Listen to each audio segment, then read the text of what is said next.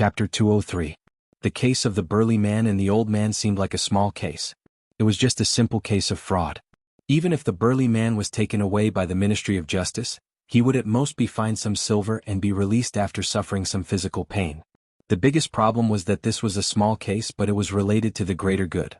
The woman was molested by the old man. When everyone stood by and did nothing, the burly man stood up for justice and brought a ray of light to the deteriorating fairy's capital. If this rare ray of light was swallowed by darkness, who would dare to stand up for justice in the future? Protecting the burly man was protecting the bottom line of the law and protecting the kindness in the hearts of the people of Fairy's capital. Lord Jianghu had been the county magistrate of Yangqiu for many years. He must know this principle better than Li Mu. Zhang Chun sighed helplessly and returned to the side hall. When he came out again, he was wearing his official hat. He straightened it with both hands and said, "Let the people outside in. We'll begin the trial." The three of them were brought to the court. Li Mu asked Wang Wu to walk to the entrance of the yamen and tell the people outside that the military chief had given them special permission to observe the case. The onlookers immediately swarmed in. Some who did not know what was going on followed in to join in the fun. In an instant, the courtyard in front of the court was filled with people. There were even people who stood at the periphery to watch from afar. They had been in Fairy's capital for many years, but this was the first time they saw such a grand occasion in the Fairy's capital yamen. "I've seen this old dog before. Just because he has a relative in the Ministry of Justice, he molested women on the streets all day long. If he's caught, he'll turn the tables on them. Many women have been taken advantage of by him. In the past, he would rely on the Ministry of Justice to deal with such cases. Why is he in the yamen today? You didn't see it just now.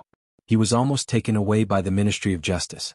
That young constable even held his sword to the Ministry of Justice's neck and brought him back. Is the new constable so tough that he even dares to offend the Ministry of Justice? I don't know. I heard that the military chief is also new. Let's see what he's going to do." In the court, the woman knelt on the ground and cried, "Sir, I've been wronged." Zhang Chun looked at her and asked, "What grievances do you have? Tell me everything." The woman pointed at the old man and said, "When I was walking on the street, this man tried to molest me. Then he falsely accused me and tried to force himself on me. Fortunately, this big brother saved me. Sir, please give me justice." "My lord, don't listen to his nonsense." The old man's face was filled with anger as he said, "She was clearly the one who bumped into me, yet she's framing me for taking advantage of her." The burly man knelt on the ground and said, "This commoner saw it very clearly. He was the one who molested this lady first." The old man said, "You're with her." Zhang Chun looked at the people in the courtyard and asked, "If there are other witnesses, you can directly walk to the court." After a short moment of silence, a few people had already raised their feet, but they stopped. This old man had connections with the Ministry of Justice. Although they were also furious in their hearts, they were afraid of being implicated and bringing trouble to themselves. Therefore they did not dare to stand out. Seeing that no one was testifying, the old man raised his head again and said, "See, the crime of slander is punishable by flogging according to the law." Zhang Chun suddenly looked into his eyes and said, "What's the whole story? Tell me honestly." The old man met his eyes, and the expression on his face gradually became sluggish. He muttered, "Yes, I saw that this young lady was quite beautiful and had a full chest, so I purposely bumped into her chest." Li Mu looked into Lord Jiang's eyes and found that his eyes were incomparably deep, making people feel like they were about to sink into them. Li Mu had seen him use the soul-sucking technique before. This time it was far more powerful than last time. His cultivation had probably advanced to the fourth realm. The ranks of the officials in the imperial court did not correspond to their cultivation. Many of the officials in the imperial court had never cultivated. However, in general, the cultivation of some important positions, such as the prefectural governor, would not be lower than the creation realm. In principle, those at the fourth realm could take on any official position. After the old man regained his senses and saw the way the crowd looked at him, he quickly realized what had happened. He said loudly, "You're deliberately framing me. I request the Ministry of Justice to review the case." "You can't do this to me." Zhang Chun waved his hand and said, "Molesting a woman on the street, refusing to admit guilt, and disturbing the court.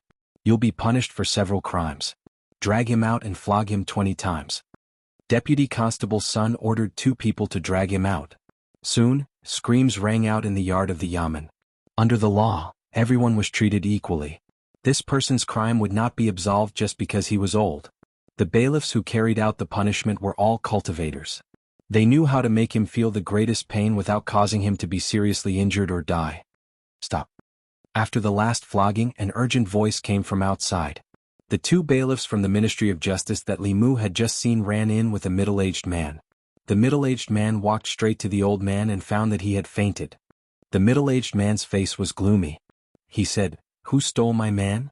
The two bailiffs pointed at Li Mu. The middle-aged man said coldly, "Stop the Ministry of Justice from handling a case. Take him away." Zhang Chun walked over and asked, "Who are you?" The middle-aged man said arrogantly, "I'm Su Zhong, the head of the Ministry of Justice." "What rank?" "What?" Zhang Chun's face darkened. He asked, "I'm asking you, what rank are you?" Su Zhong was stunned. He said, "9th rank." Zhang Chun shouted and asked, "What right do you have to call yourself, sir, in front of me?" Su Zhong was stunned.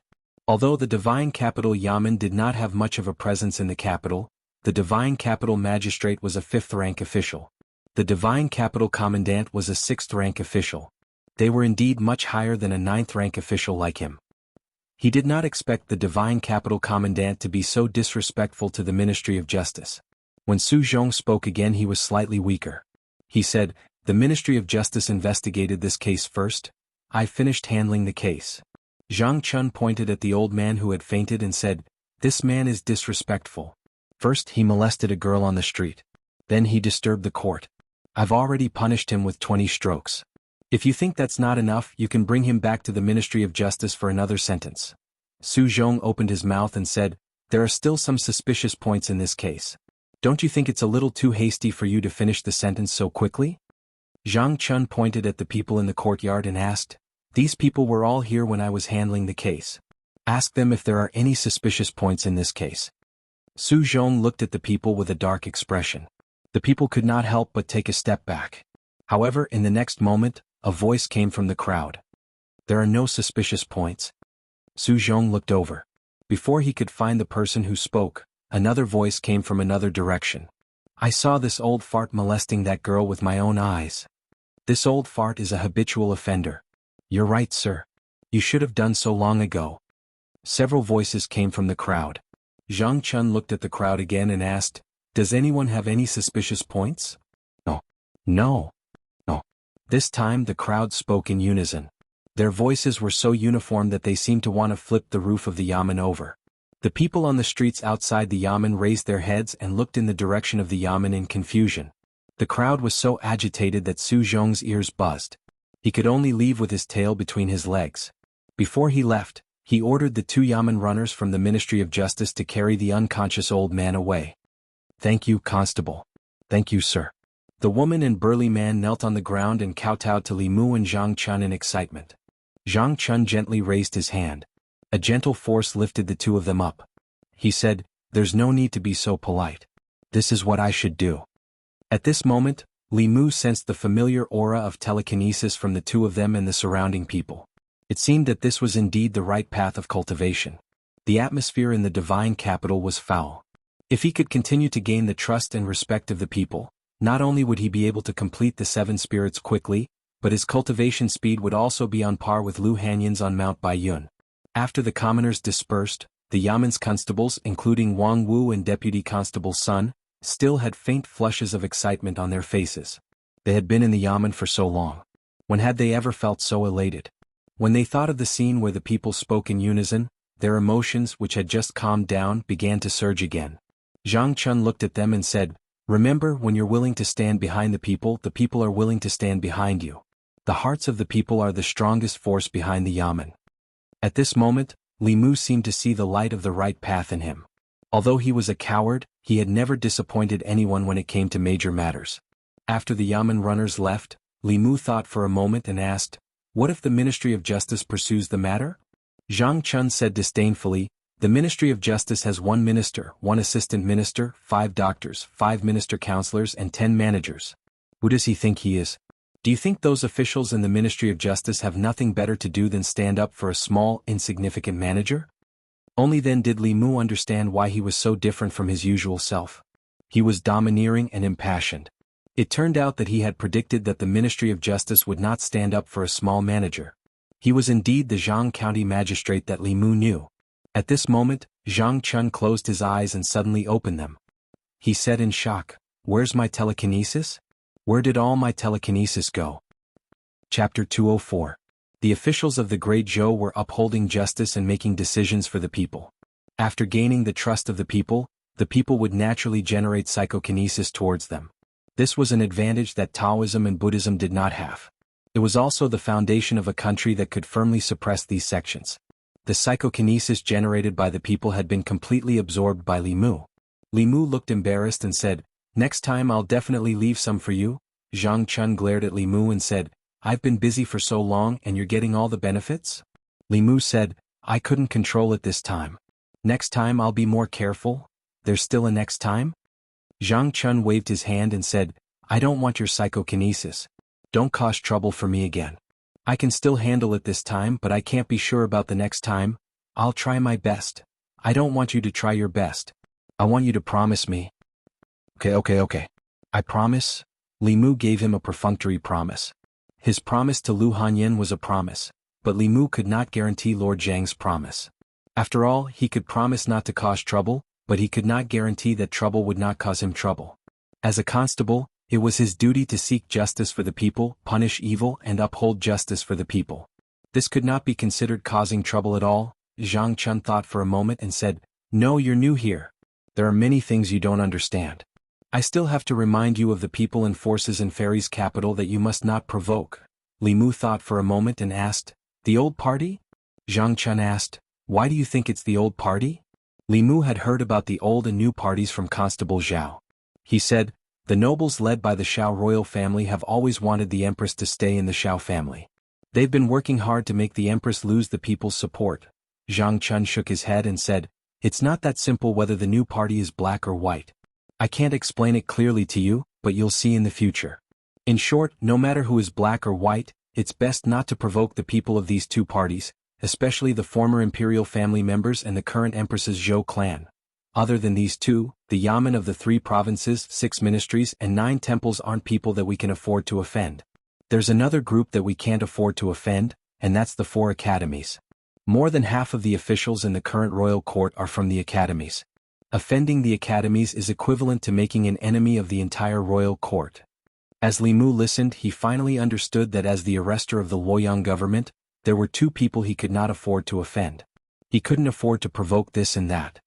It was no wonder that the Divine Capital Magistrate and Divine Capital Deputy were nowhere to be seen. If nothing happened in the capital, they were useless here. If something happened in the capital, they would not be able to handle it. That was why they left a Divine Capital Commandant to take the blame. Li Mu had a clearer understanding of the situation in the Luoyang from Lord Zhang. The old party was just a general term. Among them, there were members of the Shao clan who wanted to regain the imperial power, senior officials who had made outstanding contributions, and some young officials who were more radical. They all felt that it was inappropriate for a woman to be the empress, but their methods were completely different. Some were conservative while others were radical. The conservative wanted to seize power peacefully, while the radical wanted to stir up conflicts in the Luoyang and the 36 counties. They wanted to destroy the foundation of the empress's rule by sowing discord among the people. As for the new party, it was the power of the officials in the royal court led by the Zhou clan. The Zhou clan was the empress's maternal family. When the empress ascended the throne, the Zhou clan helped a lot behind the scenes. After the empress ascended the throne, they became the most prestigious clan in the Great Zhou.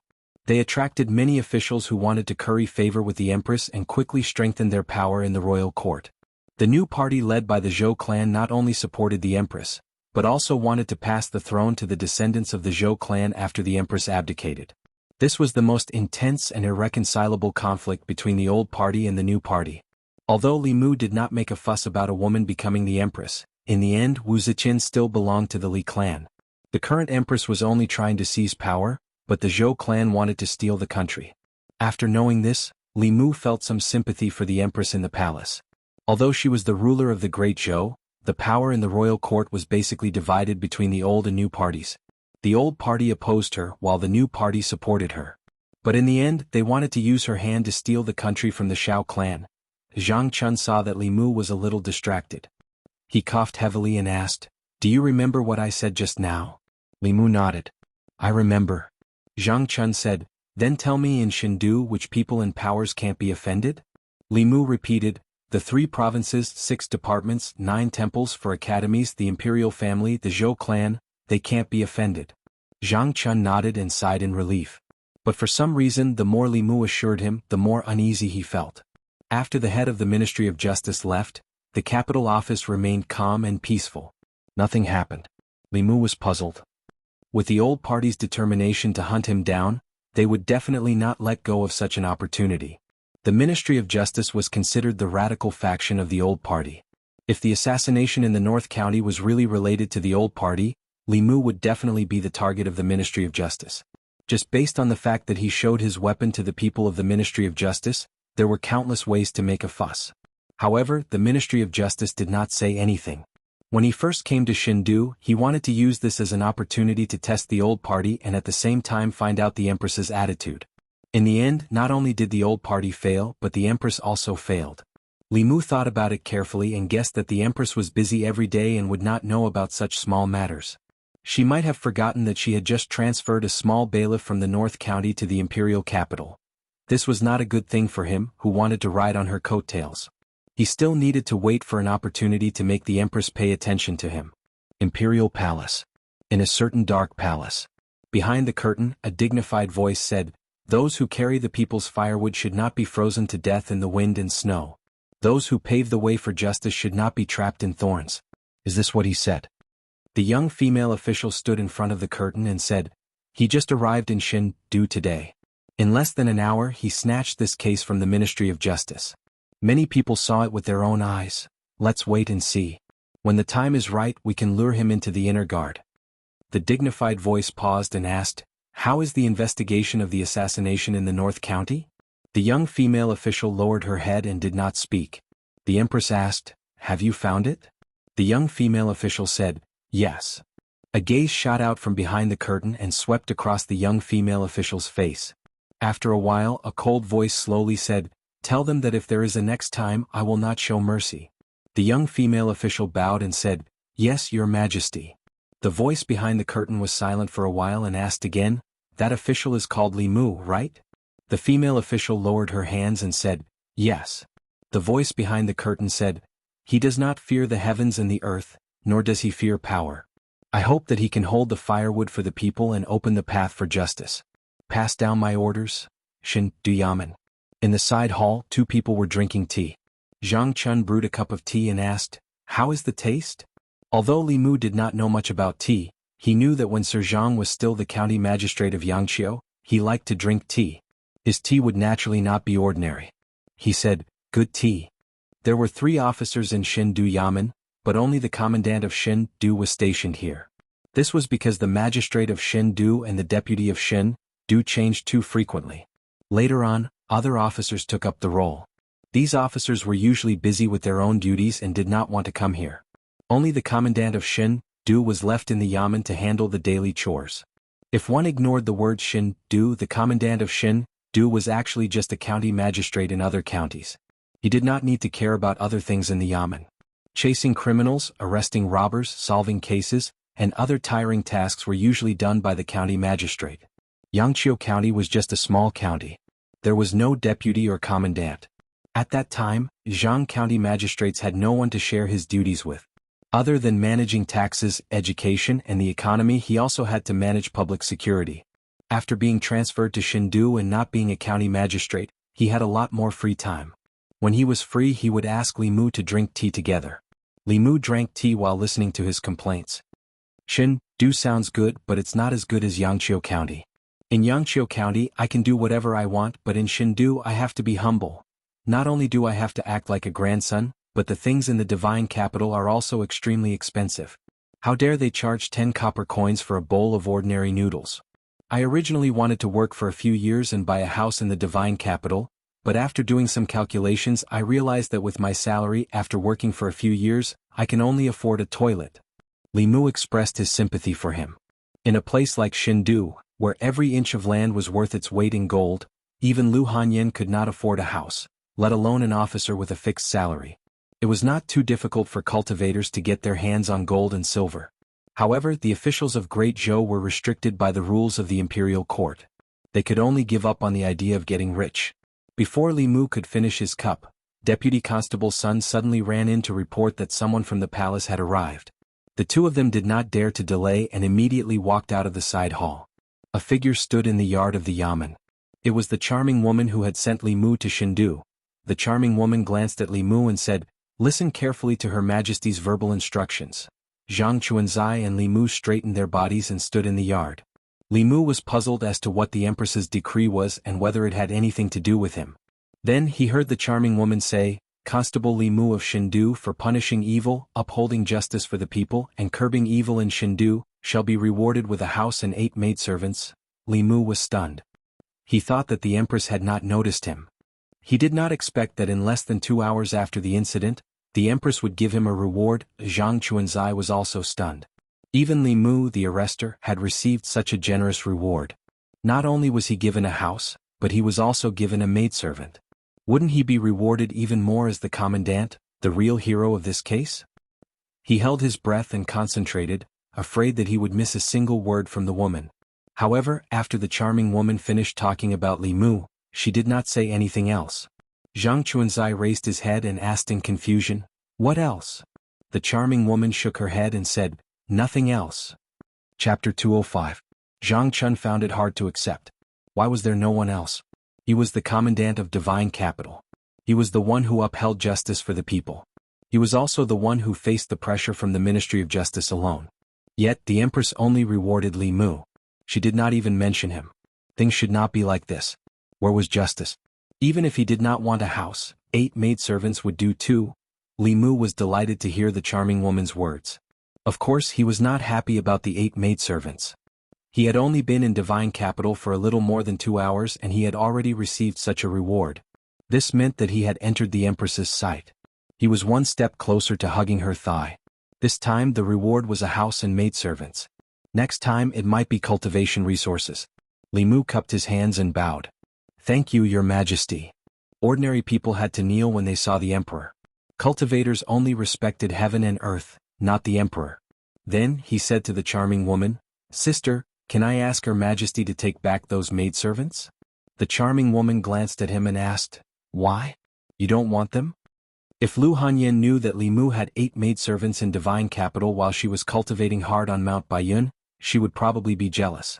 During these days in divine capital, Li Mu only needed Xiaobai by his side.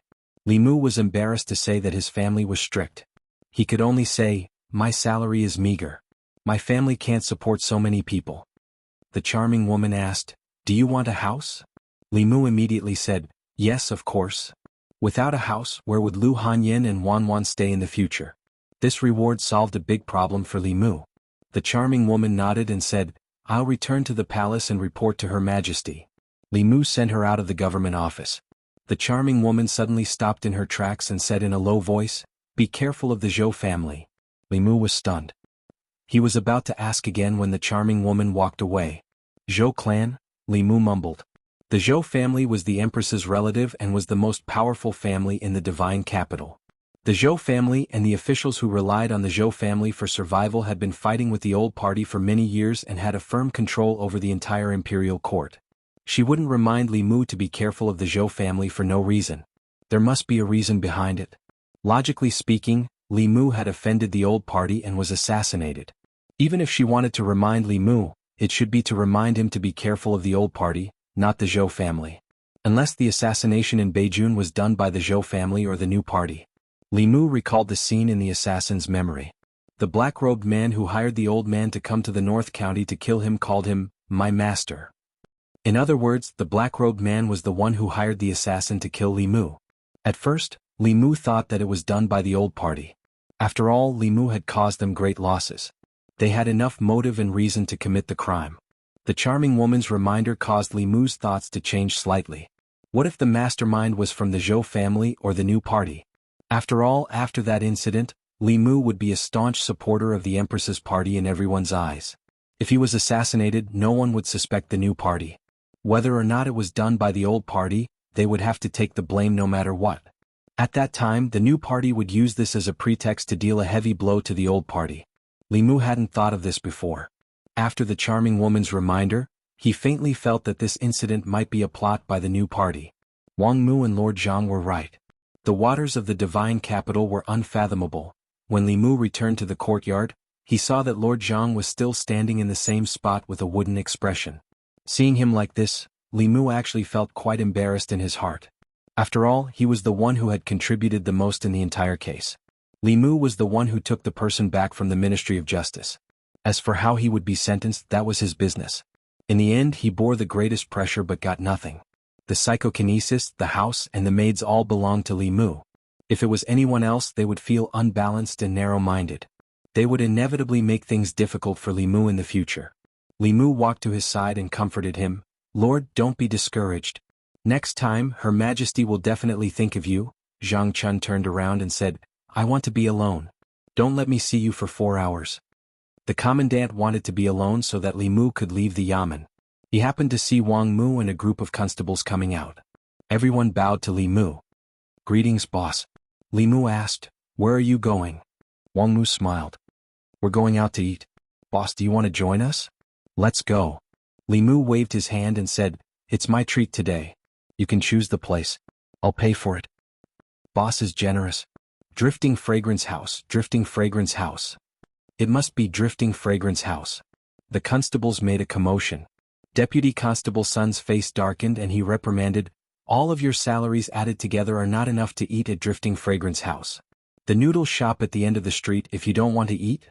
Although everyone was clamoring for Drifting Fragrance House, they still chose the noodle shop at the end of the street.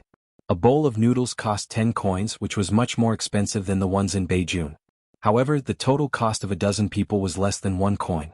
Li Mu did not insist on going to Drifting Fragrance House. It was not that he was reluctant to spend money, but compared to the atmosphere in the restaurant, the noodle shop on the street was less restrictive and could improve the distance between them. The reason why he treated everyone to a meal on his first day in the capital office was to get closer to the constables under him. There were dozens of constables in the North County. The actual jurisdiction of the divine capital was even smaller than that of Yangqiu County. The number of constables was about the same as the county government. There was 1 constable, 1 deputy constable and 16 constables. Including Li Mu and Deputy Constable Sun, there were 6 cultivators. All of them were in the divine realm. The other 10, like Wang Wu, grew up in the divine capital. They inherited their ancestral business and were ordinary people who had never cultivated before. After Deputy Constable Sun sat down, he looked guilty. He cupped his hands at Li Mu and said, "I was disrespectful to Constable Li just now. I apologize to you here. I hope you don't mind." At first he still held a grudge against the imperial court for sending a constable out of nowhere and taking his position. However, after seeing the scene with his own eyes, he had to admit that Li Mu was brave. If it were him, he would definitely pretend that he did not see it. The capital office and the Ministry of Justice were on completely different levels. Li Mu gently stroked Xiao Bai in his arms and said to Deputy Constable Sun with a smile, "Let bygones be bygones." Constable Sun picked up his bowl and said, "I'll use tea as wine to toast Constable Li." The other constables around also shouted, "Boss is a real man." When have we ever held our heads high in front of the people from the Ministry of Justice? When we beat up that old man, it was so satisfying. Even I wanted to do it. Because there were too many government offices in the divine capital, the capital office's presence was extremely weak. It was so weak that many people had forgotten that there was such a government office. In the past, when they encountered something, they would avoid it. They had never experienced the feeling of many people standing behind them and cheering for them. Although all of this was not because of them as constables of the capital office, it did not prevent them from sharing this glory. "The noodles are here." The owner of the noodle shop smiled as he served a few bowls of noodles. Wang Wu picked up his chopsticks and asked curiously, "Why is there so much noodles today?" The owner of the noodle shop smiled and said, "I was at the capital office just now. When I saw the lords punishing that villain, I was very happy. Lords, please eat as much as you want. Today's noodles are free." The owner of the braised meat shop next door brought over a large pot of braised beef and said with a smile, "How can we just eat noodles without meat? There's still meat in the pot. Lords, if you don't have enough, you can come and get more. Today's meat is free too." This street was very close to the capital office. Many people had entered the capital office to watch the commotion. The group of constables sitting here quickly attracted the attention of the surrounding vendors. "Lords, this is my shop's pastry candied fruit. You must try it." "Lords, you can divide this basket of apples when you leave later. Waiter, quickly bring some jars of wine to the lords. Bring that 20-year-old newer Hong too." The constables looked at the table piled high with the things that the surrounding people had brought over. They looked at each other. Deputy Constable's son looked embarrassed and shook his head.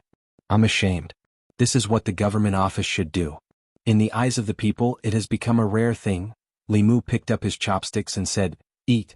When you do things in the future, remember to think of these people." What he saw was not only the things on the table but also the thoughts of the people. He also saw the psychokinesis in their bodies. Those who made decisions for the people would be trusted by the people. The power of the people's faith was the fastest shortcut to cultivation. The constables lowered their heads and ate silently. No one spoke. Their expressions were thoughtful. Li Mu did not expect that after this incident, they would become direct officials who did not fear power. This was impossible. He just wanted them to feel this collective honor and plant a seed in their hearts. After eating the noodles, Li Mu insisted on paying, but no shop was willing to accept it. The noodle stall owner shook his head and said, "Sir, I really can't accept today's money. Otherwise I'll be criticized behind my back." Li Mu's insistence was fruitless, so he did not insist.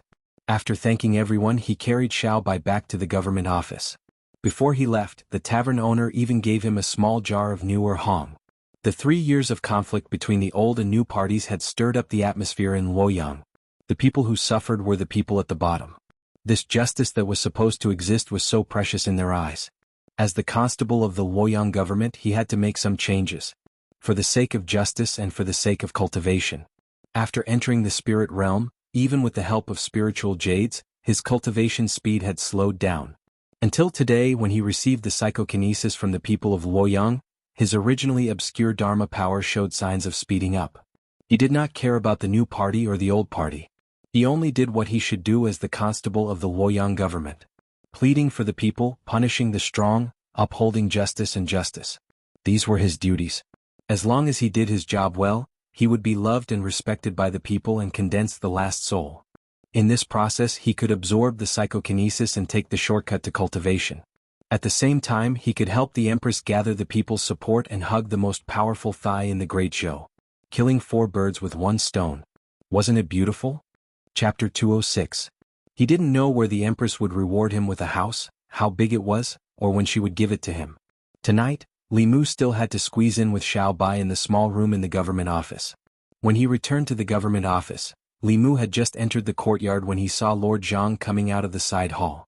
When he saw Li Mu, he turned around and walked back in. He was a true hero. Without him, Li Mu alone wouldn't be able to change anything.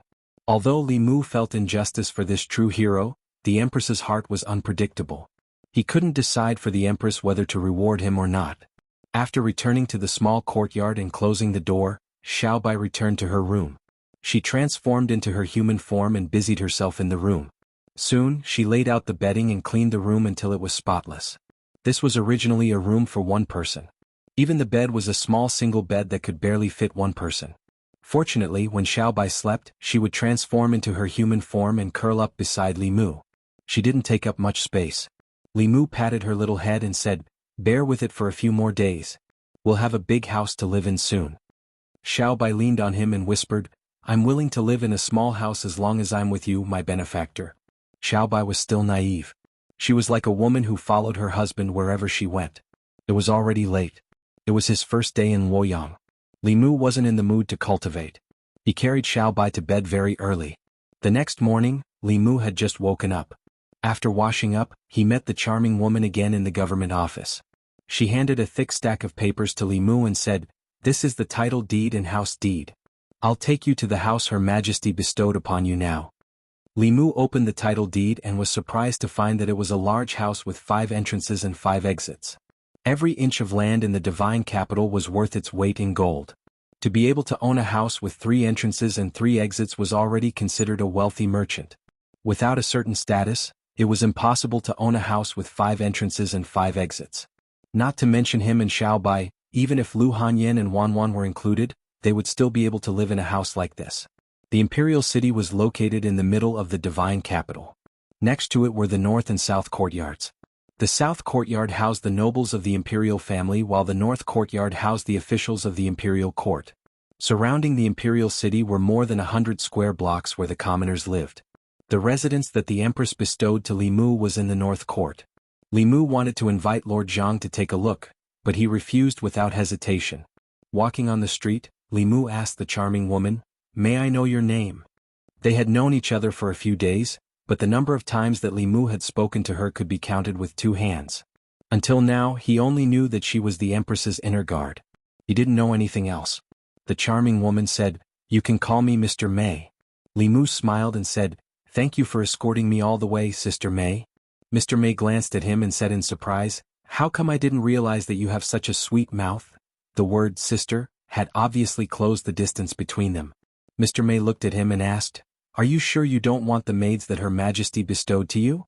Li Mu shook his head and said, "No, I don't want them." Lord May said, "Have you thought it through? Those maidservants are all peerless beauties." Li Mu said, "Then I can't accept them." Mr. May said in surprise, "Don't tell me you don't like women?" Li Mu shook his head and said, "Beauty will distract me from cultivation. I appreciate Her Majesty's grace, Li Mu." Mr. May looked surprised and said, "You can resist the temptation of beauty at such a young age. Her Majesty is right about you." After meeting Lu Hanyin, Li Mu became immune to beauty. He only cared about Lu Hanyin's purine. He didn't have any thoughts about other women at all. Even if they were sent to him for free, he wouldn't want to waste his primordial yang. He thought for a moment and asked, "What did Sister May mean by asking me to be careful of the Zhou family yesterday?" This time Mr. May didn't say anything more. Li Mu continued to ask, "The assassination in Beijing was ordered by the Zhou family and the new party, right?" Mr. May still didn't say anything. Her silence meant that she admitted it. After walking for a while, seeing that Li Mu didn't say anything, Mr. May thought for a moment and said, "Her Majesty has high hopes for you. As long as you are righteous, Her Majesty will protect you no matter what happens in Chengdu. You are Her Majesty's man. No matter if it's the new party or the old party, they can't touch you." Li Mu was slightly surprised and asked, "Her Majesty has high hopes for me?" He was just a small constable. What high hopes could Her Majesty have for him? Mr. May nodded and said, "Whether it's what happened in Beijing or what you did when you first came to Chengdu, Her Majesty sees you in a new light. The Great Zhou is full of internal and external troubles. Her Majesty hopes that you can become a pillar of support for the people and a pioneer of justice." Li Mu didn't expect Her Majesty to value him so much. Did this mean that he had already found a powerful backer? As long as Her Majesty was still in that position, no one would dare to touch Li Mu's position. This way he wouldn't have any worries and could do things without worry. He clasped his hands and said, "Li Mu won't let Her Majesty down." In order to reassure Li Mu, Mr. May continued, "As long as you can stay true to yourself and be loyal to Her Majesty, I believe that it won't be long before you become Her Majesty's inner guard. At that time you will have more power and endless cultivation resources." Inner guards were Her Majesty's personal guards. Becoming an inner guard would naturally gain Her Majesty's trust and gain more benefits. Li Mu thought for a moment and realized another problem. All the inner guards he saw were women. This made him worried. He asked, "To become an inner guard, do I need to cleanse my body?" The charming woman looked at him with a smile and said, "If you want to, it's not impossible." After getting an accurate answer from Mr. May, Li Mu was relieved. Inner guards had more power and could do more things. If he could make a contribution, he might have the chance to enter Her Majesty's treasury and choose a reward. He was looking forward to it. He thought that when he came to Luoyang, the government office's rewards would be better. He learned from Sir Zhang that the government office had a very low status in Luoyang. In the treasury there were only some Xin-class Fulu yellow-class pills, broken magic treasures and low-class spiritual jades. He didn't expect the Luoyang government to be so poor. It wasn't even as rich as Li Mu. Fortunately, he had the support of the richest woman in Great Zhou. She was very generous. As long as she was satisfied, she wouldn't be stingy with pills like the fate pill, let alone other things. After coming to this house in the North Court, Li Mu deeply felt her generosity. Although it was called a house, it was more like a mansion. With the price of land in Luoyang and the location of this house, Li Mu and Lu Hanyin probably couldn't buy a house like this even with all their wealth. Of course, in Luoyang, the houses in the North Court were almost all official residences. They couldn't be bought with money alone. There was a seal on the door of this house. The charming woman waved her hand and the old seal opened by itself. She looked at Li Mu and explained, "This used to be an official's residence. Later, something happened to the official, and the house was confiscated by the imperial court. No one has lived here for more than 10 years? The Empress had only been on the throne for 3 years. More than 10 years ago should be something that happened during the old dynasty. Mr. May said, "What a coincidence. Your surname is also Li." The original owner of this house also had the surname Li. However, he didn't have a good ending. "I hope you won't follow in his footsteps." Li Mu looked up and saw that the plaque was still there. However, there was a lot of dust on it. The words House of Li were written on it. Mr. May stood in front of the house and said, "Okay, I'll go back to the palace first. If you don't want those maids, you'll have to clean this big house yourself." After seeing Mr. May off, Li Mu and Xiao Bai walked into the house. They let out a long sigh and said, "This will be our home from now on." For the whole day, Li Mu and Xiao Bai cleaned the house. This mansion had been abandoned for more than 10 years. The courtyard was already overgrown with weeds, and the house was also filled with dust. Li Mu asked Madame Chu to order Bai to get rid of the weeds while he formed a hand seal with both hands. Suddenly, a breeze blew in the courtyard, sweeping away the dust in every corner. Then he used the rain summoning technique to wash the entire mansion. Xiao Bai took a cloth and busied herself in the room. The house looked a little dirty, but it wasn't run down. The seal that the imperial court put here could protect the house from the wind and rain to the greatest extent. In the house, the furniture used in each room was also made of high-quality wood. It wouldn't rot even after 10 years. After being cleaned, it would look like new. This saved Li Mu the trouble of replacing it. He even kept the plaque outside. He and Xiao Bai worked until the evening. They didn't even have time to eat before they finally cleaned the house thoroughly. The house looked brand new from top to bottom. During the day, Li Mu went out to buy pots, bowls, ladles, basins and other kitchen utensils. He also bought some rice, noodles and vegetables. At night, he cooked a few dishes and took out the new erhong that the wine shop owner gave him. This was considered a celebration of moving in with Xiao Bai. Xiao Bai usually didn't drink much. Tonight, she drank a little for the first time. When she got into Li Mu's bed in a daze, she forgot to change back to her original form. In the morning, Li Mu opened his eyes and saw Xiao Bai lying on his chest, sleeping soundly. She usually woke up earlier than Li Mu.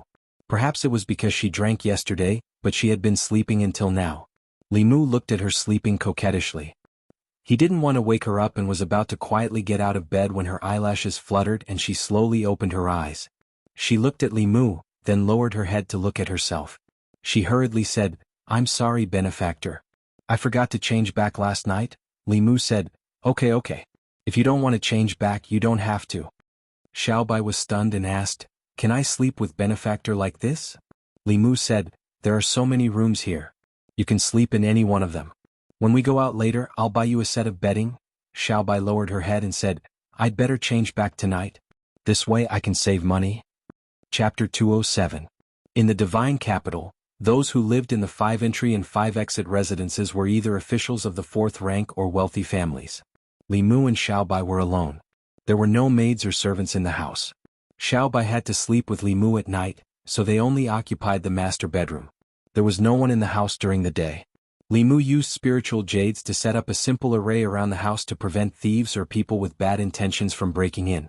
Even if it was a cultivator, as long as they were not in the middle realm, they would be trapped in the array. Li Mu knew some more powerful formations from the 1,000 Illusions Venerable Master's memories. They could withstand Dongshen at best, such as the 18 Prison Formation and the 10 Ghosts God-Trapping Formation. However, he could not set them up due to limited materials. However, even if he could gather so many ghosts, he could not set up such a formation in the divine capital. The defensive formation's power was limited. Li Mu was worried about leaving Xiao Bai alone in the house. The new party had attacked Li Mu once in order to plot against the old party. They could do it again. As for the old party, Li Mu had indeed harmed their interests. They had not attacked Li Mu in the past, but that did not mean they would not do so in the future. Li Mu was not afraid of them. He was worried that they would go around him and attack Xiao Bai. He could only be at ease if he had Xiao Bai by his side. However, he would have to give Xiao Bai an identity. As the constable of the divine capital, it was inappropriate for him to have a vixen by his side. Unless Xiao Bai transformed into her original form and appeared as Li Mu's spiritual pet. In the divine capital, it was not uncommon to keep demons as pets. Many wealthy families would equip their disciples with spiritual pets. These demons would accompany them and provide them with protection. Li Mu did not want Xiao Bai to appear as a spiritual pet. He knew that Xiao Bai preferred to transform into a human. After arriving at the yamen, Li Mu applied for a bailiff uniform from official Jianghu for Xiaobai to change into. Wearing this set of clothes, she was not so eye-catching when she was beside Li Mu. The uniforms of the ferry capital Yamen constables were much nicer than those of Yangqiu County and North County. The colors were not uniform and there were patterns embroidered on them. When Xiaobai wore them, the gentle and obedient little fox immediately turned into a valiant female constables. At this moment, as he looked at Xiaobai, Li Mu could not help but think of another figure. In this outfit, Xiaobai looked somewhat similar to Li Qing. Xiaobai pinched the hem of her uniform and twirled it in front of Li Mu. She was obviously very satisfied with this uniform. Li Mu hid some of his emotions and said, "In the future when you're on a mission you can follow me like this. In front of outsiders you can call me Arrestor Li." Xiaobai puffed out her chest and raised her head. She said seriously, "Yes, benefactor." The relationship between her and Li Mu had long been deeply ingrained in her heart. It was difficult to change it in a short time. Li Mu did not bother about how to address her and said, "Come with me on patrol." If he wanted to gain the love and psyche power of the people, he had to be among them. It was useless to sit in the yamen. When Li Mu walked to the front yard, Zhang Chun poked his head out from the side hall and asked, "How's your house?" "It's okay." Li Mu smiled and said, "It's in the north garden beside the imperial city. It's very quiet. There are 5 entrances and 5 exits, and there's even a back garden. It's too big so it's not easy to clean." Bang! Without waiting for him to finish, the door to the side hall slammed shut. Li Mu shook his head and walked out of the yamen with Xiaobai. In the side hall, a woman pointed at his head and said disappointedly, "Look at him and then look at yourself. Your arrestor lives in a big house with 5 entrances and 5 exits. Our family is squeezed in the yamen, and he can only sleep in the study." Zhang Chun leaned on the chair and said, "He has His Majesty behind him. That house was exchanged with his life. What can I do?" In the side hall, Zhang Yi also advised the woman, "Mother, I'm fine. Father's position is not easy to sit in. If His Majesty also grants him a large house with 5 entrances and 5 exits, who knows how many eyes will be watching him. This is not a good thing. The way we are now is the best." The woman said, "Luoyang is not good at all. It's not as good as when we were in Yangqiu County." Zhang Chun sighed and said, "That's right. I just hope that they won't cause me trouble." The North Garden. This place was far away from the main street and close to the imperial city. It was where the high officials and nobles of Luoyang lived. On both sides of the wide street were large families. There were few pedestrians on the street. Sometimes there were luxurious carriages passing by. When a carriage with gold-rimmed curtains drove past a certain mansion, a pair of hands suddenly lifted the curtains. The official sitting in the carriage saw that there were no longer any seals and the mansion looked brand new. He asked in surprise, "Someone is living in the Li mansion?" The coachman was an old man. He glanced at the house and said, "The seal is gone. There is the aura of a formation in the house. There should be a new owner." The middle-aged official wondered, why didn't the plaque change? The old man shook his head and said, "Maybe the new owner's surname is also Li." The middle-aged official let down the curtains and sat in the carriage. He sighed and said, "Back then Sir Li was also a rare talent in the court. Unfortunately, now that the old residence has a new person, I'm afraid no one will remember him." The carriage slowly passed by the Li house. In half a day many people in the North Garden noticed the changes here. "This house has been abandoned for more than 10 years, right? I've never heard of anyone living in this house. Could it be that a high-ranking official in the royal court sent someone to investigate?" Those who lived in the North Garden were all high officials in the court. The fact that the abandoned Li house had a new owner caused many people to speculate, especially the families around the Li house. They even mobilized their forces to find out about the new owner. Those who could live here were all well connected. There were few secrets in Luoyang to them. Soon, someone found out who the new owner of the residence was. The constable of Luoyang Yamen, Li Mu. For many people, when they heard the name of Luoyang Yamen, they had to think about which yamen this was. The constable of this yamen was not an official. What right did he have to live here? However, most people were familiar with the name Li Mu. The play Do Yi's Injustice had been sung in Luoyang for a long time. All the officials in the imperial court had either seen or heard of it. Everyone who had heard of Do Yi's Injustice knew who Li Mu was. How could a person who dared to point at heaven and earth and secretly mock the darkness of the court not leave a deep impression? Because of his joke, it caused a sensation in the court. His Majesty used this to win over the hearts of the people in the 36 counties. The public opinion reached its peak in the 3 years since he ascended the throne. He had done so much for His Majesty, so it was not strange that His Majesty transferred him to Luoyang and rewarded him with a house like this. Although many people felt that a small official did not have the right to live with them, this was His Majesty's arrangement. They could not do anything about it. However, it seemed that he would not stay here for long. Because of his play, many of the old party's efforts in the past 2 years had been in vain. If he had stayed in North County obediently, he might have been able to live in peace. Now that he was in Luoyang, it would be difficult to even keep his life under the eyes of the old party. In a certain deep house in the North Garden, a young voice said, "That trash actually failed." Then an old voice said, "Young master, should we continue to find people to get rid of him in Luoyang?" "Forget it." The young man waved his hand and said, "If we do it in Luoyang, we definitely won't be able to hide it from the internal guards. Maybe I will be dragged into it. Unfortunately, this is the best chance to frame the old party. Father and uncle can't use this as an excuse to suppress them," the old voice said. "Even if we don't do it, the old party might not be able to resist it," the young man said in disdain. "Do you think they are as stupid as you? If they do it, won't they be giving us a chance?" The old man said respectfully, "Young master is wise." In another official's house, a young man knocked on the door of a certain study room and walked in. He said, "Father, have you heard? The constable who killed aunt and uncle's family has been transferred to Luoyang. He has been promoted to constable and is still living in the North Garden." Behind the desk, the middle-aged official lowered his head and read. His expression was calm, like he did not hear anything. The young man could not help but say, "There's a path to heaven," but he chose to barge into hell. "I'll find someone to deal with him now." The middle-aged official closed the book and looked at him. He said calmly, "You disappoint me." The young man was stunned. "What?" The middle-aged official said, "Go out. When you've thought it through, come and tell me yourself." The young man walked out unconvinced. Soon he came back and said with his head lowered, "I've asked Mother. She said that if something happens to the constable, even if we didn't do it, the new party will frame us.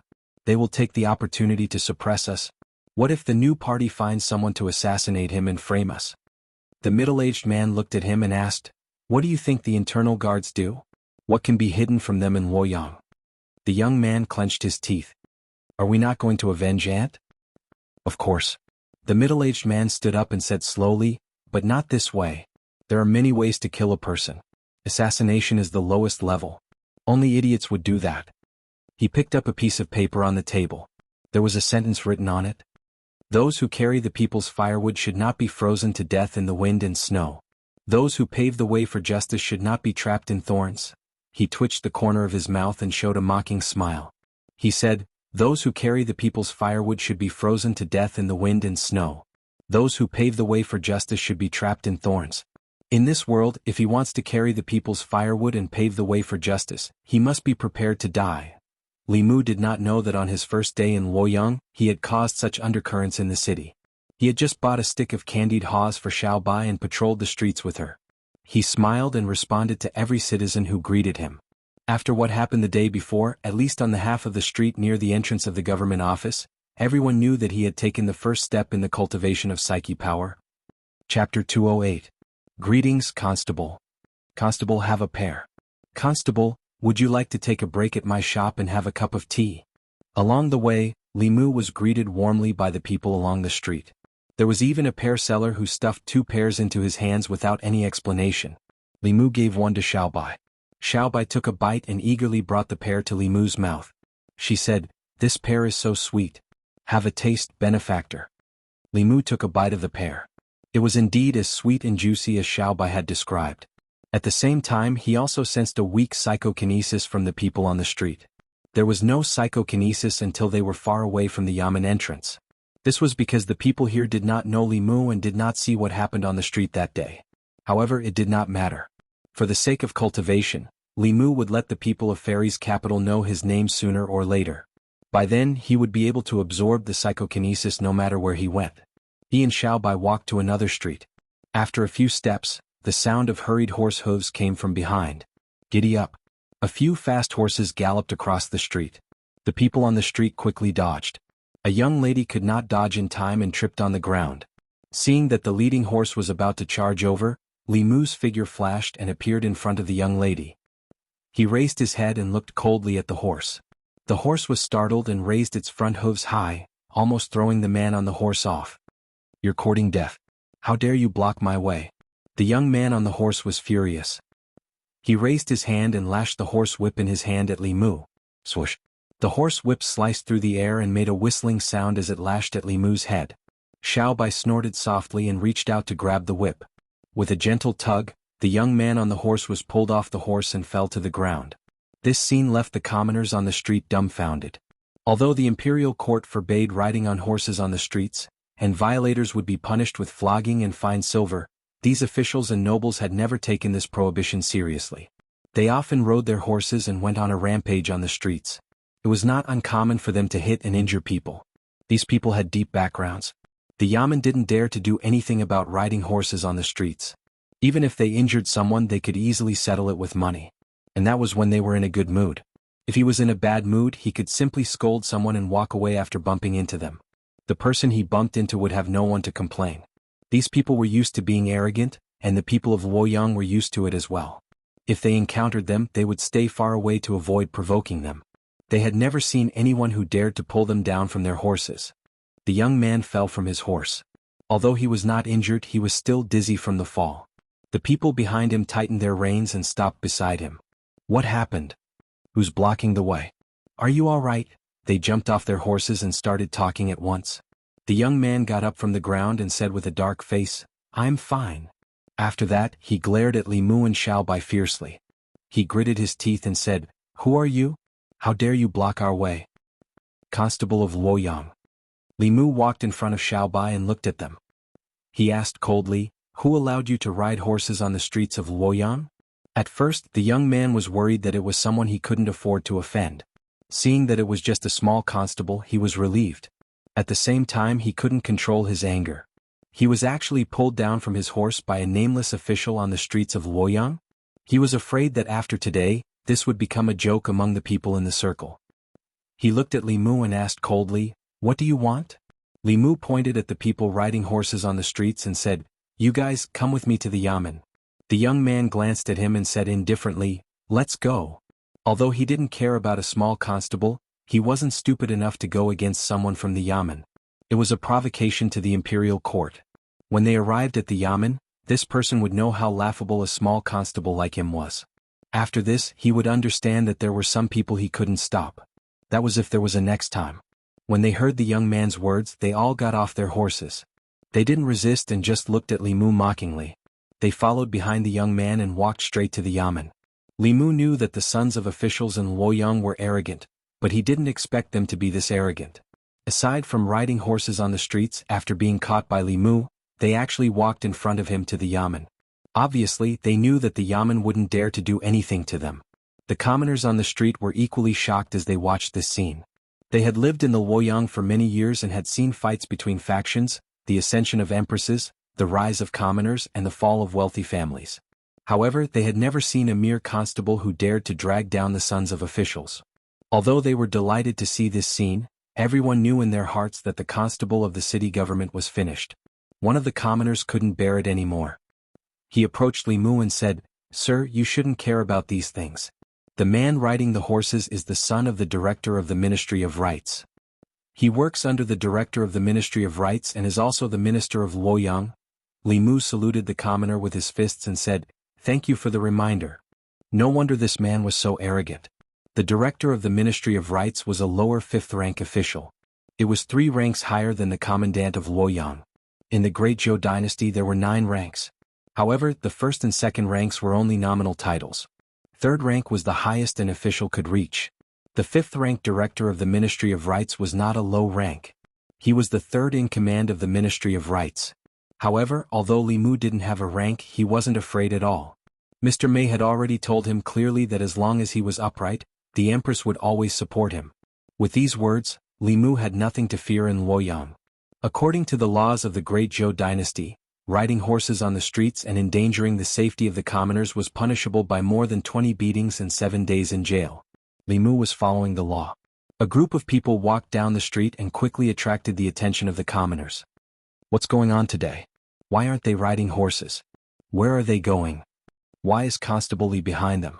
Are they going to the yamen? Isn't that Zhu Tsong? His father is the director of the Ministry of Rights."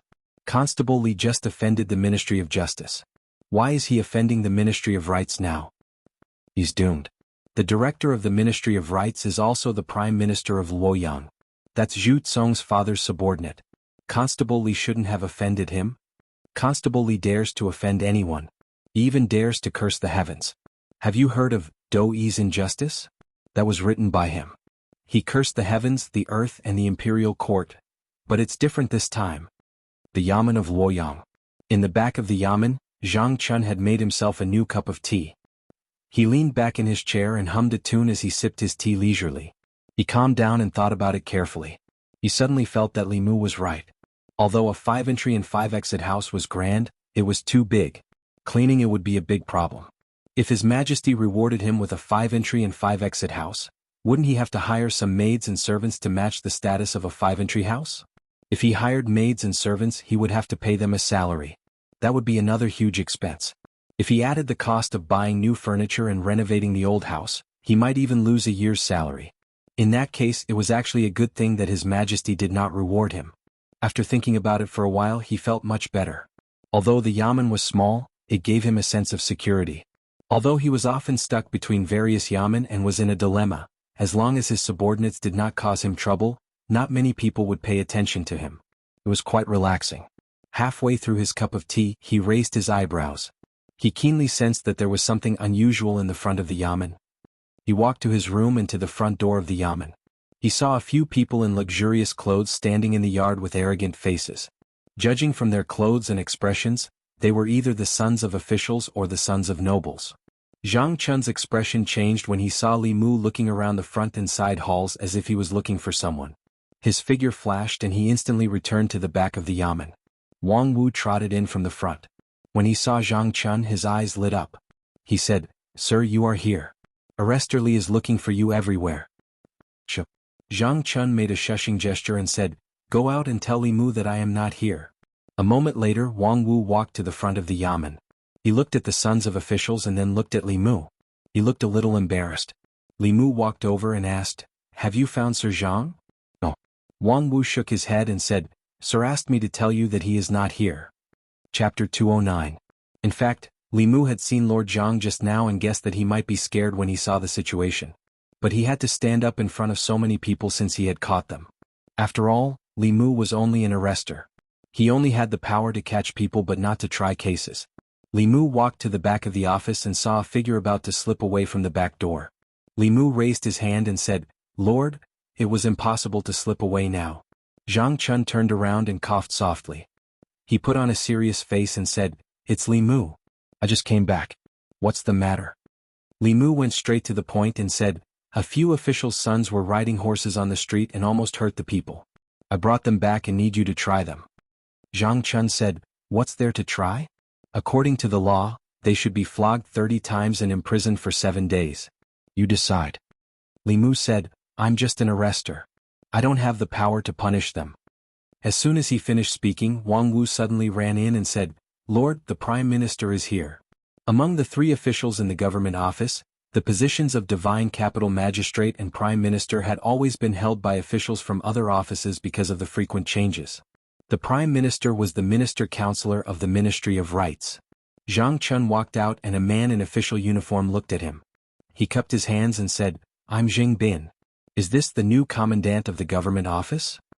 Zhang Chun cupped his hands in return and said, "I'm Zhang Chun. Greetings, Lord Zheng." After that, he changed his tone and pointed to the people in the government office and said, "It just so happens that there's a case in the government office to deal with. Since Lord Zheng is here, Lord Zheng should start the trial. It's just a small matter like riding horses on the street. There's no need to start the trial." Zheng Bin waved his hand and said, "Just keep an eye on them and make sure they don't do it again." "I'm afraid that's not good." Zhang Chun looked at the people outside the government office and said, "Riding a horse on the street harms the people. According to the law, he should be flogged 20 times and imprisoned for 7 days as a warning to others." Zheng Bin frowned. He thought for a moment and said, "If it's just riding a horse and not harming the people according to the law, we can also pay for the crime. 20 beatings can be paid for 2 taels of silver. 7 days of imprisonment can be paid for 7 taels of silver." Zhang Chun nodded and said, "There is indeed such a clause in the law. Lord Zheng is really astute." Zheng Bin acted as if he didn't understand the hidden meaning of his words. He walked over to them and said, "According to the law, each of you will be fined 9 taels of silver. Don't do it again." The young man named Zhu Tsong lowered his voice and said, "You know that's not what I want," Zheng Bin said in a deep voice. "There are so many commoners watching outside. If the guards are alerted, it won't just be a matter of fine." Although Zhu Tsong was the son of his superior, Zheng Bin didn't want to stand up for him in this kind of matter. Riding a horse on the street was against the law. If the government office insisted on doing it according to the law, they would be flogged and imprisoned for 7 days. It would be the best outcome if they could get away with the fine. This matter had nothing to do with him. If it weren't for Zhu Tsong's status, Zheng Bin wouldn't have bothered to interfere. The situation in Luoyang was unclear and there were undercurrents. It was best to solve it this way. If the matter was blown out of proportion, it wouldn't end well. Wouldn't he be in trouble? Zhu Tsong finally fell silent. He took out a banknote and handed it to Zheng Bin. He said, "This is our fine. Keep the change." He walked past Li Mu and grinned at him. "We'll meet again." With that, he strode out of the government office with the others. Zheng Bin handed the banknote to Zhang Chun and said, "I'm leaving too. Before I go, I'd like to remind Lord Zhang that we, as officials, must teach our subordinates well. Don't meddle in things that shouldn't be meddled in and don't say things that shouldn't be said. Don't be dragged down by them." Zhang Chun glanced at him and said lightly, "I've taught my subordinates well. Lord Zheng, you don't have to worry." Zheng Bin looked at him one last time and turned to leave. Li Mu sighed and said, "I've troubled you again." Zhang Chun patted him on the shoulder and comforted him. "You're just doing what a bailiff should do. You're in your position and you're in charge. This is my trouble." "You mean you're not afraid of me causing trouble?" "I'm afraid. You have His Majesty behind you but I don't," Li Mu said. "Are you complaining about His Majesty?" Zhang Chun said, "How would I dare to complain about His Majesty? His Majesty is wise and observant. He serves the country and the people. Other than being a little biased, he's good in every way." In fact, Li Mu didn't want to cause trouble for Lord Zhang, but he was just a lowly bailiff. Even if he wanted to bear the burden for him, he wasn't qualified. He sighed and said, "If only I could be the Shindu commandant." Zhang Chun looked at him and said, "If you're the Shindu commandant, what will I do?" Li Mu explained, "I'm saying if that's what you mean, that's what you really think." "No." Zhang Chun suddenly looked at Li Mu and said, "I understand. You want to keep causing trouble so that you can send me in as soon as possible. That way you'll have a chance to replace me, right?" Li Mu hurriedly said, "You're mistaken, Lord. I don't mean that," Zhang Chun said angrily. "I don't dare to do anything that you dare to do. Don't call me Lord. You're my Lord." Li Mu thought about it and said, "Old Zhang, listen to me." Zhang Chun stared at him and said, "Okay, I'm still here and you don't even call me Lord. Have you not put me in your eyes since long ago?" At this moment, Li Mu really wanted to send him in. Zhang Chun left in a huff. The bailiffs led by Wang Wu looked at Li Mu with admiration. Li Mu looked at Wang Wu and asked, "Does the Shindu commandant really have a law that uses silver as punishment?" In the North Commandery, silver was fine, but the punishment couldn't be reduced. This was the first time Li Mu saw that silver could be used as punishment. Wang Wu nodded his head and said, "Unless it is a murder case, all other cases can be reduced or exempted from punishment through the fine of silver. This is the law set by the previous emperor. At that time, the national treasury was empty, so the previous emperor ordered the Ministry of Justice to change the law in order to enrich the national treasury."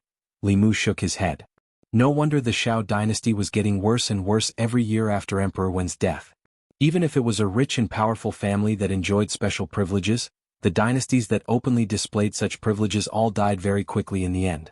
On the surface, this law was targeted at everyone. As long as one had money, they could use silver as punishment. However, ordinary people couldn't afford the silver used as punishment. To the officials and rich and powerful families, silver was nothing. This was why they were so unscrupulous and caused the current chaos in the Shindu commandery. Li Mu walked out of the yamen. Some of the people outside had yet to disperse. This time, Li Mu felt an extremely weak telekinesis from them. It couldn't be compared to when they punished the old man. It was clear that although Li Mu brought the officials' sons into the yamen, they swaggered out of the yamen. This would only make the people disappointed in the yamen and not trust it. Li Mu returned to the yamen and asked Wang Wu to find a thick law of the Great Zhou. After reading it carefully, he found this law. This was simply a way to let the privileged enjoy more privileges. The law that was supposed to protect the people had instead become a tool to oppress them. The decline of the Shao dynasty was not surprising. Li Mu flipped through a few more pages and found that the law of using silver as punishment had been abolished before. A few months later it was reintroduced. Regarding this, the book only briefly mentioned it and did not elaborate further. Li Mu checked the law of the Zhou dynasty again and found the reason. This book was a supplement to the explanation of the law. It also recorded the development and changes of the law. The book recorded that more than 10 years ago, a young official from the Ministry of Justice proposed a change in the law. One of the changes was to abolish the use of silver as punishment. Unfortunately, this change only lasted for a few months before it was declared a failure. Li Mu was not surprised by this. The various changes proposed by that official were from the perspective of the people. They harmed the interests of the privileged and would inevitably encounter unimaginable resistance. Li Mu walked out of the yamen with a helpless expression. As long as the law was still in place, he couldn't do anything to these people. As an arrestor, he had to act according to the law.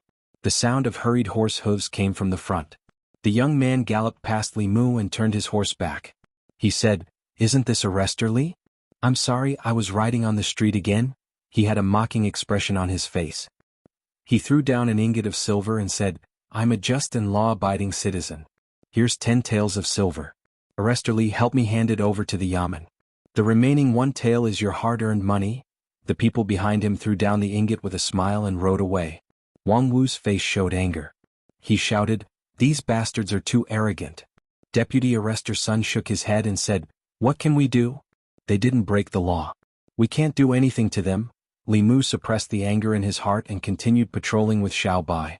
Not long after, the sound of horse hooves came from behind again. Li Mu turned around and saw the young master riding a horse galloping towards him. When he was only 2 steps away from Li Mu, he tightened his grip on the reins. The handsome horse raised its front hooves abruptly and slammed down heavily. "What a coincidence, Arrestor Li. We meet again." He reached into his pocket and took out a banknote.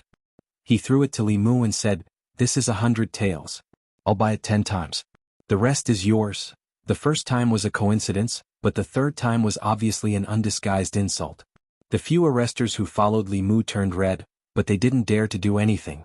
Wang Wu looked at Li Mu and said, "Boss, bear with it?" Li Mu shook his head and said, "I really can't bear it. Some things could be tolerated but some things could not. If he could swallow it after being insulted like this, how could he face Xuandu next time? How could he be qualified to call him brother?" Zhu Tsong was still riding on the horse with a mocking expression on his face. Suddenly he felt his chest tighten and was pulled off the horse. Li Mu's right hand moved like a shadow and slapped Zhu Tsong's face left and right. In the blink of an eye, Zhu Tsong's head swelled. Li Mu kicked him away and took out an ingot of silver from his pocket and threw it at him. "You're fined 10 taels of silver for fighting on the street. Keep the change. We're so close, so don't be polite with me." Chapter 210. Wang Wu trotted over and picked up the silver on Zhu Tsong's body. He handed it to Li Mu and said, "Boss, half of this silver belongs to the yamen. If he wants it, he has to go to the yamen." Li Mu put away the silver ingot again. Although he was not short of money, he still felt distressed to spend it so wastefully. Zhu Tsong's eyes bulged out of their sockets. He pointed at Li Mu and shouted, ****. Because of his swollen face, no one could hear him clearly. From the moment Zhu Tsong rode his horse to the moment Li Mu dragged him down and beat him up, everything happened so quickly that by the time the onlookers realized what had happened, Zhu Tsong's head had already turned into a pig's head. At this moment, the other riders behind Zhu Tsong hurried over. The expression of a middle-aged man following behind the horse changed slightly. He took out a jade bottle and poured out a pill for Zhu Tsong to consume. As soon as the pill entered his mouth, the swelling on Zhu Tsong's face quickly subsided and returned to normal. Zhu Tsong pointed at Li Mu and said angrily, "Break his legs. I have plenty of money to pay for it." The middle-aged man had the cultivation base of the spirit concentrator realm. He stared at Li Mu but did not make a move. The constable of the government office must also be a cultivator, and his cultivation level should not be lower than that of the immortal realm cultivator. He had no confidence in winning. Moreover, Zhu Tsong was backed by his father, Zhu Qi, the director of the Ministry of Rights. Zhu Tsong was only a bodyguard hired by the Zhu family. He could not bear the consequences of attacking a constable in public. If something happened, the Zhu clan would definitely not protect him. He looked at Li Mu and said, "Sheriff, you've gone too far." Li Mu glanced at him and said, "Is it true that in Luoyang, only the son of a doctor is allowed to set a fire and others are not allowed to light a lamp?" He broke the law first and then replaced it with silver. Why can't I? That being said, the process was not like that. Even if he was fined, he had to go through the Yaman's trial and punishment. Zhu Tsong thought he was arrogant enough, but he didn't expect the Luoyang Yaman's arrestor to be even more arrogant. It seemed that he couldn't use force, but he couldn't just let the loss of face go. He looked at Li Mu one last time and said coldly, "Just you wait." With Zhu Tsong leading the way, a group of people led their horses and quickly left. The surrounding commoners suddenly burst into cheers. "Well done. My lord is mighty. These lawless bastards should have been beaten long ago." Li Mu could feel the dense psyche power of the people, causing the mana in his body to rapidly circulate. He regretted that he didn't act earlier. The best way to deal with these arrogant people was to be even more arrogant than they were. Wang Wu stood beside Li Mu and said worriedly, "It's over, it's over. Boss, you beat Zhu Tsong to vent your anger, but you've also caused trouble. The Ministry of Rights and the Ministry of Justice are in cahoots. Now the Ministry of Justice will have a reason to summon you. If they want to spread it, then let them. What's there to be afraid of?" A voice came from the side. Li Mu saw a charming woman walk out from the crowd. Li Mu asked in surprise, "Sister Mei, why are you here?" Mr. Mei said, "I happened to pass by and saw you arguing with someone, so I came to take a look."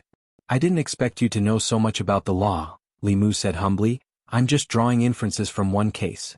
Zhu Tsong and the others could use silver as a substitute, so could Li Mu. After all, they didn't lack money.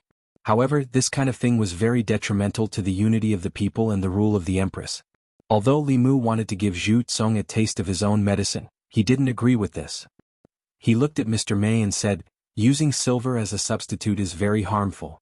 Your Majesty, why don't you change and abolish this law?" Mr. Mei shook his head and said, "This law was set by the late emperor. Your Majesty has only been on the throne for 3 years. If you overturn the law set by the late emperor, what do you think the court will think?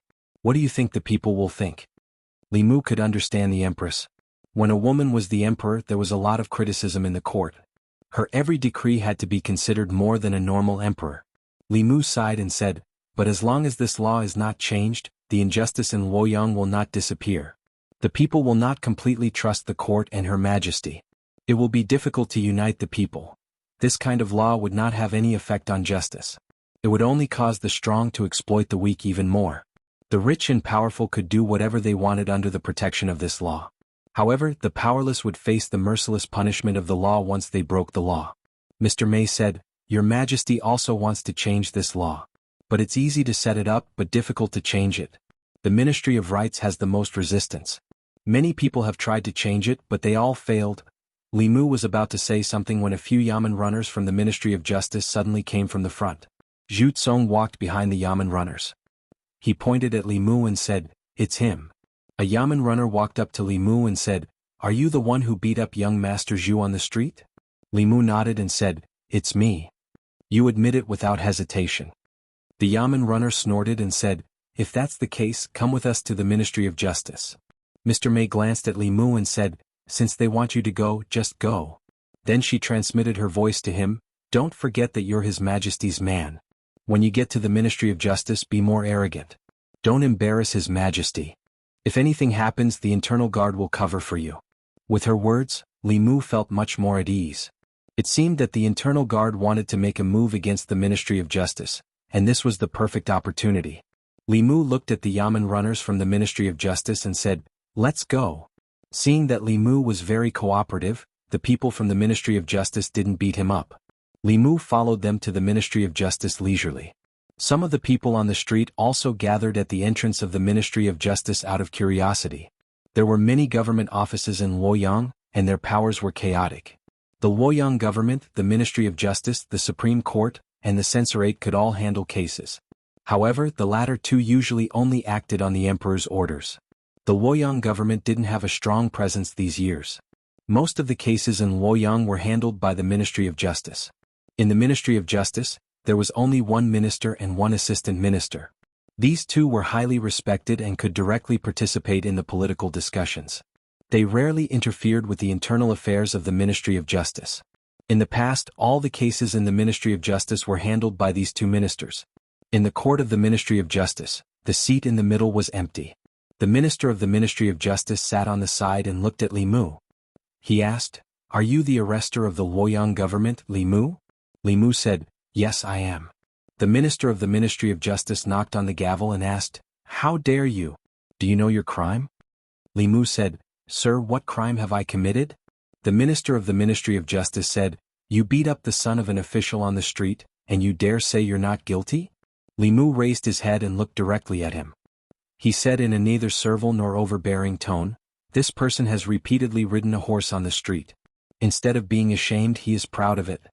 He trampled on the law and insulted the dignity of the imperial court. Shouldn't he be punished?" The minister of the Ministry of Justice snorted. "Even so, it should be handled by the Luoyang government. You're just a small official. What right do you have?" Li Mu pointed at him and said, "This person trampled on the law and insulted the imperial court. You're a dog official. Why don't you interrogate him and interrogate me instead? What right do you have to wear that official's uniform and sit in that position?" Li Mu's voice was like thunder, echoing in the court of the Ministry of Justice. Mr. Mei had asked Li Mu to come to the Ministry of Justice to be as arrogant as possible. Li Mu didn't know if he was arrogant enough. She obviously wanted to use this incident to catch the Ministry of Justice in trouble. Li Mu naturally had to cooperate with her. In the court, Zhu Tsong and the bailiffs of the Ministry of Justice were dumbfounded. Arrogant, he was too arrogant. At this moment, Zhu Tsong suddenly felt that compared to the constable of the Luoyang government, the things he had done were nothing. He dared to point at the minister of the Ministry of Justice's nose and call him a dog official in the court of the Ministry of Justice. He didn't deserve to sit in that position and wear that official's uniform. Even if Zhu Tsong had 10 more guts, he wouldn't dare to do that. But soon a smile appeared on his face. How dare he be so arrogant in the court of the Ministry of Justice? Let's see if he's dead this time. Li Mu didn't try to suppress his voice. He even used a bit of his power. His voice passed through the court of the Ministry of Justice and into the other offices of the Ministry of Justice. It even passed through the courtyard of the Ministry of Justice and reached the outside. The managers, and scribes of the various offices of the Ministry of Justice put down what they were doing and walked out of their offices in shock. They looked in the direction of the court. Who is this? Who dares to insult the minister in the court of the Ministry of Justice? Isn't this person too bold? When Li Mu's voice came from outside the Ministry of Justice, the people on the street were stunned. They couldn't believe their ears. Is that the constable from earlier? How dare he insult an official of the Ministry of Justice in the court of the Ministry of Justice? He's too bold? You don't know yet, right? This Constable Li is the one who wrote Do Yi's Injustice. He even dares to insult the heavens, let alone an official of the Ministry of Justice. But he's done for. Insulting an official of the imperial court is a serious crime. It wasn't easy to get a good constable from the capital office. What a pity. In front of the crowd, a charming woman smiled. She chuckled and said, as expected of him, "This is outrageous." In the Ministry of Justice, a minister-counselor walked toward the court in anger. When he passed through the courtyard, he was blocked from behind by a figure standing in the courtyard. The minister-counselor hurriedly bowed and said, "Assistant Minister." The person in the courtyard waved his hand and said, "Go about your business." The minister-counselor hurriedly nodded and left. In the court, the minister of the Ministry of Justice recovered from his anger. He stood up abruptly and said angrily, "How dare you? You're the one who's bold." Li Mu pointed at him and scolded, "You can't tell right from wrong. You're a dog official. Do you still have the imperial court in your eyes? Do you still have His Majesty? Do you still have justice?" The minister of the Ministry of Justice was so angry that he trembled. He said loudly, "Men, drag him away. Flog him 50 times. As soon as he finished speaking, a figure quickly ran in from outside the court and whispered a few words into his ear. Hearing that person's words, the minister of the Ministry of Justice's face turned from green to white and then back to green. Finally, he gritted his teeth and sat back down. He glanced at Li Mu and closed his eyes. He said, "You may leave." Chapter 211. Li Mu was stunned by the sudden change in attitude of the director of the Ministry of Justice. Mr. Mei's words meant for him to be arrogant in the Ministry of Justice so that he could use it against them. Zhu Tsong's repeated disregard of the law was an insult to the imperial court. If he didn't punish Zhu Tsong and punished Li Mu instead, the consequences would be unimaginable. If Li Mu didn't have a powerful background, he could only grit his teeth and bear with it. However, he had the Empress and the inner guards behind him. If the Ministry of Justice really dared to punish him like that, he would be gone. It could be said that as long as Li Mu was upright, He had nothing to fear in Luoyang. The sudden change in attitude was obviously not what Mr. Mei wanted. Li Mu stood in the hall of the Ministry of Justice and looked at the Ministry of Justice's director. He said coldly, "You tell me to come and I come. You tell me to leave and I leave. Where do you think the hall of the Ministry of Justice is? How could a lowly official be so arrogant?" However, there were orders from above. The director's face turned red and his breathing quickened. He calmed down after a long time and asked, "What do you want?" Li Mu glanced at him and said, "Zhu Tsong repeatedly disregarded advice and seriously endangered the safety of the people in Luoyang. How do you plan to punish him?" The director closed his eyes. When he opened them again, his expression had returned to normal. He said, "Zhu Tsong repeatedly dissuaded criminals by disregarding his orders. He will be beaten 40 times and fined 100 taels of silver. Constable Li Mu of Luoyang will enforce the law impartially." Although his methods were wrong, he still protected the dignity of the imperial court. He shouldn't be punished. Zhu Tsong opened his mouth and was about to speak when the director glared at him. Li Mu asked, "You're not going to beat me?" The director said, "You can leave." Li Mu shook his head and said, "I'm not leaving." The director's eyes were already red. He asked, "What will it take for you to leave?" Li Mu pointed at Zhu Tsong and said, "I'll leave after you finish the fight. Sometimes it takes two to clap." Li Mu felt that he was already arrogant enough. He had called the people of the Ministry of Justice dogs in the court of the Ministry of Justice, but the other party did not care at all. They even started to do things according to the law. He could not find any fault with them. He was afraid that he would not be able to complete the task that Mr. Mei had given him. The director of the Ministry of Justice took a deep breath and pointed at Zhu Kong, "Drag him out and execute him." The director of the Ministry of Justice was a good friend of his father, but he showed no mercy. Zhu Tsong obviously realized something. He didn't dare to say anything and let the two runners take him out. Soon, screams could be heard from the courtyard. Li Mu walked to the courtyard of the Ministry of Justice, crossed his arms, and looked down at Zhu Tsong being beaten. His attitude was very arrogant. Zhu Tsong was just an ordinary person who had not cultivated. He howled in pain under the torture. In Luoyang, many officials and sons of rich families had never cultivated. It was not because they did not have the conditions to cultivate. If they wanted to, they could push their children to the Jushen state in a short time, just like Ren Yuan. However, in the path of cultivation, it was very difficult to reach the middle three realms without special constitution or talent. These people had enjoyed the riches of the mortal world since they were young. They could not bear the hardships of cultivation. Instead of letting them enter the cruel world of cultivation, it was better to hire cultivators to protect them. The daughter of Jianghu county magistrates did not cultivate. Qin Miao Miao, the daughter of County Magistrate Qin, had the body of 5 elements. Before she went to Mount Baiyun, she also did not cultivate. That was the reason. Because Li Mu was watching, the two runners of the Ministry of Justice did not dare to go too easy on Zhu Kong. With their years of experience, they would not hurt Zhu Tsong badly, but the pain of the flesh was unavoidable. After 40 beatings, Zhu Tsong passed out. The director of the Ministry of Justice looked at Li Mu and asked through gritted teeth, "Is that enough?" Li Mu knew that the people of the Ministry of Justice had already done so much. Today's matter would probably end here. If he continued to force Zhu Tsong, he would be the one to lose justice.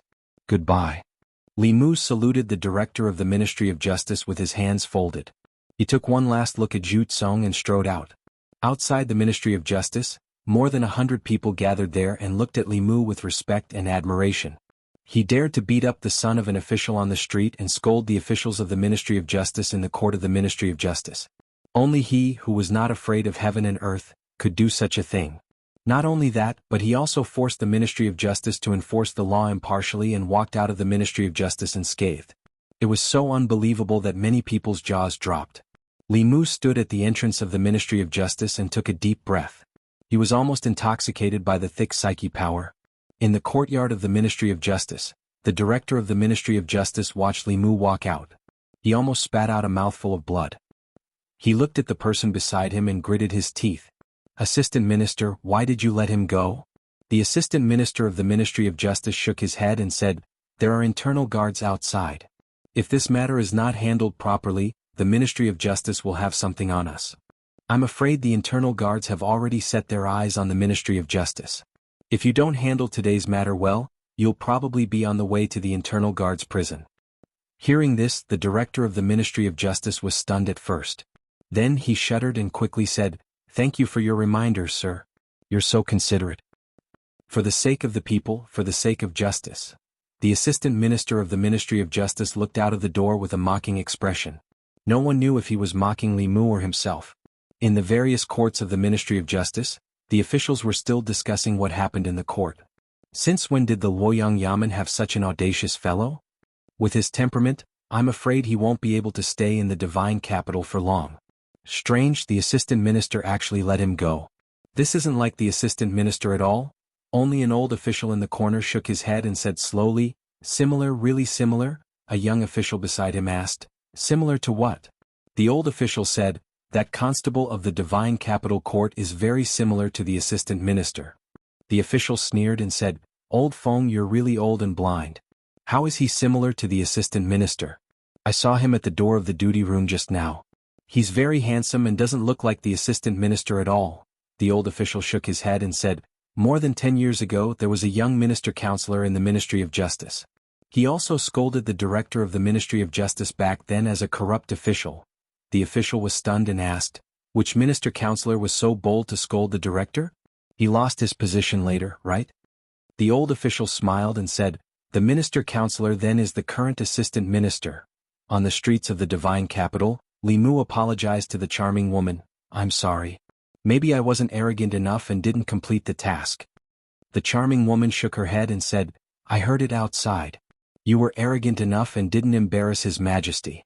You didn't find a chance this time, but there will be a next time." This was the first time Li Mu experienced the feeling of having someone behind him. No wonder the officials, nobles and sons of wealthy families in the divine capital always liked to bully others. They were as arrogant as they could be. If they didn't have to take responsibility for their arrogance, then they would indeed be very happy and satisfied psychologically. These people were born with things that many people couldn't have in their entire lives. They didn't need to work hard and could enjoy luxurious food and clothing.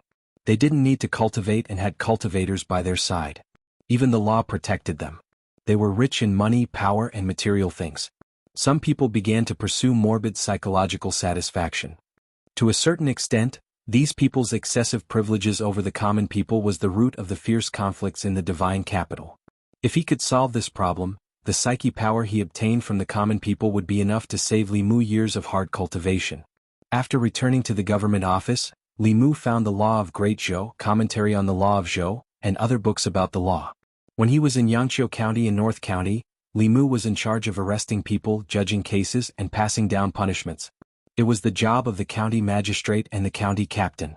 After coming to the divine capital, Li Mu gradually realized that there was no harm in familiarizing himself with the law. If he wanted to overturn the law of using silver as a substitute for crime, he first had to understand the development and changes of this law. This law was created during the time of the previous emperor. In the early days, as long as it wasn't a crime of treason, even murder and arson, gold and silver could be used as a substitute for crime. Later, because the scope of the crime was too large, there was no need to pay with one's life for murder. They only had to pay a portion of the gold and silver. Within the Great Zhou, chaos broke out everywhere. The demon sect took the opportunity to stir up disputes. External enemies also began to move. The psyche power of the common people fell to its lowest point in decades. Only then did the imperial court urgently reduce the scope of the crime and exclude serious cases of murder from the scope of using silver as a substitute for crime. Although this temporarily reduced the impact of this matter, as long as this law was not abolished, it would be a chronic disease of the Great Zhou. Later, many officials wanted to abolish this law, but they all failed. Among them, an official from the Ministry of Justice named Zhou Zhong once advocated for reform. He briefly abolished this law for a few months, but the old forces with vested interests counterattacked and the reform failed. This official named Zhou Zhong advocated using law to rule the country. He emphasized that there was no distinction between close and distant relatives, no distinction between high and low, and that all punishments should be dealt with by law. He did not evade the ministers and rewarded the good but not the common man. He insisted that the law should treat everyone equally and abolish the use of silver as a substitute for crime. This kind of thinking happened to coincide with Li Mu, who had a modern view of the law. However, although this person's thinking was advanced, he was opposing the entire ruling class. His ending shouldn't be very good, Li Mu sighed. He planned to investigate what happened to this official named Zhou Zhong. He walked outside and found Wang Wu. He asked, "Do you know an official named Zhou Zhong?" Wang Wu heard this and his expression changed. He said, "Boss, you can't call this person by his name." Li Mu's expression changed. He asked, "Why?" Wang Wu said nervously, "He was the assistant minister of the Ministry of Justice, the mainstay of the radical faction of the old party. He ignored the law and supported those who were with him. He built the Ministry of Justice into the old party's Ministry of Justice and sheltered countless people from the old party. The reason why the old party dared to be arrogant in Luoyang was because of him. The people privately called him King of Hell Zhou. If King of Hell wanted you to die at midnight, he wouldn't let you live until dawn." Li Mu shook his head and said, "We're definitely not talking about the same person." The Zhou Zhong that Li Mu mentioned was not afraid of the powerful. He supported the people and promoted the reform of the law. The assistant minister of the Ministry of Justice that Wang Wu mentioned was the umbrella of the old party's evil forces. How could these two people be the same person? Li Mu said, "He used to be the assistant minister of the Ministry of Justice." Deputy Arrestor Sun walked over and said, "The current assistant minister of the Ministry of Justice was the assistant minister of the Ministry of Justice more than 10 years ago." Li Mu was stunned. He asked, "Are there two assistant ministers named Zhou Zhong in the Ministry of Justice?" Deputy Arrestor Sun shook his head and said, "There's only one." Li Mu was stunned for a long time. He still couldn't believe it. After confirming it again and again, Li Mu had to admit that they were talking about the same person. The Zhou Zhong who dared to challenge the power and promoted the reform of the law in the name of justice was the King of Hell Zhou who inverted black and white, mixed up right and wrong, sheltered the evil forces, and caused the people of Luoyang to turn pale when they heard the law. The young man who slayed the dragon back then had become an evil dragon. Chapter 212. After sighing with emotion, Li Mu calmed himself down and began to think about what he should do next. For both public and private reasons, the law of Great Zhou that forbade the use of banknotes in lieu of crimes should be abolished. For public reasons, abolishing this law was upholding justice. For private reasons, if Li Mu could casually throw a few banknotes at the Yamen's people and swagger out of the Yamen, how would the people trust him and the Yamen? If he couldn't convince the people, he wouldn't be able to obtain psychokinesis from them. However, for more than 10 years, countless knowledgeable officials had tried to abolish this law, but they all failed. What should he do to avoid repeating their mistakes? Li Mu was pondering in the Yamen when Zhang Chun walked in with his hands behind his back. He asked, "I heard you went to the Ministry of Justice and made a scene?" Li Mu replied, "How can that be called making a scene? I just cooperated with them and did some investigation. I came back when I was done." Zhang Chun said indifferently, "As long as you don't bring trouble to the Yamen, you can do whatever you want outside." Li Mu advised him, "Sometimes making a scene is good for you. Lord Zhang, don't you want a big house?" A trace of envy appeared on Zhang Chun's face. He said flatly, "I don't want to. It's so troublesome to clean such a big house." Li Mu said, "There will be servants to do the cleaning. Since His Majesty has given you a house, he will certainly reward some maids and servants. Lord Zhang, just think about it. Every day after you go to the Yamen and come home, you can sit comfortably on a chair. There will be beautiful maids who will massage your back and shoulders and serve you tea. Stop talking." Zhang Chun's face was resolute. He said, "Even if you want to talk, I won't play along with you. I'm not interested in a house with 5 entrances or beautiful servants." He strode out of the door. The resolute look on his face disappeared and was replaced with envy. He was about to leave when he looked up and saw a few figures coming in. The one walking at the front was the one he had seen before, one of the 8 commanders of the internal guards, Lord Mei. He was followed by a few people who were carrying a pair of things in their arms. Zhang Chun's face lit up. Could it be that His Majesty finally remembered him after rewarding Li Mu? He stepped forward with a smile and said, "Greetings, Mr. Mei." The charming woman looked at him and asked, "Li Mu is not here?" The smile on Zhang Chun's face stiffened, and after a short while he slowly nodded and said, "Yes, yes." Li Mu watched them move a bunch of things into his room. He asked Mr. Mei, "What's this?" Mr. Mei said, "This is a reward from His Majesty. There are 2 bolts of fine cloth and 2 boxes of fine tea from Nanyang County. These are not important. The other 2 items are very useful to you." She opened an exquisite brocade box. Inside the box was a piece of white, extremely thin clothing. Li Mu looked at Mr. Mei and asked, "Ice silkworm soft armor?" Mr. Mei was surprised. "You know it?" Li Mu nodded and said, "I've seen it before." In fact, he was wearing an ice silkworm soft armor at the moment. However, the one he was wearing was made of better material. It could withstand several attacks from Dongxian. Mr. Mei explained, This is an ice silkworm soft armor made from the silk of a 300-year-old demon silkworm. When worn, it can help you withstand several attacks from cultivators of the 5th realm. If it could withstand several attacks from cultivators of the 5th realm, it could be considered an earth-rank magic treasure. Although Li Mu had better magic treasures, he did not refuse. If he did not need it, he could give it to Xiao Bai. Mr. Mei took out a sword from another brocade box and said, "This is a mid-grade earth-rank sword. It is also a reward from His Majesty. You can change your previous sword." Li Mu looked at Mr. Mei and seemed to realize something.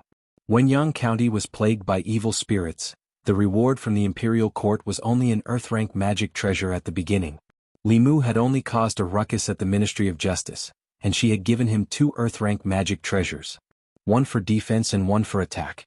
The implication could not be more obvious. It seemed that even in the divine capital, Her Majesty still had to face great danger as a servant of the Empress. Fortunately, even though Li Mu was helpless in the affairs of the imperial court, he had a valuable treasure with him. That golden armor divine soldier seal could summon a 6th-tier divine soldier to assist him in battle. Even though the effect was very short and could only be used once, if someone really wanted to secretly make a move against him, Li Mu would definitely be able to give them a pleasant surprise. Mr. Mei could tell from Li Mu's expression that he had understood the purpose of these 2 rewards.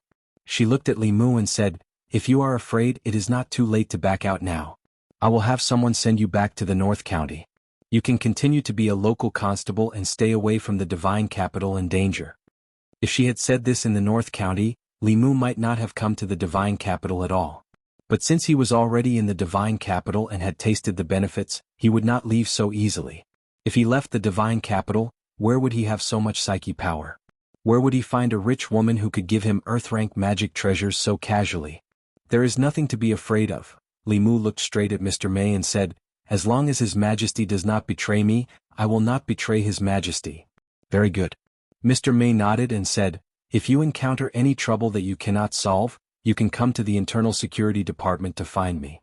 Li Mu said, "There is no trouble that I cannot solve for now, but there is one thing that I need Sister Mei's help with." Mr. Mei asked, "What is it?" "I need you to pass me a letter." Li Mu looked outside and said, "But I am afraid that I will need Master Zhang's help." A moment later, Li Mu took 2 boxes of tribute tea and walked into the courtyard. Zhang Chun was still pacing in the courtyard, glancing at Li Mu's room from time to time. Li Mu handed the 2 boxes of tribute tea to Zhang Chun and said, "His Majesty gave me these tea leaves. I heard that they came from Nanyang County. I don't have the habit of drinking tea. I know that Master Zhang likes tea, so I will give these 2 boxes to you." "Tribute tea from Nanyang County?" Zhang Chun rubbed his hands, his eyes shining. He said, "The tribute tea from Nanyang County is famous all over the world. I have never tried it." He reached out to take it, but he thought of something and retracted his hand. He asked, "Why did you suddenly give me such good tea?" Li Mu said apologetically, "I have only been in the divine capital for a few days, but I have already caused you so much trouble. I feel bad. You know that you have caused me a lot of trouble." Zhang Chun accepted the tea leaves with relief and said, "Since you said so, I will accept these 2 boxes of tribute tea." Seeing that Zhang Chun accepted the tea leaves, Li Mu said, "Actually, I have a small matter that I would like to trouble you with. I knew you would not be so kind." Zhang Chun glanced at him, but he could not bear to part with the 2 boxes of tribute tea. He said, "What is it? Tell me, it is not a big deal." Li Mu said with a smile, "I would like to ask you to write a letter to abolish the law of using silver as punishment." "I can't help you. Goodbye." Zhang Chun hugged the tea boxes and left decisively without looking back. Li Mu said, "After this is done, His Majesty will reward you with a house." Zhang Chun still did not look back. His figure soon disappeared. Li Mu stood where he was and continued to wait. If he wanted to fight a war, he first had to figure out who his enemy was. If he wanted to abolish this law, he first had to know where the obstacles came from. It was not difficult to figure this out. He just had to ask someone to propose to abolish this law and bring it to the imperial court for discussion. Those people would jump out on their own. Li Mu was just a constable. He did not even have the right to make suggestions. Although the internal guards had great power, they were an executive organization that belonged to His Majesty. They did not directly participate in the matters of the imperial court. Although Zhang Chun did not have the right to attend the imperial court, he had the right to participate in the memorial. As long as Mr. Mei passed his letter to the imperial court through the internal guards, Li Mu's plan could be carried out. The matter of abolishing the use of silver in lieu of crime was often mentioned, so the memorial he handed out wouldn't attract too much attention. If he was not willing to help, Li Mu's plan would be much more troublesome. Li Mu looked in the direction where Zhang Chun left and continued to wait. Soon Zhang Chun's figure appeared again. He asked, "A letter to the imperial court and a house?" Li Mu nodded. Even if His Majesty did not reward him, he would take out some of the treasures he had plundered from the county yamen and sell them. He would also help Zhang Chun get a house. Zhang Chun took out a letter from his sleeve and handed it to Li Mu. He said, "I'll trust you this time. Don't lie to me." When he sent Mr. Mei away, Li Mu briefly mentioned that Commandant Zhang of the Luoyang Yamen enforced the law impartially and was upright for the people. Even though his family of 3 was squeezed into a small yard in the yamen, he still cared about the people. He was a role model for the officials in the imperial court. Chapter 213. After returning to her residence in the government office, Xiao Bai sat cross-legged on the bed and cultivated with 2 pieces of spiritual jade in her hands. Li Mu took out the ice silk soft armor and the earth-rank flying sword that the Empress had bestowed upon him. He walked to the bedside and said, "You can wear this soft armor. You can also change that sword from before." Xiao Bai shook her head repeatedly. No, this is a gift from Her Majesty to benefactor." Li Mu said, "Be good. Just take it when I tell you to. I have better things." Lu Hanyin and Wan Wan were on Mount Baiyun and did not lack treasures. Xiao Bai only had the sword that Li Mu had given her from the government office. The Empress's reward this time was just enough to help her upgrade her equipment. Li Mu took out Xiao Bai's previous sword and swung it at the Earth-grade flying sword. The Earth-grade flying sword was undamaged, but a chip appeared on the previous sword. The difference in quality of magic treasures was very difficult to make up for with nurturing. Xiao Bai obediently put on the soft armor and put away the flying sword. She said, "Thank you, benefactor." Li Mu sat on the bedside and patted her head. He said, "We're family. There's no need to thank me." Xiao Bai rubbed her head against Li Mu's hand. Li Mu sat cross-legged on the bed and cultivated with her. Before the inner guard had news, all he had to do was wait. During this time he planned to use the mental power in his body to cultivate. By now, Li Mu had a deep understanding of mental power. This power existed in his body and could increase the speed at which he guided spiritual qi. Whether it was guided from heaven and earth or absorbed from spiritual jade, it was several times faster than when he did not use mental power. In other words, this was using hard work to make up for the lack of innate talent. Some cultivators with mediocre aptitude and no special constitution could cultivate as fast as those with pure yin, pure yang, and 5 elements bodies if they were supported by a large amount of telekinesis. There were many ways to obtain psychokinesis. Buddhists could enlighten the world, Taoists could exterminate demons and devils, the imperial court could govern the country, or like Li Mu, punishing evil and upholding justice for the people, they could obtain psychokinesis from the people. There were also some heretical sects that established their own sections. They obtained psychokinesis by fooling the common people and recruiting believers. In the end, psychokinesis was just a kind of subjective emotional power produced by humans.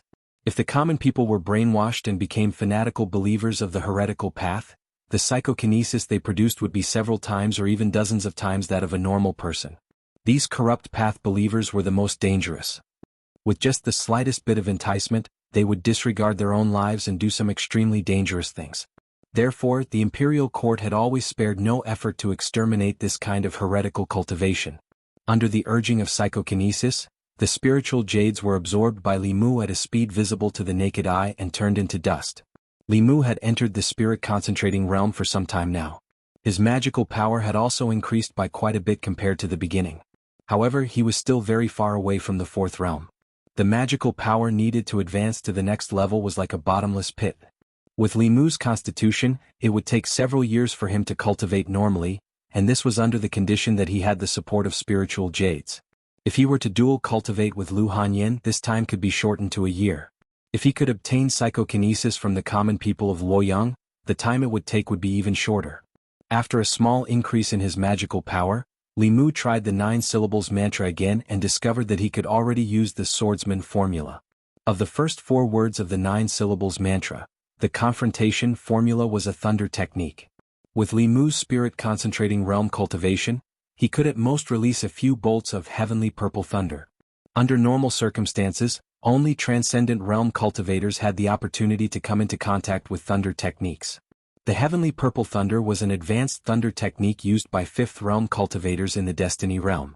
A Dao technique that could surpass 2 levels was considered superior among all Dao techniques. Although this type of purple thunder could not cause much damage to fifth realm cultivators, it was enough to crush fourth realm cultivators in terms of level. Li Mu had already mastered the army formula and the fighting formula. Now he could also easily use the swordsman formula to directly mobilize the power of heaven and earth to recover his magical power. When he was in the prefecture city, Li Mu had already experienced the last few moves with the help of Chu Jiang of Gojoseon's great formation of 18 prisons. However, to truly use his own magical power, he would probably have to wait until he reached the transcendent realm. Early in the morning, Li Mu brought Xiao Bai and patrolled the Luoyang as usual. When they passed by the palace city, they could not help but take a few glances inside. Without any special circumstances, the Great Zhou Court Assembly was held once every 3 days.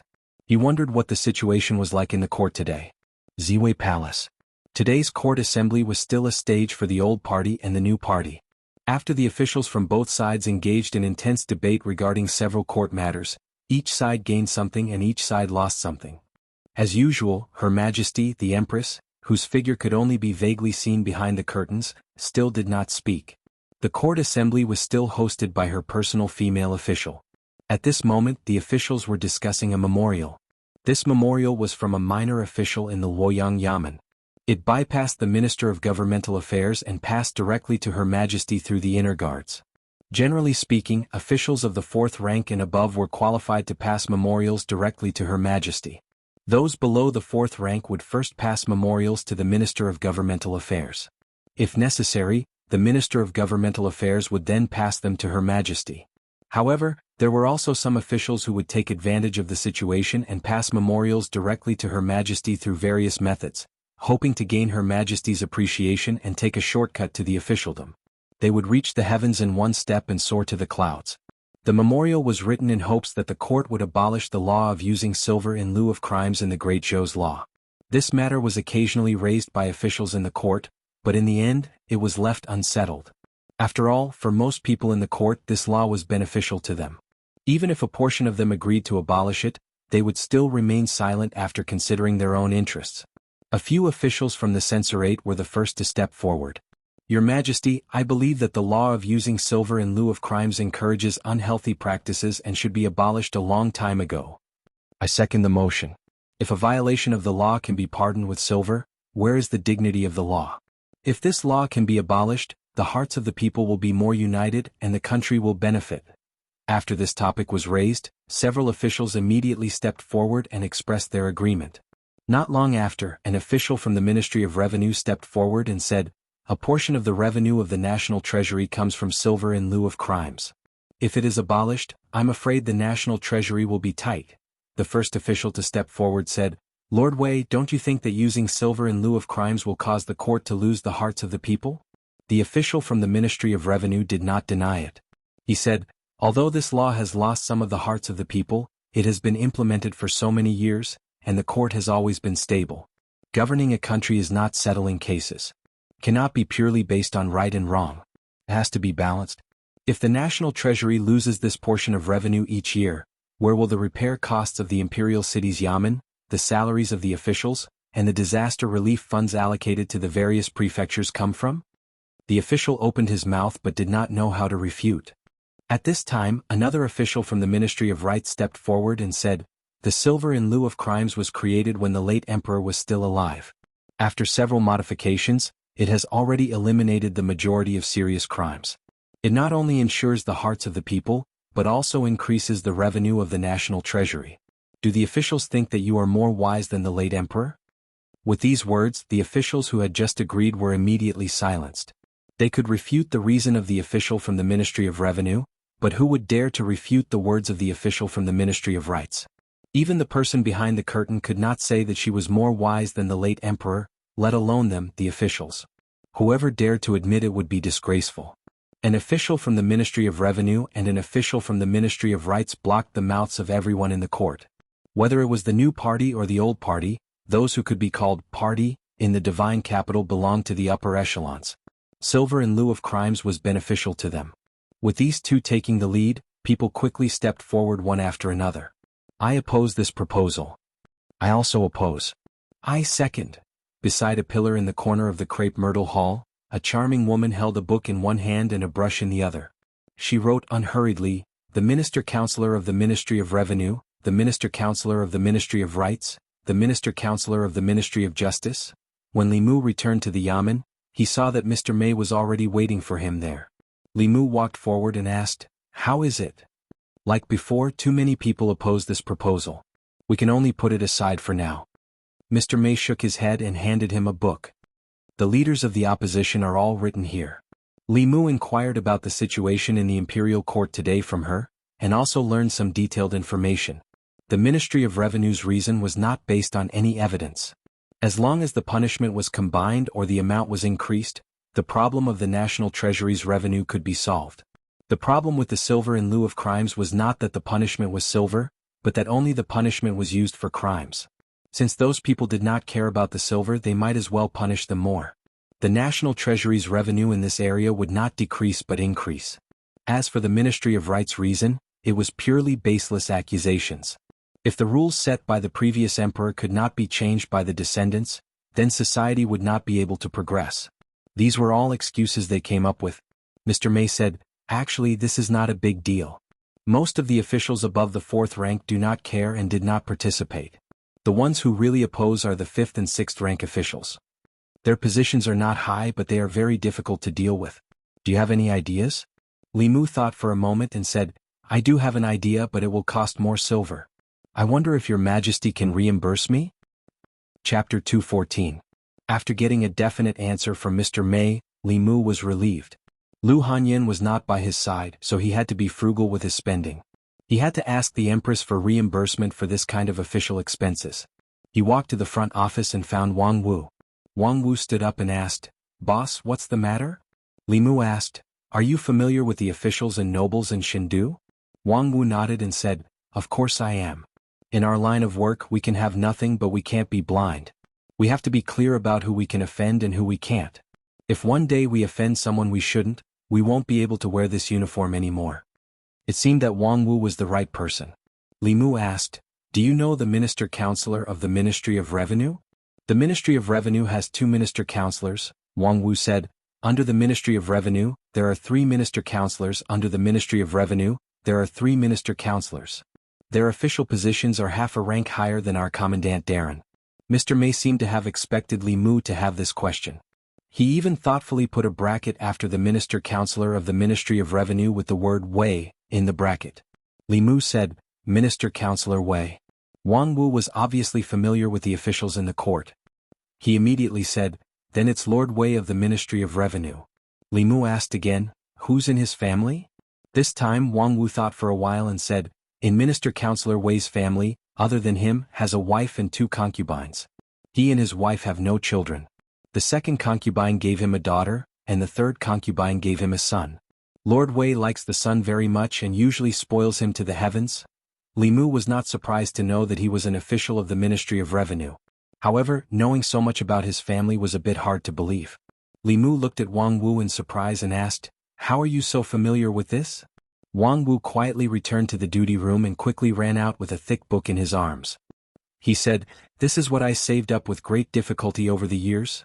Li Mu flipped open the book and was momentarily stunned. This book was clearly written by Wang Wu himself. It detailed the various officials in the capital, the 3 provinces, 6 departments, 9 temples and 24 divisions as well as their family situations.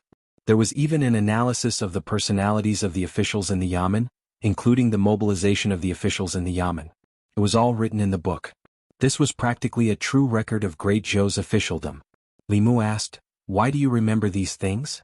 Wang Wu sighed and said, "I was afraid of offending someone I shouldn't offend. There are many people in the capital who can crush us with just a wave of their hand, so I asked around in advance." Li Mu praised, "You're really a talent?" Wang Wu rubbed his head and said embarrassedly, "Boss, you flatter me." Li Mu quickly found a breakthrough point from Wang Wu's words. He asked Wang Wu, "Tell me about Minister-Counselor Wei's son." Wang Wu flipped through a few pages of the book and said, "Minister-Counselor Wei's son is called Wei Peng. Because he's the only descendant of the Wei family, he's been doted on since he was young. Therefore his temper is rather eccentric. Even the sons of other officials aren't willing to play with him. He loves good food and his favorite restaurant is the Floating Fragrance Restaurant. Floating Fragrance Restaurant. Several constables were drooling over the dishes in front of them. Wang Wu finally couldn't help but ask Li Mu, "Boss, can we eat these dishes?" Li Mu took a bite and said, "Of course, why not? It's public expense." Wang Wu and the others all picked up their chopsticks, looking as if they were going to sweep away all the dishes. Although the Floating Fragrance Restaurant wasn't the best restaurant in Luoyang, it was still a place they couldn't afford. A dish here cost more than their monthly salary. Li Mu glanced at them and said, "Eat slowly. Don't embarrass the yamen." Li Mu was used to eating Lu Hanyan's dishes. The food here was tasteless to him. It was just that the ingredients were more expensive, the presentation was more particular, the quantity was extremely small, and the price was exorbitant. If it weren't for the fact that the son of the minister-counselor of the Ministry of Revenue liked to eat here, Li Mu wouldn't have come to this place. In an exquisite private room on the second floor of the Floating Fragrance Restaurant, Wei Peng and a few friends finished eating and walked out of the private room and down the stairs. One of them said as he walked, "I heard that Zhu Tsong was flogged in the Ministry of Justice. Why would the Ministry of Justice do anything to him?" Another person said, "I've heard that Zhu Tsong and a few others were caught riding horses on the streets of Luoyang. He paid the fine and gave the arrestor 100 taels after he got out, saying that he would do it 10 more times." He shook his head and said, "Zhu Tsong really thinks that he can do whatever he wants in Luoyang just because his father is the director of the Ministry of Rights. It's fine if it's normal times, but this time he's too arrogant. Isn't he riding on the head of the imperial court? If the Ministry of Justice doesn't punish him, who will?" Another person said, "When it's time to restrain yourself, you have to restrain yourself. Going against the Luoyang Yamen is the same as going against the imperial court." The three of them walked down the stairs. Wei Peng saw that a constable who was eating at the door kept looking at him. His gaze also lingered on him for a while. The next moment, the constable slammed his chopsticks on the table and stood up. He looked at Wei Peng and asked loudly, "What are you looking at?" The others were stunned. Wei Peng was even more confused. He had only glanced at the constable and the constable had put on a provocative posture. This constable's temper was worse than his. He was in a good mood today and did not get angry. Instead, he looked at the constable mockingly and asked, "What's wrong with looking at you?" The constable looked angry and said, "I dare you to look at me again." It was the first time Wei Peng had seen such an arrogant constable. He crossed his arms and said, "What are you going to do?" Bang! The bailiff simply punched him in the face. Wei Peng staggered and was sent flying backwards. A bruise appeared on his eye. Wei Peng was stunned. The people behind him were stunned. The guests, shopkeeper and waiters of wafting fragrance and were all stunned. He punched someone just because they looked at him a little longer. How could there be such an arrogant person in Luoyang? Even the sons of officials and nobles would have a reason when they bullied others. This constable's reason was a little careless. That said, many of the people present felt quite satisfied with that punch. After all, the person he hit was Wei Peng. Everyone was used to seeing his arrogant and despotic appearance. It was the first time they saw him being bullied. The constables were also stunned. Wang Wu had never thought that the reason Li Mu asked him about Minister Wei's vice-director was because of this. The pain that came from his eyes stunned Wei Peng for a moment before he woke up. Then he clearly realized something. He had been beaten up. He had been beaten up by a constable. The reason the other party had beaten him was because he had looked at him a little longer. He was used to using his power to oppress others. When he went out, he brought 2 guards with him. At this time, the 2 guards also realized what was going on and reached out to grab Li Mu. These 2 people were in the spirit-condensing realm. Li Mu did not move. He just glanced at them. The 2's outstretched hands stopped in midair. Cold sweat seeped out of their foreheads. They did not attack again and retreated to Wei Peng's side. The other 2 looked at Li Mu in shock. Li Mu looked at them and asked, "What are you looking at?" Thinking of Wei Peng's fate, the 2 immediately looked away and shook their heads. "Nothing, nothing." Wei Peng covered one eye and looked at the 2 with his other eye. He said angrily, "What are you still standing here for?" One of the guards said, "Young master, he is at the 3rd realm. We are no match for him." Li Mu took one last look at them and left under Wei Peng's resentful gaze and the shocked gazes of the surrounding people. The 3 young men behind Wei Peng were at a loss. They did not know what to do. After all, they had always been the ones who took the initiative. They were also the ones who left. Now that they were being bullied, they could not win in a fight. If they scolded him, they would probably be beaten up again. That person was extremely unreasonable. Even if they looked at him a little longer, they would be punched. If they scolded him, it would not be a matter of 1 or 2 punches. One of them looked at Wei Peng and asked, "What do we do next?" Wei Peng's face darkened. He said, "Go to the Ministry of Justice." Li Mu left the restaurant and walked leisurely to the government office. Wang Wu followed behind him and asked with his mouth agape, "Boss, what are you doing?" Li Mu could not be bothered to explain to him. He said, "You will know in a while." Wang Wu said anxiously, "What do you mean by in a while?" "The people from the Ministry of Justice will be here soon. We are the unreasonable ones this time." Wang Wu's prediction was right. The people from the Ministry of Justice came very quickly, even faster than Li Mu arrived at the government office. When he returned to the government office, the people from the Ministry of Justice were already waiting outside. Li Mu had already met a few bailiffs from the Ministry of Justice twice. The leader looked at him with a cold smile and said, "Constable Li, I'm afraid we'll have to trouble you to come with us." Li Mu did not refuse. He said, "Let's go." Xiao Bai ran out of the government office and asked softly, "Benefactor, what's the matter?" Li Mu said, "Nothing. You stay in the government office first. I'll be back in a while." The bailiff from the Ministry of Justice had a mocking expression on his face. Last time he was the reasonable one. Under the threat of the internal guards, the doctor did not dare to judge randomly. This time he was the one who beat someone first. The reason was in the Ministry of Justice. As long as the doctor handled the case fairly, he would have to go in standing and come out lying down. Li Mu originally wanted Xiao Bai to stay in the government office, but she insisted on following. Li Mu let her go.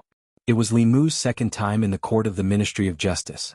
The doctor of the Ministry of Justice sat on the top. Wei Peng and his bad friend stood on the side looking coldly at Li Mu.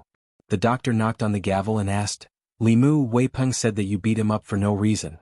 Is this true?" Li Mu explained, "Who told him to look at me?"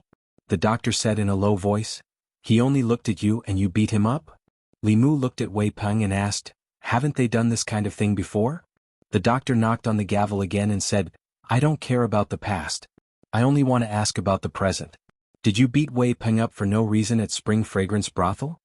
Li Mu nodded and said, "Yes. Since you've admitted to the crime, there's nothing left to interrogate." The doctor sneered and said, "Men, drag him away. Give him 20 beatings and throw him into the Ministry of Justice's prison for 7 days." He looked at Li Mu with satisfaction. Last time the internal guards were there and it was Zhu Tsong who made the mistake first. He had no choice but to let him walk out of the government office. But this time was different. This time, Li Mu beat Wei Peng first, and Wei Peng did not do anything from the beginning to the end. This case could not be simpler. Even if the Heavenly Emperor came today, he would still be guilty. When the 2 bailiffs from the Ministry of Justice came up, Li Mu suddenly stretched out his hand and said, "Wait." The doctor said, "Do you have anything else to say?" Li Mu raised his head and said, "According to the laws of the Great Zhou, Volume 2, Article 13, those who beat up others for no reason can be punished with less than 20 beatings and imprisoned for less than 7 days, depending on the severity of the injury. Wei Peng's eyes are bruised, but it's only a minor injury. Sir Doctor, you sentence me to 20 beatings and imprisonment for 7 days. This is an abuse of punishment. According to the laws of the Great Zhou, Volume 25, Article 47, any official who abuses punishment will be fined a month's salary for a light punishment, or removed from office for a heavy punishment." The doctor looked at Li Mu, who was calmly explaining the laws of the Great Zhou to him, and felt as if there was something stuck in his chest. He could not swallow it, but he could not spit it out either. Chapter 215. What made the director of the Ministry of Justice gloomy was that Li Mu had said so much, and every word he said was reasonable. According to the laws of the Great Zhou, as long as no serious injuries or deaths were caused, the maximum punishment for fighting would be 20 strokes of the cane and 7 days of imprisonment. Wei Peng only had a black eye, which was a light injury among light injuries. If he was sentenced to the most serious crime of fighting, he might not be able to convince the public. He was not afraid of not being able to convince the public, but he was afraid of not being able to convince the internal guard. This was a clear abuse of power, and a heavy punishment was a light crime. The internal guard was a sharp sword hanging over the heads of the officials of the divine capital. If this sword fell, even if he could keep his head, he would definitely not be able to keep his position. However, if he downplayed this matter, he would not be able to swallow the anger in his heart. He was a constable and catching people was his job. Why would he study the laws of the Great Zhou? The director of the Ministry of Justice took a deep breath. After calming himself down, he said, "I won't imprison you. 10 strokes of the cane isn't an abuse of punishment, right? Li Mu nodded. Of course not. After all, the law was only a reference. It could not be so precise as to how a black eye should be punished. As for how the punishment should be, it was up to the judge to decide the punishment according to the actual situation. This was the authority of the judge. The director of the Ministry of Justice waved his hand and said, "Men, drag him out and execute him." He could choose not to imprison him, but he had to beat him.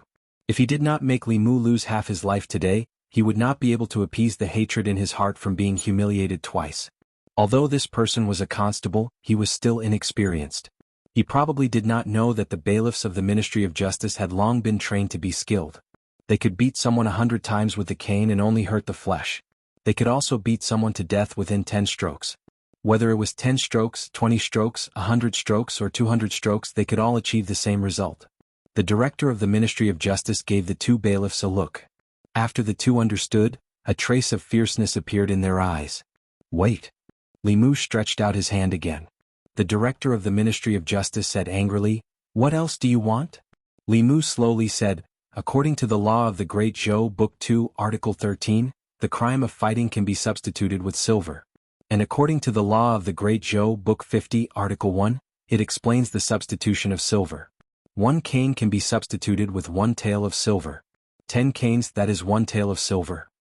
Li Mu took out a piece of silver from his bosom and walked to the table where the director of the Ministry of Justice was sitting.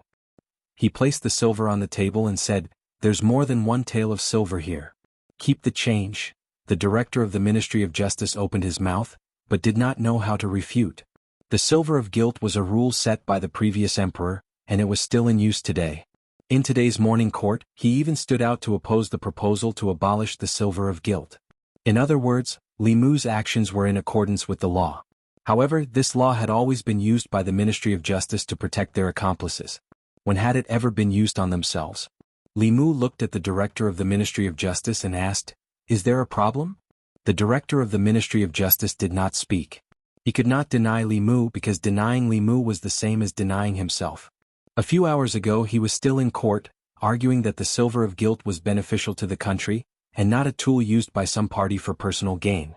If he did not allow Li Mu to use the silver of guilt, he was afraid that the internal guards would immediately accuse him of abusing his power for personal gain.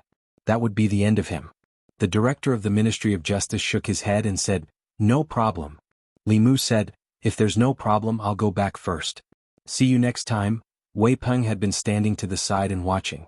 At this moment he could no longer hold back. He pointed at Li Mu and asked the director of the Ministry of Justice, "Are we letting him go just like that?" The director of the Ministry of Justice said with a dark expression, "According to the law, he paid the silver and it was enough to pay for his crime." Wei Peng cursed angrily, "Which idiot made this bullshit law?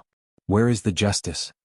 Li Mu, who already had 1 foot out of the hall of the Ministry of Justice, pulled back the foot he had taken. He turned around and walked back. He looked at the director of the Ministry of Justice and asked, "Did you hear that?" The director of the Ministry of Justice held his forehead and shook his head. "I didn't hear anything." "I heard it." Li Mu pointed at Wei Peng and said, "He just said which idiot made this bullshit law. The silver of guilt law was made by the previous emperor. Insulting the previous emperor is a great disrespect. According to the law, one should be punished with 100 beatings. Great disrespect referred to disrespect to the sovereign. Disrespect to the previous sovereigns of the Great Zhou was a great disrespect. There was no punishment for this crime.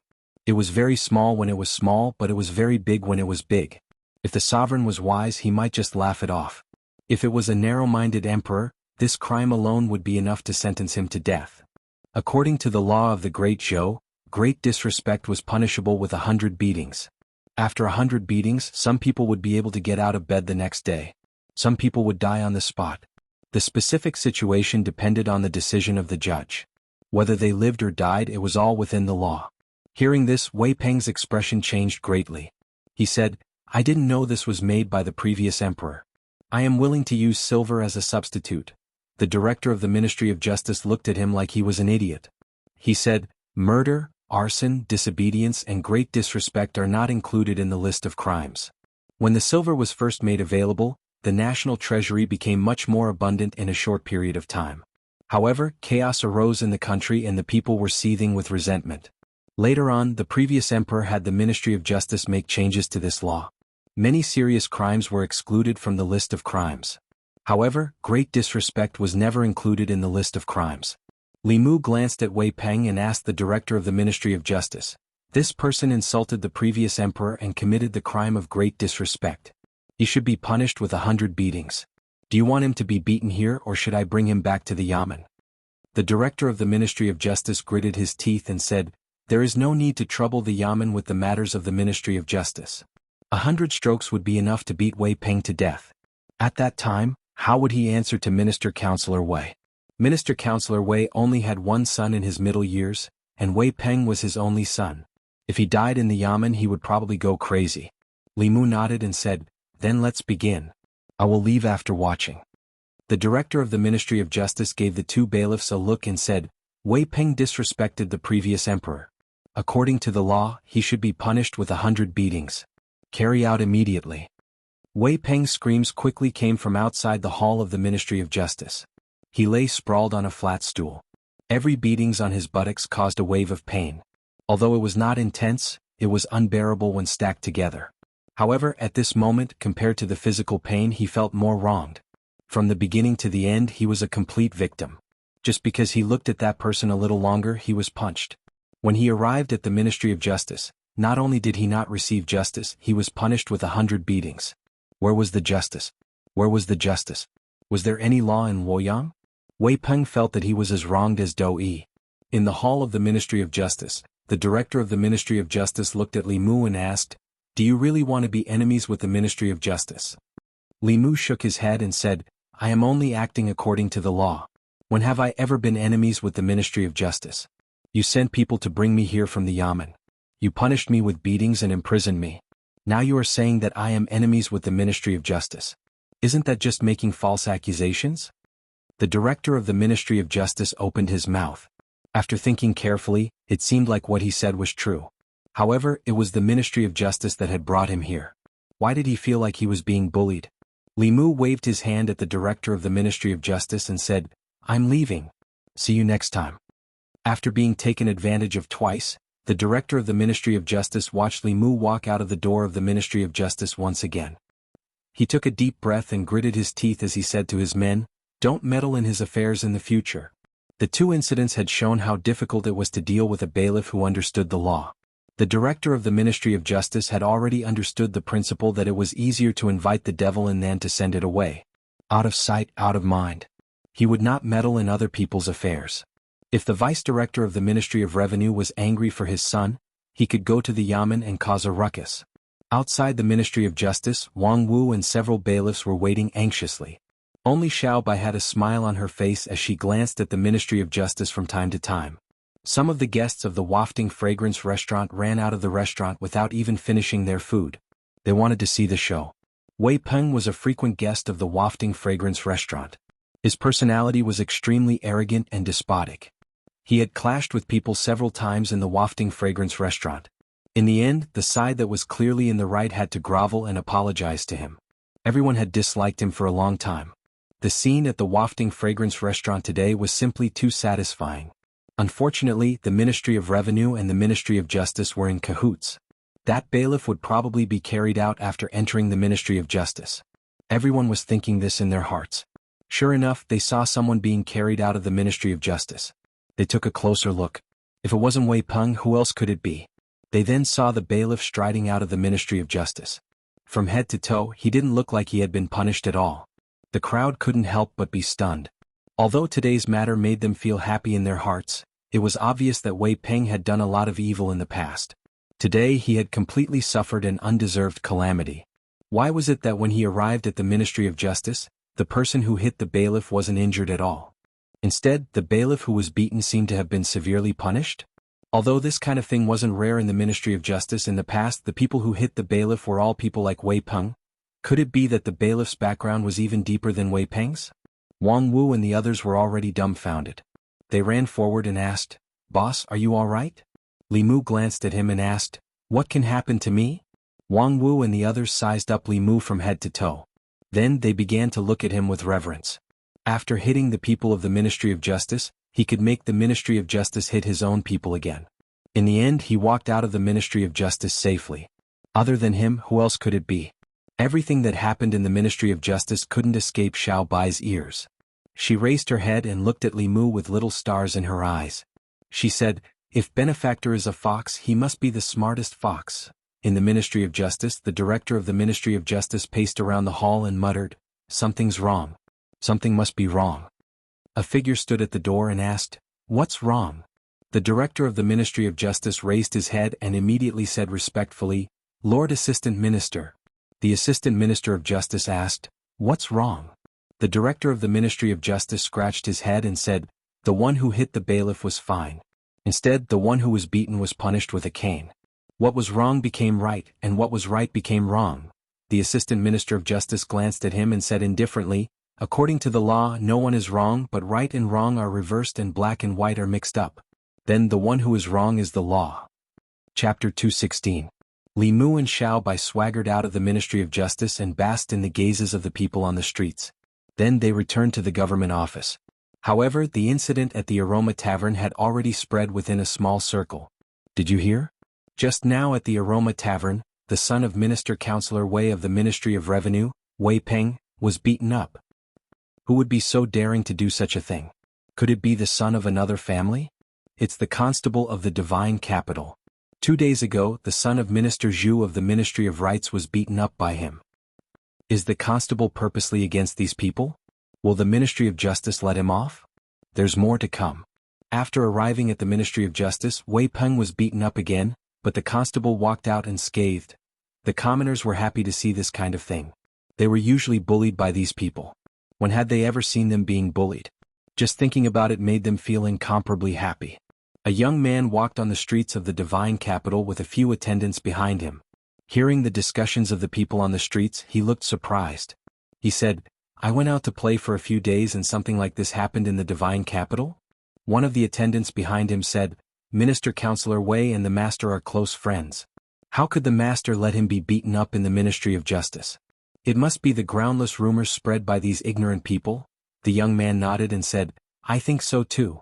How could there be such an arrogant person in the divine capital? He dared to beat up the son of an official just by looking at him." Bang! He was walking on the streets when he accidentally bumped into a person walking towards him. It was obvious that the person in front of him had deliberately bumped into him. Yang Xiu frowned and looked at the person. The constable looked at him coldly. "What are you looking at?" Before Yang Xiu could react, a fist grew larger in front of his eyes. The two attendants reacted quickly. One of them blocked the constable's fist, while the other attacked his chest. The constable's footwork changed and he easily dodged the follower's attack. His fist also changed direction and landed on Yang Xiu's other eye. After a sharp pain, a bruise appeared on Yang Xiu's right eye. "How dare you? How dare you?" The two followers were furious. Just as they were about to attack again, the constable pulled out his sword and pointed at them. He said coldly, "Have you considered the consequences of attacking and arresting people on the streets of Luoyang?" The two of them paused. Assaulting and arrest was a serious crime, much more serious than fighting. Moreover, the aura that was inadvertently leaked out from that person's two simple actions just now made them feel extremely pressured. That person was at least at the third realm. They were no match for him. A follower's face turned green as he said angrily, "Why did you hit him for no reason?" "Li Mu, who asked him to glare at me just now?" The other person found it hard to understand his logic. "You hit him just because he glared at you?" Li Mu asked, "Half a month ago wasn't there someone who was beaten up by you just because he blocked his way?" The attendant pointed at Li Mu, speechless for a moment. The young master dared to do this because his father was the director of the Ministry of Justice. Did this insignificant constable have a father who was also a director of the Ministry of Justice? They might not be able to beat him, but they did not dare to either. The attendant said sternly, "As a constable, you hit someone for no reason. Come with us to the Ministry of Justice for trial." They did not dare to attack and arrest people on the streets of Luoyang. However, it was different at the Ministry of Justice. The young master's father was the director of the Ministry of Justice. Even when they were in the wrong, he could let them off the hook. Moreover, they were in the right this time. Fine. Li Mu sheathed his sword and swaggered towards the Ministry of Justice. The attendant looked at Yang Xiu and asked, "Young master, are you all right?" He had just returned to Luoyang and was punched by someone. Yang Xiu covered his eyes and said with a dark expression, Return to the Ministry of Justice. A few attendants followed behind Li Mu. Coupled with Li Mu's constable attire, those who did not know would think that they were the ones who had committed the crime. At this moment, they realized that this person was probably the constable of Luoyang who had made Wei Peng suffer. If he could make Wei Peng suffer in the Ministry of Justice, it meant that he was quite capable. However, their young master was different from Wei Peng. Their young master was the son of the director of the Ministry of Justice. Going to the Ministry of Justice was like going home. How could he be bullied in the Ministry of Justice? Wei Peng followed behind Li Mu and glared at him fiercely. His attendants also looked fierce as if they could already see what would happen to him. Ministry of Justice. The director of the Ministry of Justice was drinking tea in the side hall. He had yet to calm down. As the director of the Ministry of Justice, it was a great humiliation for him to be played by a lowly bailiff in his territory. Whenever he heard Li Mu's name, he would have a headache. Why was there such a lunatic in Luoyang? Soon, a constable came to report that Li Mu was here again. The director of the Ministry of Justice was stunned. He put down his teacup and said angrily, "He only left a few hours ago. Why is he here again?" He knew that Li Mu had come to the Ministry of Justice without fear. If he went out, he would be angered. He waved his hand and said, "Tell him that I'm not here. Tell him to return to his yamen." The constable said helplessly, "But he hit young master this time." "What?" The director of the Ministry of Justice stood up abruptly and ran to the front hall. When he saw his son standing there with one of his eyes bruised, he could no longer hold back his anger. He pointed at Li Mu and shouted, "Li, what the hell do you want to do?" Li Mu sighed and said, "I'm sorry, Sir Director. Sometimes I can't control my temper. You can punish me however you want." "I deserve this." Yang Xiu covered his eye and said loudly, "Father, flog him 20 times and lock him up for 7 days. Li Mu couldn't help but look at him. As expected of the son of the director of the Ministry of Justice. He was clearly familiar with the laws of the Great Zhou. The director of the Ministry of Justice looked at Li Mu and said with a gloomy face, "In one day, you've provoked trouble twice. As a constable, you knowingly broke the law. Your crime is even worse. I'm not going overboard with flogging you 20 times, right?" "It's not." Li Mu took out 2 pieces of silver and said, "These are 2 taels of silver. Sir, please keep them well." The director of the Ministry of Justice's eyelids twitched. He said, "You've already used silver to pay for your crime today." Li Mu smiled and said, "The laws of the Great Zhou don't stipulate that I can only pay for my crime once a day. Could it be that Sir Director wants to abuse your power for personal gain because it's your son who's involved in the case?" The director of the Ministry of Justice's eyelids twitched wildly. The anger in his heart could no longer be suppressed. He had never thought of himself as a good person. But today, in front of Li Mu, he finally understood what the true power of evil was. Using the law to repeatedly trample on justice made people want to grind his bones and scatter his ashes. He glared at Li Mu and said through gritted teeth, "Do you really think that you can do whatever you want with money? I've already paid my fine. I'll go back first." Li Mu waved his hand and said, "If nothing unexpected happens, we'll meet again." When he reached the door, he turned back and said with a smile, "I'm sorry. You really can do whatever you want with money. Haven't you always been like this?" Yang Xiu pointed at Li Mu's departing figure and asked, "Father, are you just going to let him go like this?" The director of the Ministry of Justice took a deep breath and said in a low voice, "The law is like this. What can I do?" Yang Xiu's chest heaved up and down. He said angrily, "What bullshit law?" Li Mu, who was about to walk out of the Ministry of Justice, paused his steps. Seeing that Li Mu was about to step out of the yamen, the director of the Ministry of Justice slapped his son's mouth and said angrily, "Shut up. This law was set by the previous emperor. Who are you to question it?" Li Mu sighed and walked out of the Ministry of Justice. Yang Xiu covered his face with an innocent expression. He had clearly done nothing. He had been punched on the street for no reason. When he returned to the Ministry of Justice, the person who hit him had left, and he had been slapped again. At this moment, the grievance in his heart could no longer be described with words. The director of the Ministry of Justice's chest heaved up and down. He clenched his fists and loosened them after a while. The law of paying in lieu of punishment was very convenient when he used it normally. When those officials or children of the rich and powerful committed crimes, he could not really punish them. Using silver in lieu of punishment was a very good way to avoid this trouble. There were clear laws and regulations. Even the victims had nothing to say. However, when these things happened to them, the feeling was completely different. This was the source of the feeling in his heart that something was wrong.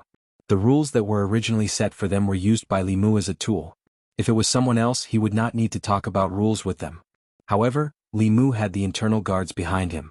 No matter how unwilling he was, he could only act within the rules unless they set up new rules. He returned to the side hall and thought about this matter. After a while, another bailiff knocked on the door and came in.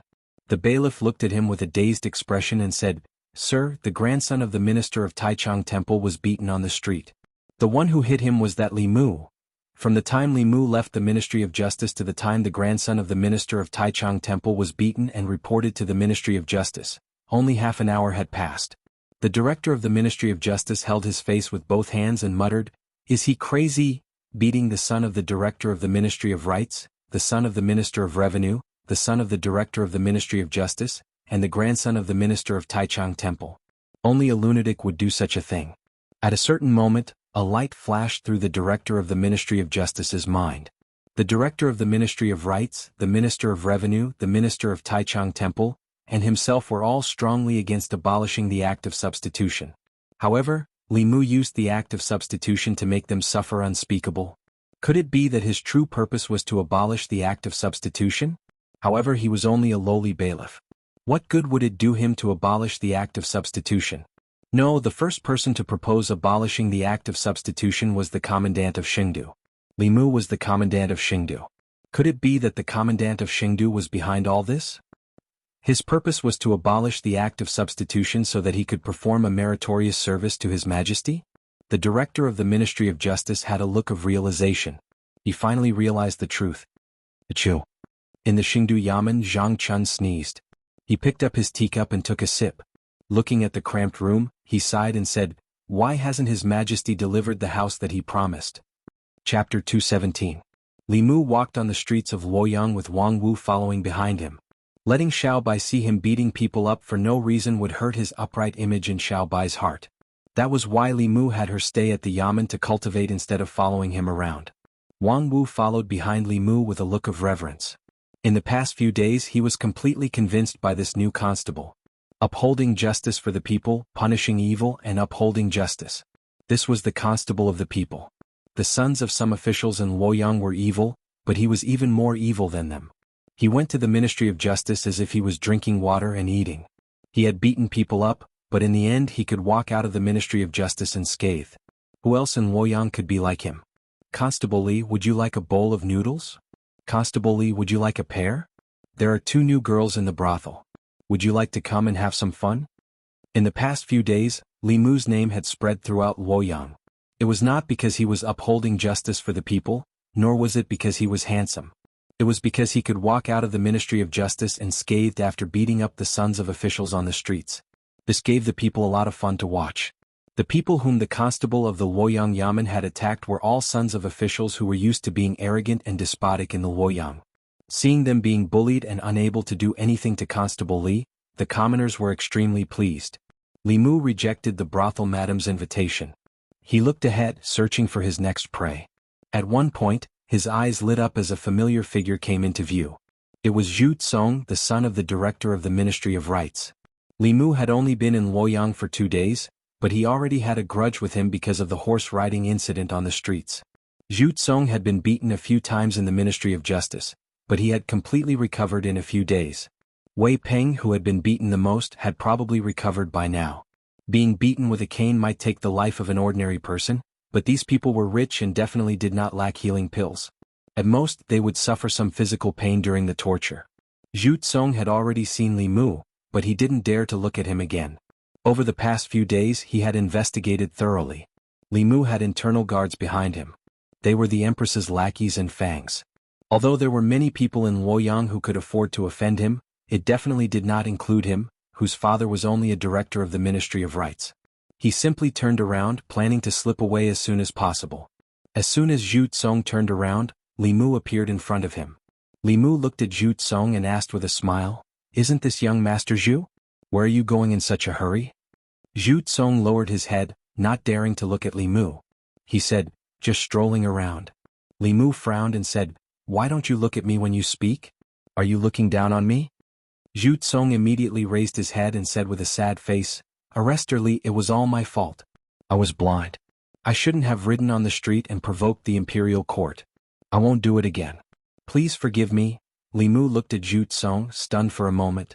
If Zhu Tsong was as arrogant and despotic as before, beating him up would not be a big deal. But he suddenly turned over a new leaf and admitted his mistake. If Li Mu beat him up again, he would be in the wrong. A prodigal who turned over a new leaf was more precious than gold. If he could really repent in the future, he would be spared a beating today. Li Mu waved his hand and said, "Behave yourself in the future. Let's go." "Thank you, Arrestor Li." Zhu Tsong did not hesitate and quickly left. Li Mu sighed regretfully and continued to search for his next target. Suddenly, the sound of hurried horse hooves came from behind. Li Mu looked ahead and saw a young master riding on a horse. He crossed the road, causing the people to run away in panic. Riding on horses on the streets of Luoyang was common, but it was not so common. This was the second time Li Mu had seen it.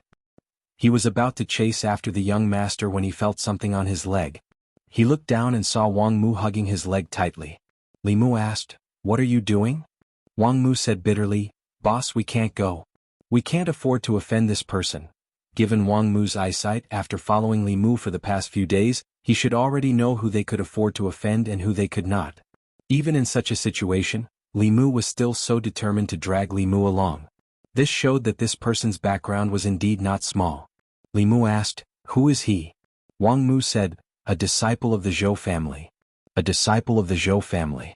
Although there were only 4 words, it was very important in the hearts of the people, officials, and nobles in Luoyang.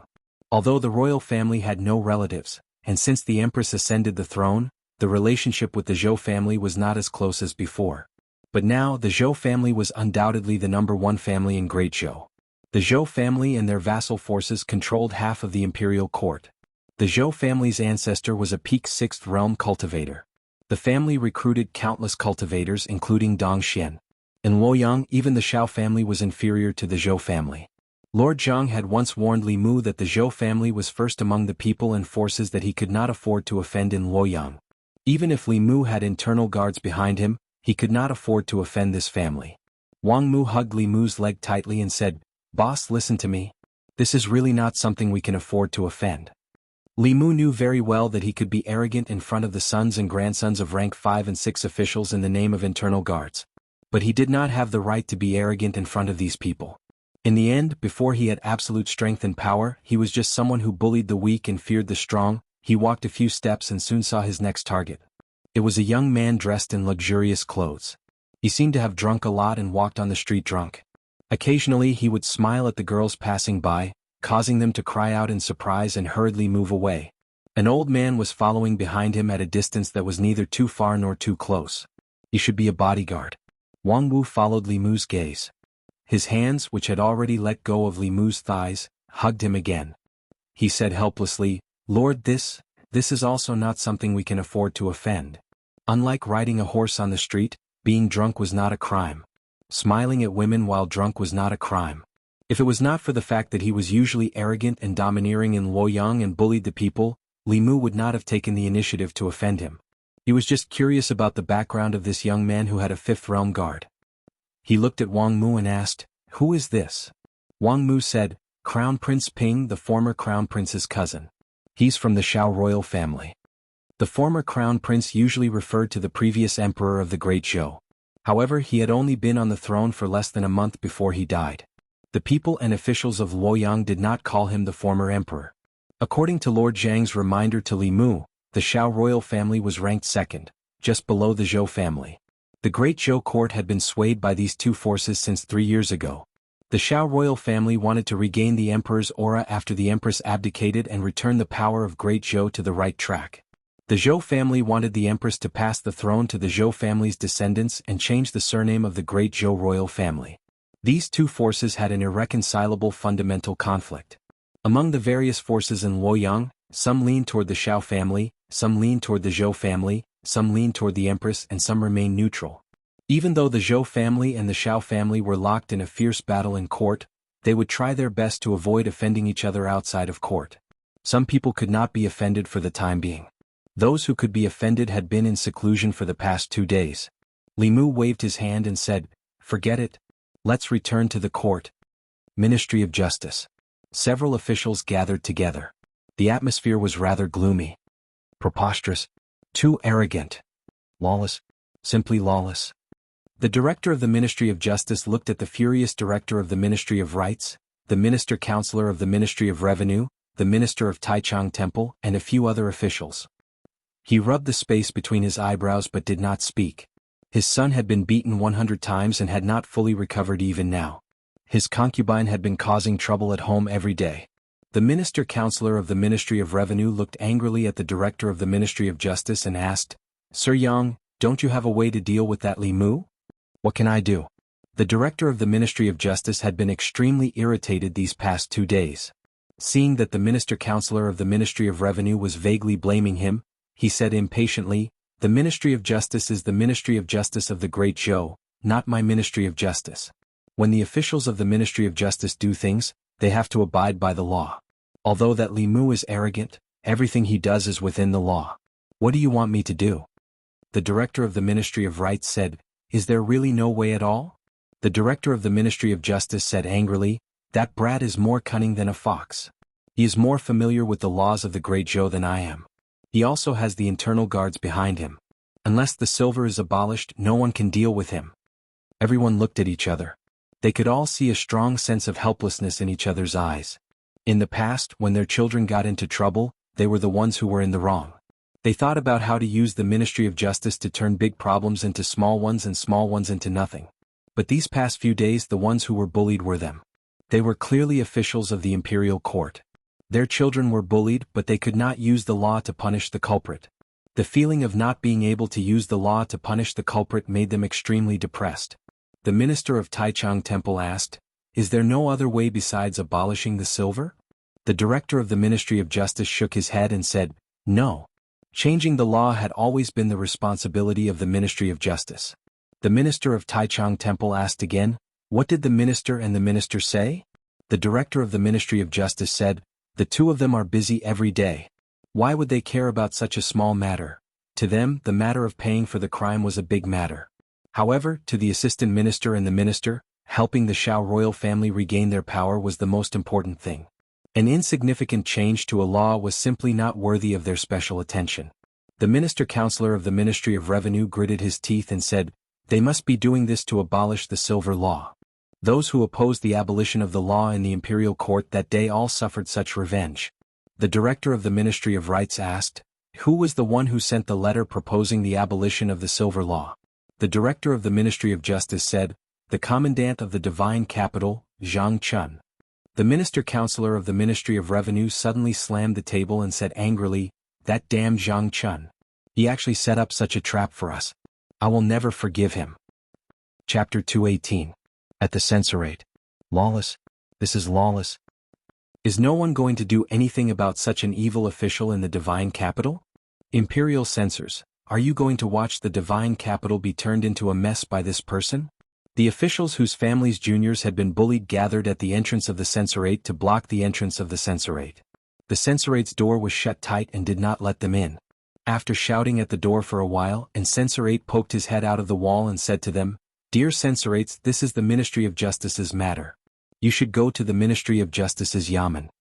An official said angrily, "The Ministry of Justice told us to look for you, but you're looking for the Ministry of Justice. Who should we look for?" The censorate said, "I'm sorry. The censorate is only in charge of monitoring matters. You should report this to the Ministry of Justice." The official gritted his teeth and said, "Is the censorate not going to report such an evil official?"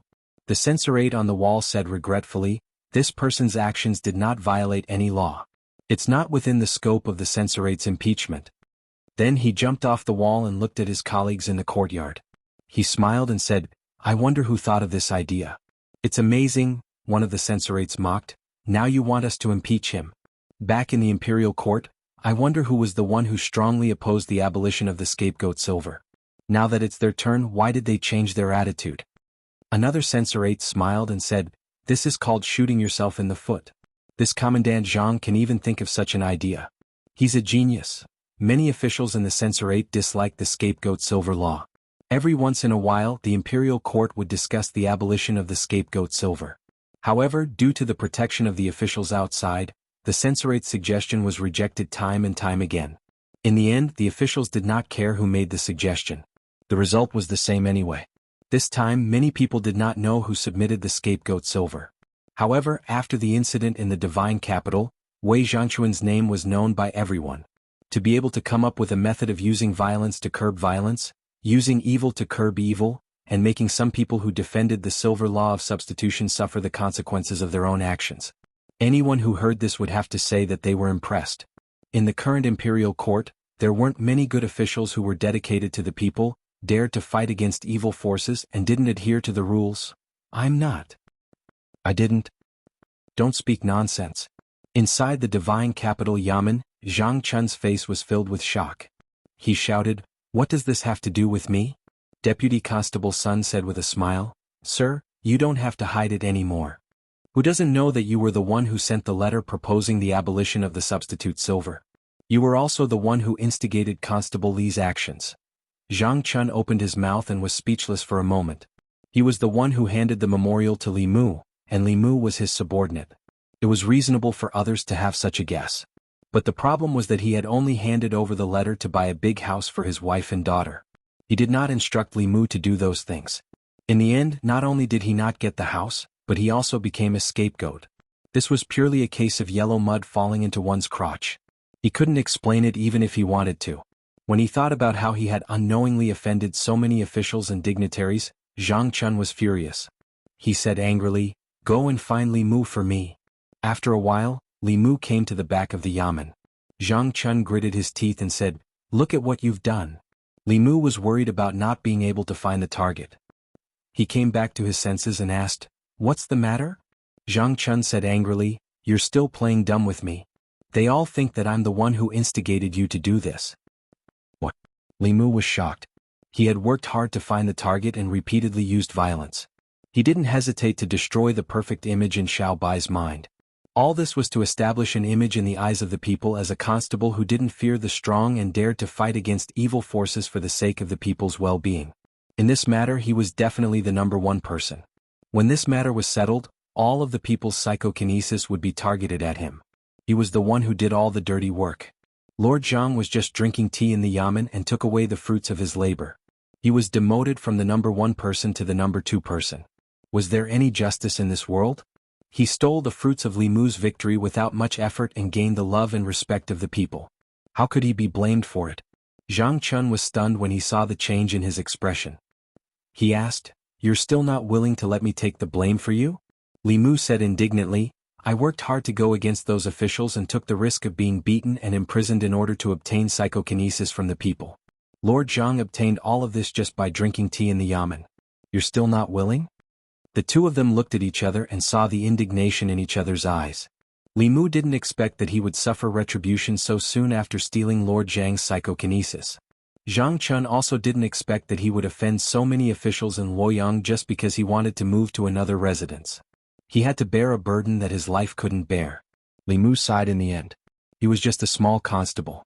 Even if he wanted to take the blame, he didn't have the right to do so. Zhang Chun also sighed. He didn't want to offend people or cause trouble, but the people he offended this time were more than the people he had offended in his 10 years as an official. In the Ministry of Justice, the Minister-Counselor of the Ministry of Revenue, the Minister of the Ministry of Rights, the Minister of the Ministry of Justice, the Minister of the Taichung Temple, and the others also sighed. The Minister-Counselor of the Ministry of Revenue said unwillingly, "Is there really no other way?" The Minister of the Ministry of Justice said, "There's no other way except to amend the law and abolish the Silver of Guilt." In the past, the Silver of Guilt Act was their umbrella of protection. Now the Silver of Guilt Act was their death warrant. With Li Mu's arrogance, if this law wasn't abolished, their families' juniors wouldn't be able to leave their homes in the future. If they were caught by Li Mu outside, they would inevitably be beaten up. Unless they could hire a fourth realm cultivator to guard them at all times, but the price they had to pay was too great. How could they afford to hire a middle realm cultivator? Li Mu and Zhang Chun's goal was clear. If the Silver of Guilt Act wasn't abolished, his actions wouldn't stop. The Minister-Counselor of the Ministry of Revenue suddenly said, "Can you add a restriction to this law? For example, if you want to use the Silver of Guilt Act, you must be an official." The Minister of the Ministry of Justice shook his head and said, "That's impossible. This will destroy the foundation of the people's hearts in great show. Her Majesty won't agree and most of the court officials won't agree either." Although the old party and the new party argued endlessly in the court, there were only disagreements over the succession of imperial power.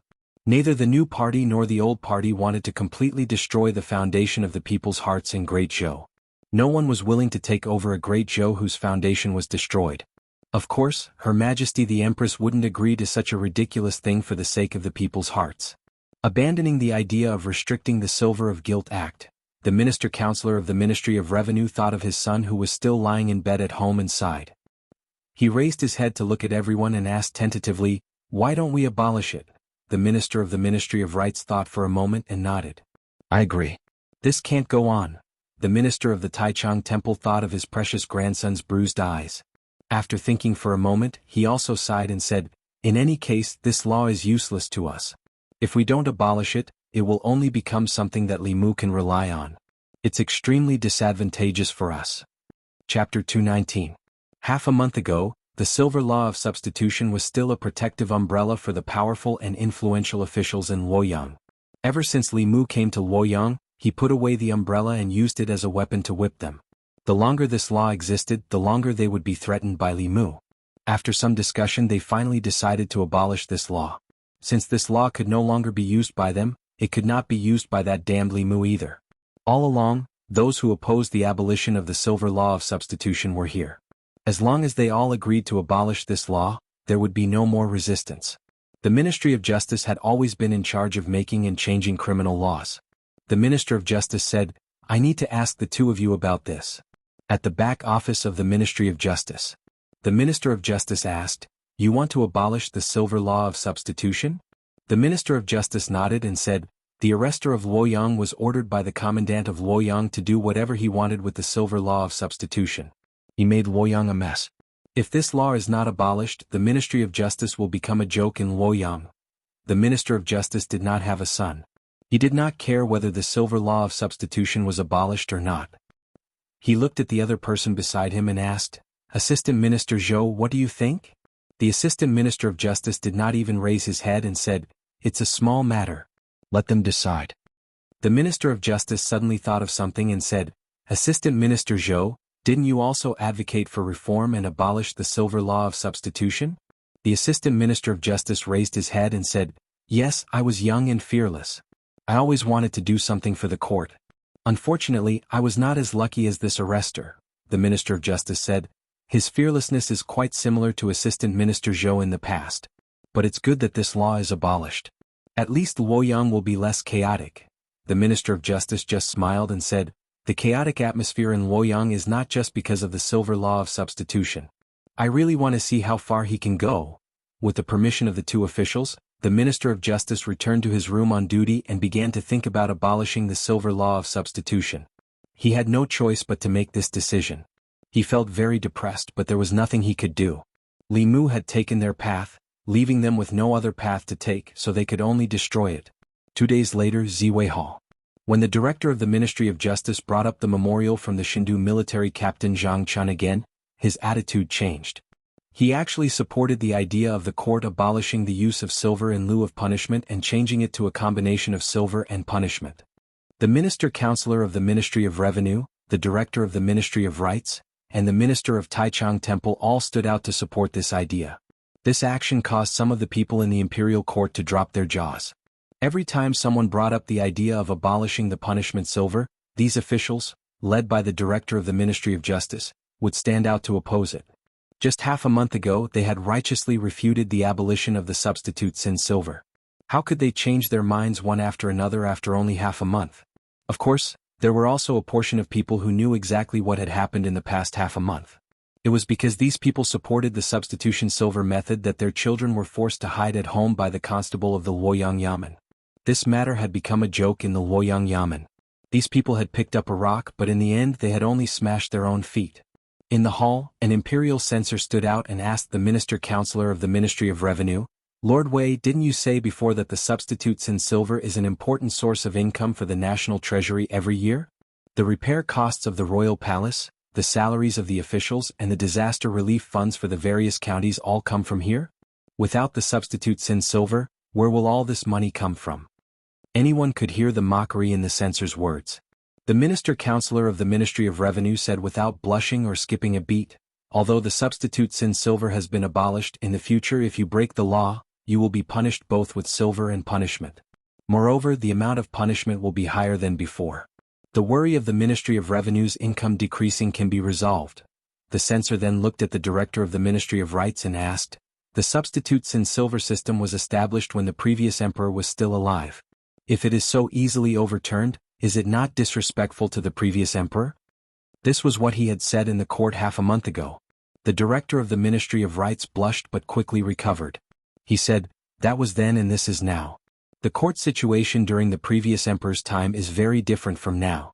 We officials in the court cannot stick to the old ways. We must know how to be flexible. Only then can we better assist His Majesty in governing the country. The censor gave him a disdainful look but did not say anything else. After all, the abolition of the substitute sin silver was beneficial to the people. A few words of mockery were enough.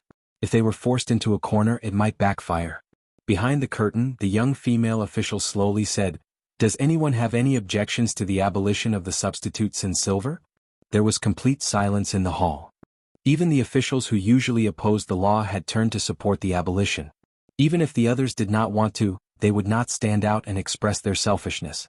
After a moment, the young female official said, since no one objects, the Ministry of Justice will immediately abolish the law. From now on, anyone who breaks the law will not be able to use silver as a substitute. Luoyang Yamen. Mr. Mei held the imperial edict in his hand and read it aloud. Zhang Chun, the military captain of Luoyang, diligent and loyal to the people. He will be granted an official residence and become the minister of Luoyang. Zhang Chun smiled and took the imperial edict with both hands. He bowed and said, thank you, Your Majesty. Li Mu stood aside and sighed to himself. He hated the fact that he had been working for others for years. He was the one who was busy outside. He was the one who was hated by the sons of officials. He was the one who had been in and out of the Ministry of Justice 7 times. In the end, Lord Zhang was the one who got the residence and was promoted by half a rank. Li Mu had worked hard for half a month and worked for him for nothing. After Mr. Mei finished reading the imperial edict, he walked to Li Mu and asked, how much did you spend these days? I will report it to you when I return to the palace. Li Mu said, 30 taels. Mr. Mei raised his eyebrows and said in surprise, 30 taels? He was not surprised that Li Mu had spent too much, but that it was too little. The abolition of the substitute silver would benefit the present generation and the future generations. Many knowledgeable officials wanted to abolish the law, but they all failed in the end. It was obvious how difficult it was to do it. She was prepared to spend 3,000 or even 30,000 taels. She did not expect Li Mu to spend 30 taels. Li Mu nodded and repeated, it was 30 taels. Most of it was spent in the Ministry of Justice. If it was not for the meal at the fragrance restaurant, 20 taels would have been enough. The most effective way to deal with evil people was to be even more evil than them. If you wanted to force the Ministry of Justice to submit, then you had to go their way and leave them with no way out. As long as you found the right way, the money was secondary. In the imperial garden of the palace, the empress was admiring a budding peony among the flowers. She said softly, 30 taels? Official Mei bowed slightly and stood behind her. He smiled and said, in the past half a month, he has used the silver law of guilt substitution to its maximum. He only used 20 taels to beat up the sons of the officials from the Ministry of Revenue, the Ministry of Rights, and the Ministry of Justice. If that wasn't the case, why would those officials take the initiative to change the law? The young female official beside her said. After Her Majesty abolished the substitute silver law, the people of Fairy's capital responded very strongly. Everyone in Fairy's capital went to the state temple to pray. The empress looked away from the flower bud and said calmly, let's go out and have a look. She turned around and brushed the flower bud with her sleeve. In an instant, the peonies in the garden bloomed. On the streets of Fairy's capital, Li Mu and Wang Wu walked on the streets. There were not many people on the streets that used to be bustling today. At this time, most of the people in Fairy's capital went to the state temple to pray. The substitute silver law had tortured the people for more than a decade since the time of the previous emperor. Today it was finally abolished. The people of Fairy's capital were grateful for Her Majesty's benevolence and went to the state temple to pray. This caused the idea of getting some telekinesis from the people to fail. However, although most of Li Mu's gains were stolen by Lord Li Mu because of the abolition of the substitute silver law, it was only for the imperial court. The people's trust in Li Mu would not decrease. This was all because of his punches on the streets of Fairy's capital. From afar, Li Mu saw a group of people coming from afar. They were all familiar faces to Li Mu.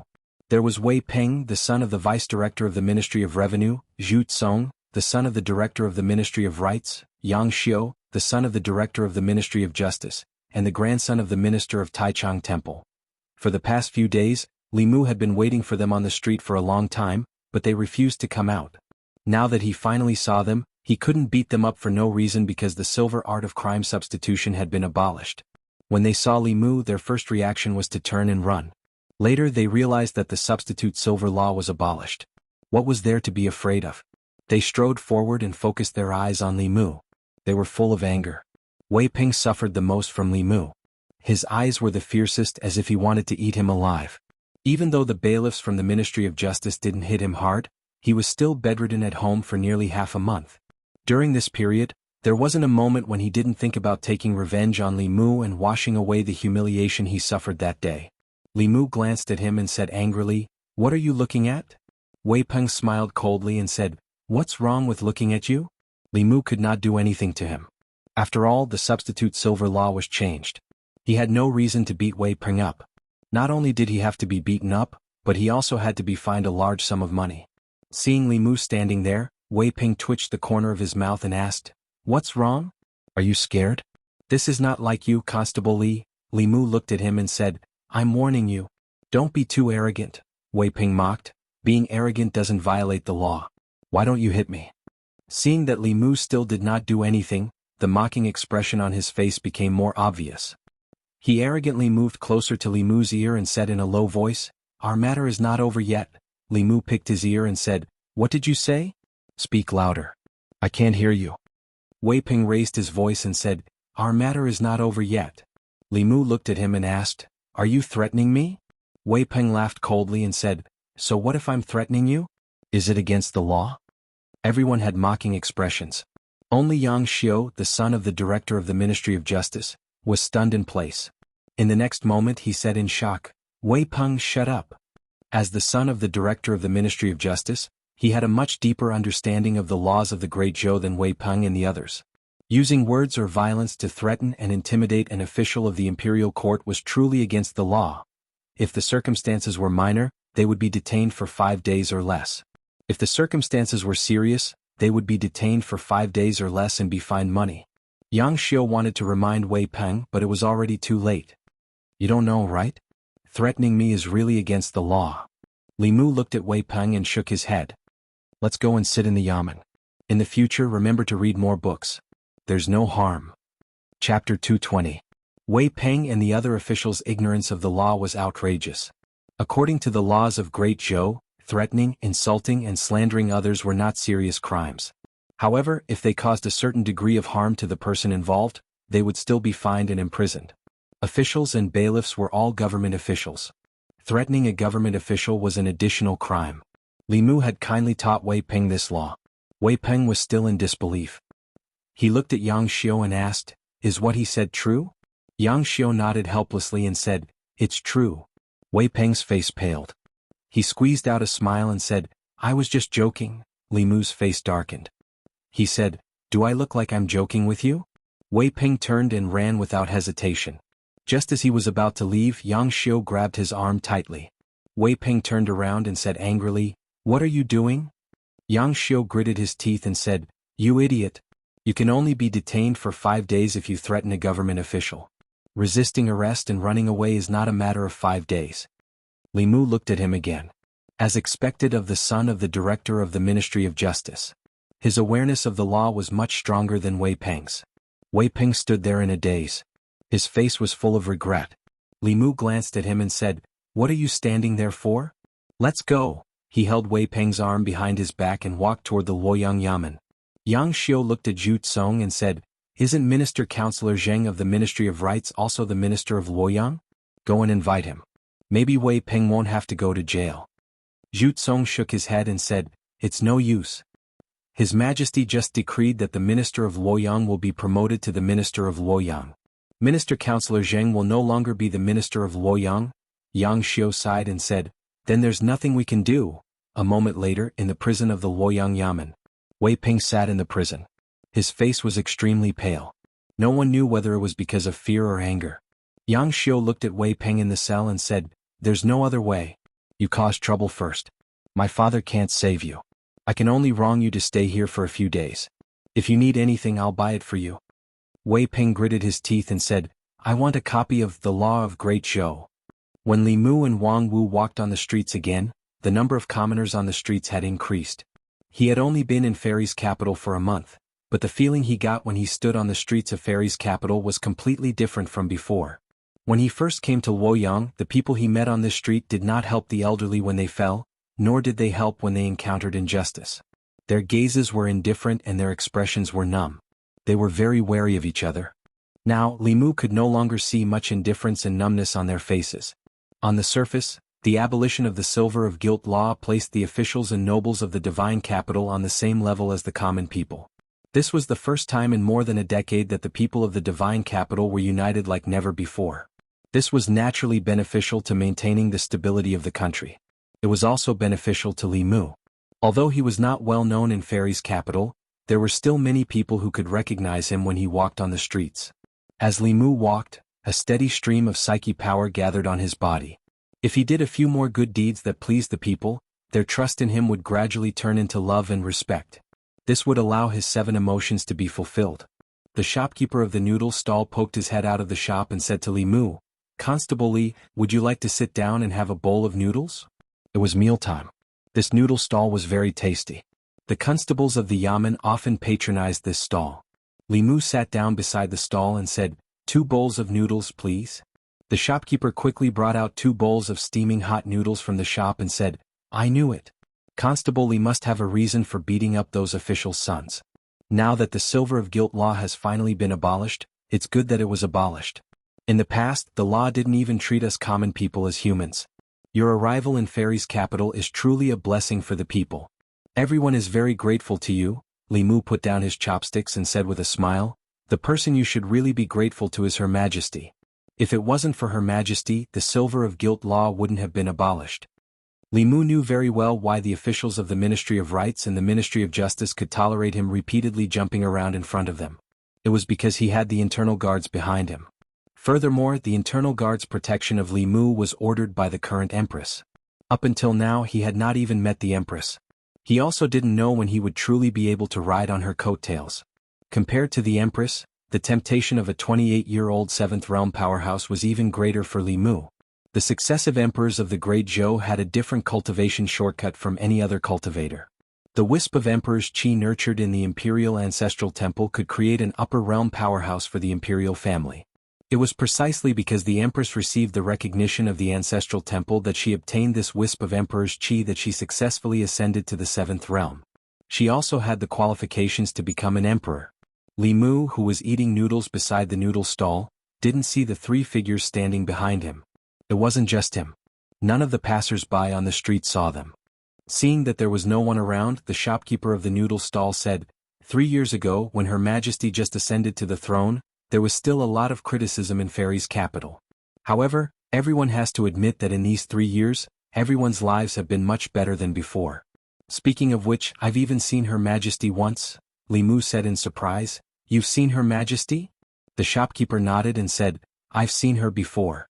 However, at that time, Her Majesty wasn't Her Majesty, nor was she the crown princess. She even ate noodles at my place. At that time, I never would have thought that she would become Her Majesty the Empress." Wang Wu finished his soup and put down the bowl. He said with disdain, "Stop bragging. When Her Majesty wasn't the crown princess, she was still the Zhou clan's legitimate daughter. Why would she come here to eat noodles?" The shopkeeper glanced at him and said, "Believe it or not." After saying that, he went inside to get busy. Wang Wu wiped his mouth and said, "This old guy doesn't even blink when he lies. Her Majesty is of noble birth. Why would she come to this kind of place like us?" Li Mu didn't know much about the thigh he wanted to hug. His knowledge of the Empress was limited to hearsay. Wang Wu grew up in Fairy's capital and often collected information about the rich and powerful families. Perhaps he knew more than Li Mu. He looked at Wang Wu and asked, "How much do you know about Her Majesty?" Speaking of this matter, Wang Wu began to talk non-stop. "That's a lot. Her Majesty is the youngest daughter of Grand Tutor Zhou. She is devastatingly beautiful and has a very high cultivation talent since she was young. When she was 20 years old, she had already entered the fifth realm. Devastatingly beautiful? Li Mu said suspiciously, didn't they say that after she married the crown prince, he didn't like her? If she's so beautiful, why wouldn't he like her? In Li Mu's subconscious mind, although the empress' cultivation was high, she shouldn't be that beautiful. Otherwise, why would she still be a virgin when she became the empress? If it wasn't because she was too ugly, then the rumors were wrong. Wang Wu looked around and said in a low voice, "Boss, I don't know. The crown prince likes men. This isn't a secret in Fairy's capital." Li Mu was stunned. He also lowered his voice and gossiped, "So the rumors that Her Majesty is still a virgin are true?"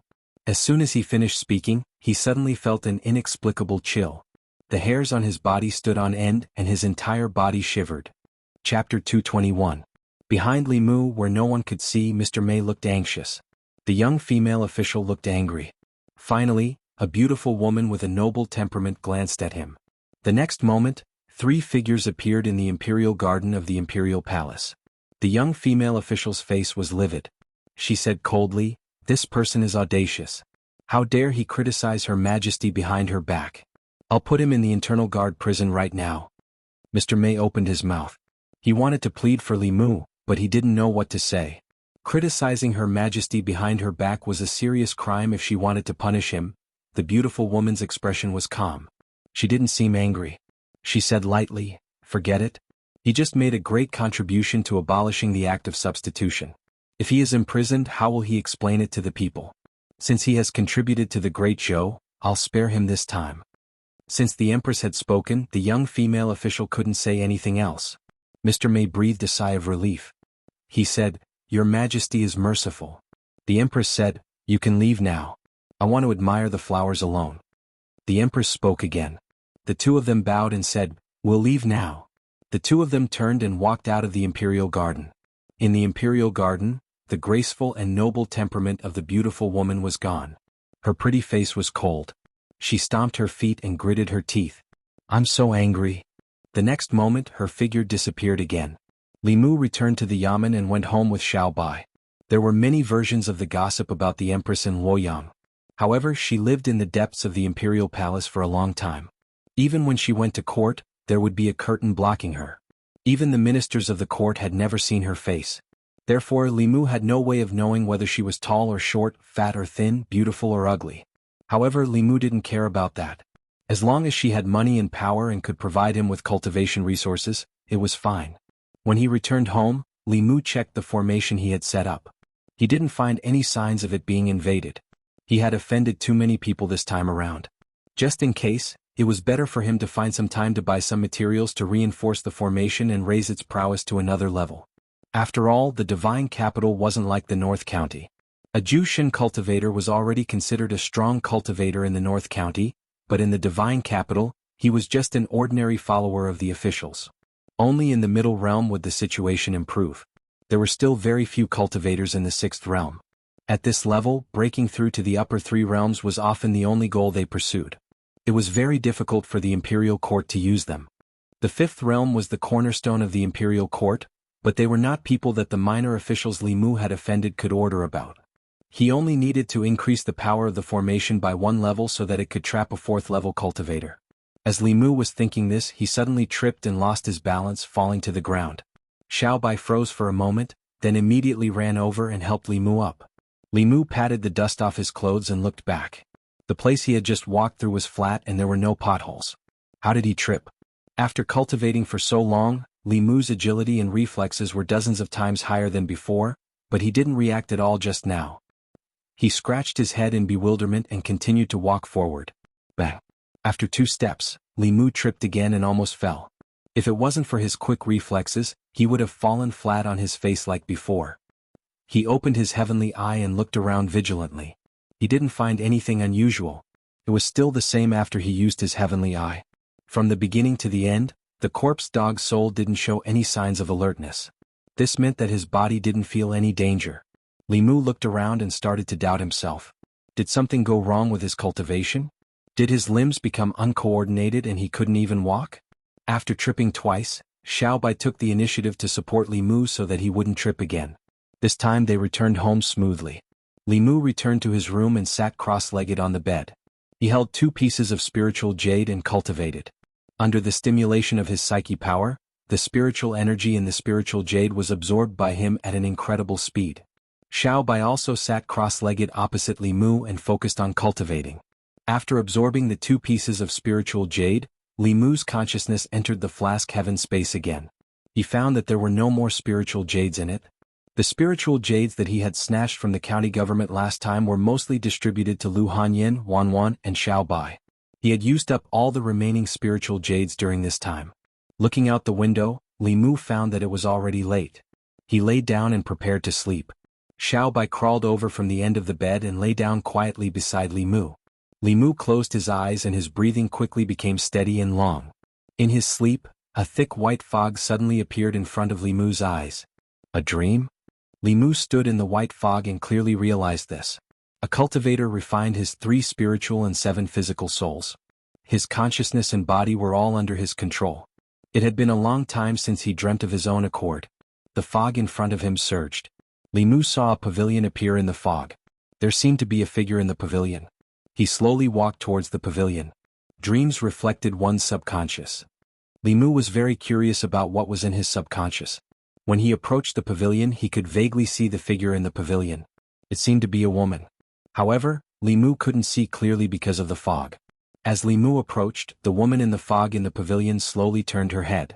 Li Mu thought that he would see Lu Hanyin, Li Qin, or Wan Wan in his dream. However, when the woman turned around, Li Mu saw an unfamiliar woman. The woman had black hair that cascaded down like a waterfall. She had willowy eyebrows and watery eyes. She exuded a holy and noble aura. She was extremely beautiful and didn't pale in comparison to Xiao Bai. Facing Xiao Bai every day, Li Mu wasn't that surprised by her beauty. He was just a little puzzled. Why would an unfamiliar woman appear in his dream? Could it be that he subconsciously wanted to have a beautiful encounter with her in God's capital behind Lu Hanyin's back? That was impossible. After coming to God's capital, Li Mu had always kept himself clean. He had rejected the brothel madam's offer of a lifetime of free sex. The only woman he had interacted with was Mr. Mei. Li Mu couldn't possibly have any impulse towards her. He looked at the woman curiously. What would happen between his subconscious and the unfamiliar woman in his dream? As soon as this thought popped into his mind, the woman in the pavilion suddenly disappeared before his eyes. Then a huge force came from Li Mu's buttocks and he was sent flying. When he turned his head again, he saw that a whip had appeared in the woman's hand. She flicked her hand lightly and the shadow of the whip flew towards him. Li Mu wanted to dodge, but he realized that his body couldn't move at all. He could only watch helplessly as the whip lashed his body. Whoosh, whoosh, whoosh, whoosh. The long whip in the woman's hand lashed Li Mu's body over and over again. The pain was actually real. Although it wasn't unbearable, Li Mu's heart was filled with shame. Why would he have such a dream of being lashed by a strange woman with a whip? At this moment, Li Mu even suspected that he had some strange tendencies in his heart. In the dream, the woman waved the whip angrily, causing a few more whip shadows to appear. In the room, Li Mu suddenly jumped up from the bed. He opened his eyes and panted heavily. Xiao Bai crawled up and looked at him worriedly. "Benefactor, what's wrong?" she asked. Li Mu looked at his surroundings and came back to his senses after a long while. He shook his head and said, "It's nothing. I just had a dream." He lowered his head and looked at his body. There were no injuries or pain.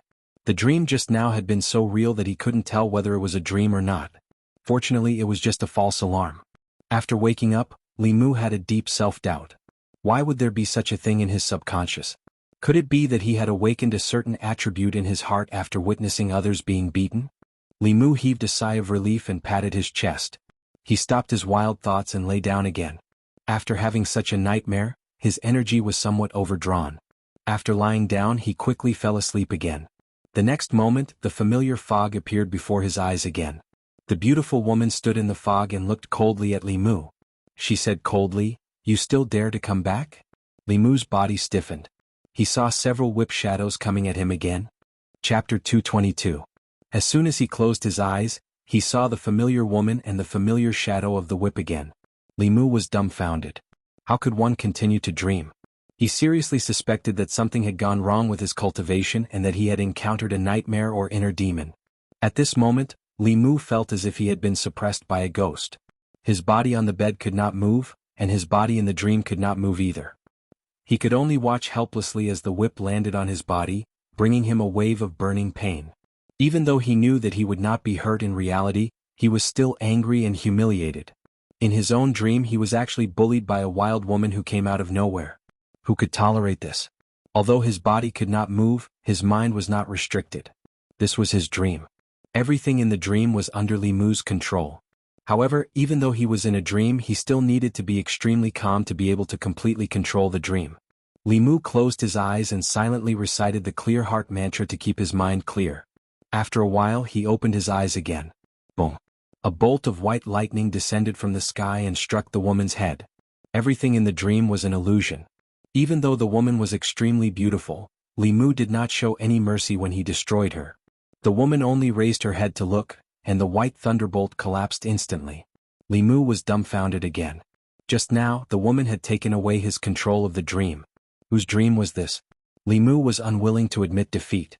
The thunderbolt in the fog exploded again, but this time the white thunderbolt turned purple. It was the advanced purple heaven thunderbolt. The woman did not even raise her head.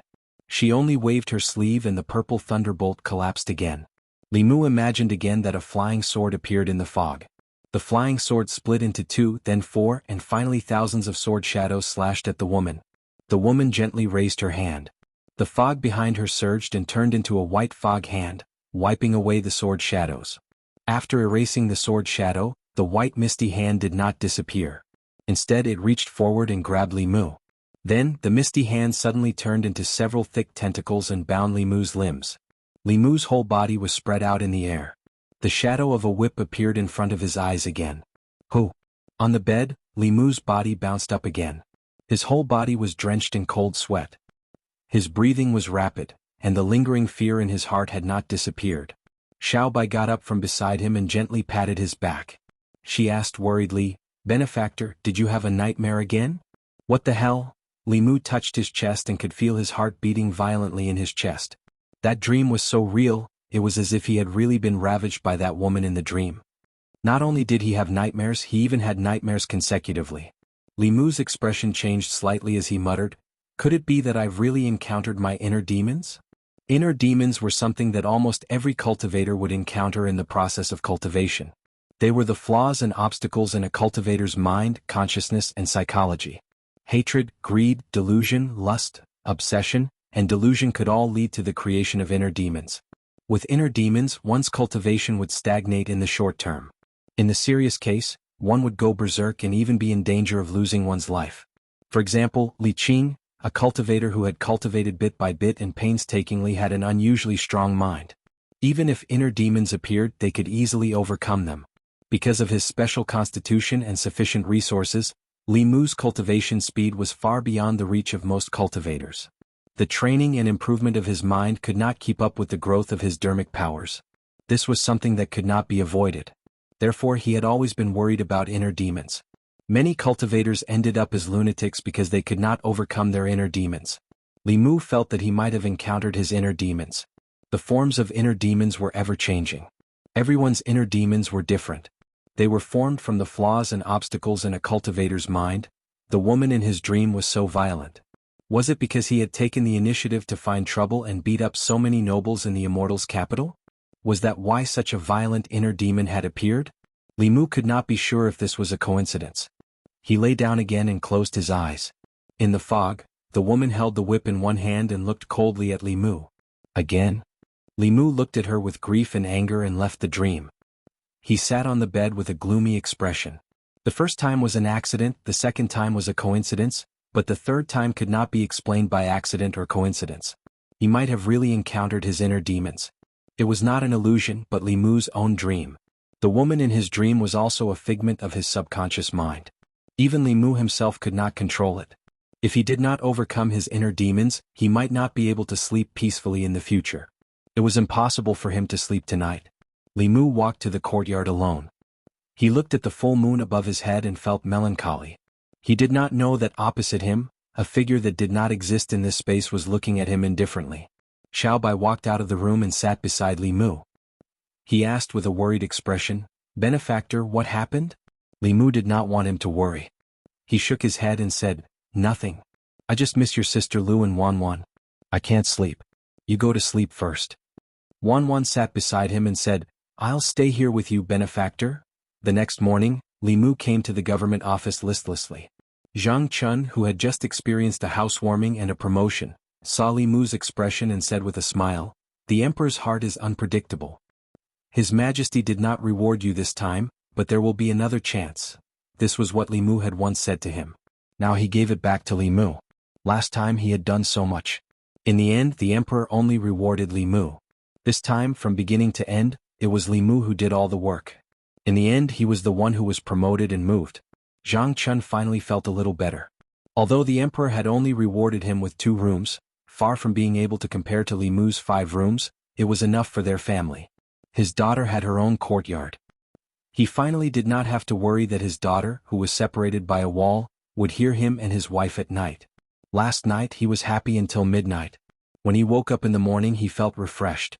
On the other hand, Li Mu must not have slept well last night. In reality, Li Mu did not sleep at all last night. As soon as he closed his eyes, his inner demons would take the opportunity to invade. Last night, he had been ravaged by that woman 8 times in his dreams. His entire person was about to collapse. After arriving at the government office, Li Mu returned to his courtyard at the back of the government office and tried to fall asleep again. This time he fell asleep quickly. Moreover, the woman did not appear. Li Mu was slightly happy. He tried a few more times but the woman still did not appear. He let out a long sigh of relief. Perhaps the inner demons did not appear every time. If he had that kind of nightmare every time he fell asleep, he was afraid that his entire person would collapse. Feeling a familiar aura appear in the courtyard, Li Mu got out of bed and walked into the courtyard. He asked, "Sister May, what's the matter?" Mr. May said, "Nothing. I'm just here to see you." Li Mu said regretfully, "I thought the emperor finally remembered and was ready to reward me." Mr. May glanced at him and said, "Hasn't the emperor rewarded you enough? What else do you want?" Thinking of the 2 Earth-class magic treasures and the 5-section house, Li Mu did not say anything in the end. Even if the substitute silver was abolished, he had contributed the most but did not receive a reward. However, the reward before was enough to cover all his contributions. Mr. May pretended to look away from him casually and said, "The emperor is the ruler. You are the subject.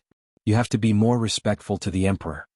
Li Mu felt strange and said, "I have never seen the emperor. How can I respect the emperor?" Mr. May said, "What I mean is that you cannot be disrespectful to the emperor in private. You also cannot criticize the emperor. You have to protect the emperor." Li Mu thought about it. Although he was a little gossipy about the current empress, he still respected her and had always protected her. He did all these things and risked further offending the old party because he wanted the empress to win more people's hearts. The streets of Luoyang were empty, and the people rushed to worship the state temple. Wasn't that his protection of the empress? Nevin was the empress's guard, so he should know her well. Li Mu's gossipy heart was ignited again. He asked Mr. May, "Sister May, you are always with the emperor. You should know her well. What kind of person is the emperor?" Mr. May stared at him and said, "Have you forgotten what I just said?" Li Mu explained, "I am just taking precautions. I am afraid that I don't know enough about the emperor. If I do something in the future that offends the emperor," Mr. May said, "don't worry. The emperor's kindness and generosity are far beyond your imagination. Even if you offend her, she won't care." Chapter 223. Li Mu had no doubt that the empress was benevolent. Although she hadn't been on the throne for long, she had always been benevolent when she was on the throne. She would often consider the people's feelings. In the case of the evil spirit in Ruyang County, the county magistrate's family had been slaughtered. She didn't follow the usual rules, but followed the people's wishes and pardoned Xiaoyu. However, Li Mu didn't really believe that she was magnanimous. Women were creatures that held grudges. This had nothing to do with their identity, personality, or position. Lu Hanyan wouldn't sleep with Li Mu that day because he said the wrong thing. Li Qing would also find a random reason to make Zhang Shan patrol the streets for 3 days because of his blabbering. The empress had a high position and power, but she was only 28 years old. Although women at this age could be considered mature, their hearts often hadn't changed from that of a young girl. On the other hand, young girls were fickle and calculative. They were often not magnanimous. Of course, whether or not the empress was magnanimous didn't have much to do with Li Mu. He was a firm supporter of the empress. He would only protect her and wouldn't take the initiative to offend her. Mr. Mei and Li Mu had a strange conversation and then left the government office. Li Mu was confused. He felt that there was a hidden meaning in her words, but he couldn't figure out what exactly she meant. Li Mu stopped guessing. In order to confirm whether or not what happened last night was an accident, he forced himself to sleep again. He tried countless times in the morning, but that woman didn't appear even once. Li Mu finally felt relieved. Until now, the cultivation world only knew a little about inner demons. Some people's inner demons didn't take form. It was just a kind of emotion. This kind of emotion would make people unable to calm down and hinder cultivation. This was the lowest level of inner demons. High-level inner demons could affect the owner's personality and even spiritual wisdom. Some cultivators with weak wills would be invaded by inner demons and lose their spiritual wisdom. They would completely fall into the demonic path. High-level inner demons could even manifest another personality and fight with the cultivator for control of the body. Li Mu was worried that he would encounter such inner demons. However, it was strange that the inner demon formed in his subconscious was a woman and had such a special fetish. In his dream, that woman was terrifyingly powerful. Li Mu couldn't defeat her at all. Fortunately, she didn't appear after last night. Li Mu planned to observe her for a few more days. If she didn't appear in the next few days, it would mean that last night was just a coincidence. 3 days later in the morning, Li Mu was holding on to Xiao Bai. Stroking Whitey's smooth fur, Li Mu's heart was completely at ease. In these 3 days, the woman in his dream didn't appear. Once an inner demon was born, it would be uncontrollable. After 3 days of peace, it was almost certain that the series of dreams that night were not because of an inner demon. Although Li Mu didn't know the specific reason, as long as it wasn't because of his inner demons, everything was fine. He came to the county yamen in high spirits. Zhang Chun looked at him in surprise and asked, "What happy event did you encounter? Why are you so happy?" Li Mu said, "I slept well, so of course I'm in good spirits." Zhang Chun nodded and said, "That's right. It's more comfortable to sleep in a big house. If you have time, come to my house for tea." Li Mu waved his hand and said, "Next time when I have the chance." Hearing him mention a big house, Li Mu's heart began to ache again. This was a classic example of someone who took advantage of others but didn't want to admit it. Commandant Zhang, no, it should be Prefect Zhang now, was flushed with success these days. He had been promoted and moved. Most importantly, all of this should have been Li Mu's. He had very well taken revenge for the suffering and exhaustion he had suffered that day. In the end, Li Mu enjoyed the fruits of his labor. Li Mu didn't want to see Zhang Chun. He walked into a room and asked Wang Wu, "How has Wei Peng been in prison these days? Did he cause any trouble?" Today was the last day Wei Peng was released from prison. Li Mu had been worried about his empress and had almost forgotten about him. No. Wang Wu shook his head and said, "He's been reading books in prison." Li Mu was surprised and asked, "Reading books? What books?" Wang Wu said, after he went in, he had Yang Xiu give him a copy of The Laws of Great Zhou. These days, other than eating and sleeping, he's been reading books. One wasn't afraid of hooligans being bold or cultured. One was afraid of hooligans being bold, cultured, and understanding of the law. After Wei Peng had suffered a few losses at Li Mu's hands, he seemed to have learned his lesson and decided to use the law to defeat the law. If he really was familiar with the laws of Great Zhou, perhaps he really could cause some trouble for Li Mu. At the very least, it wouldn't be so easy for him to fish next time. This was a matter for the future. Li Mu didn't care about Wei Peng anymore. He walked out of the government office and patrolled the streets. As a constable, patrolling wasn't Li Mu's responsibility. However, for the sake of psychokinesis, he would do such a small thing himself. The people still greeted him warmly, but there was very little psychokinesis left in their bodies. This was because a large part of the psychokinesis had been taken by Zhang Chun. In addition, it had been a few days since the previous incident. The popularity was no longer there. It was impossible for the people to continue producing psychokinesis.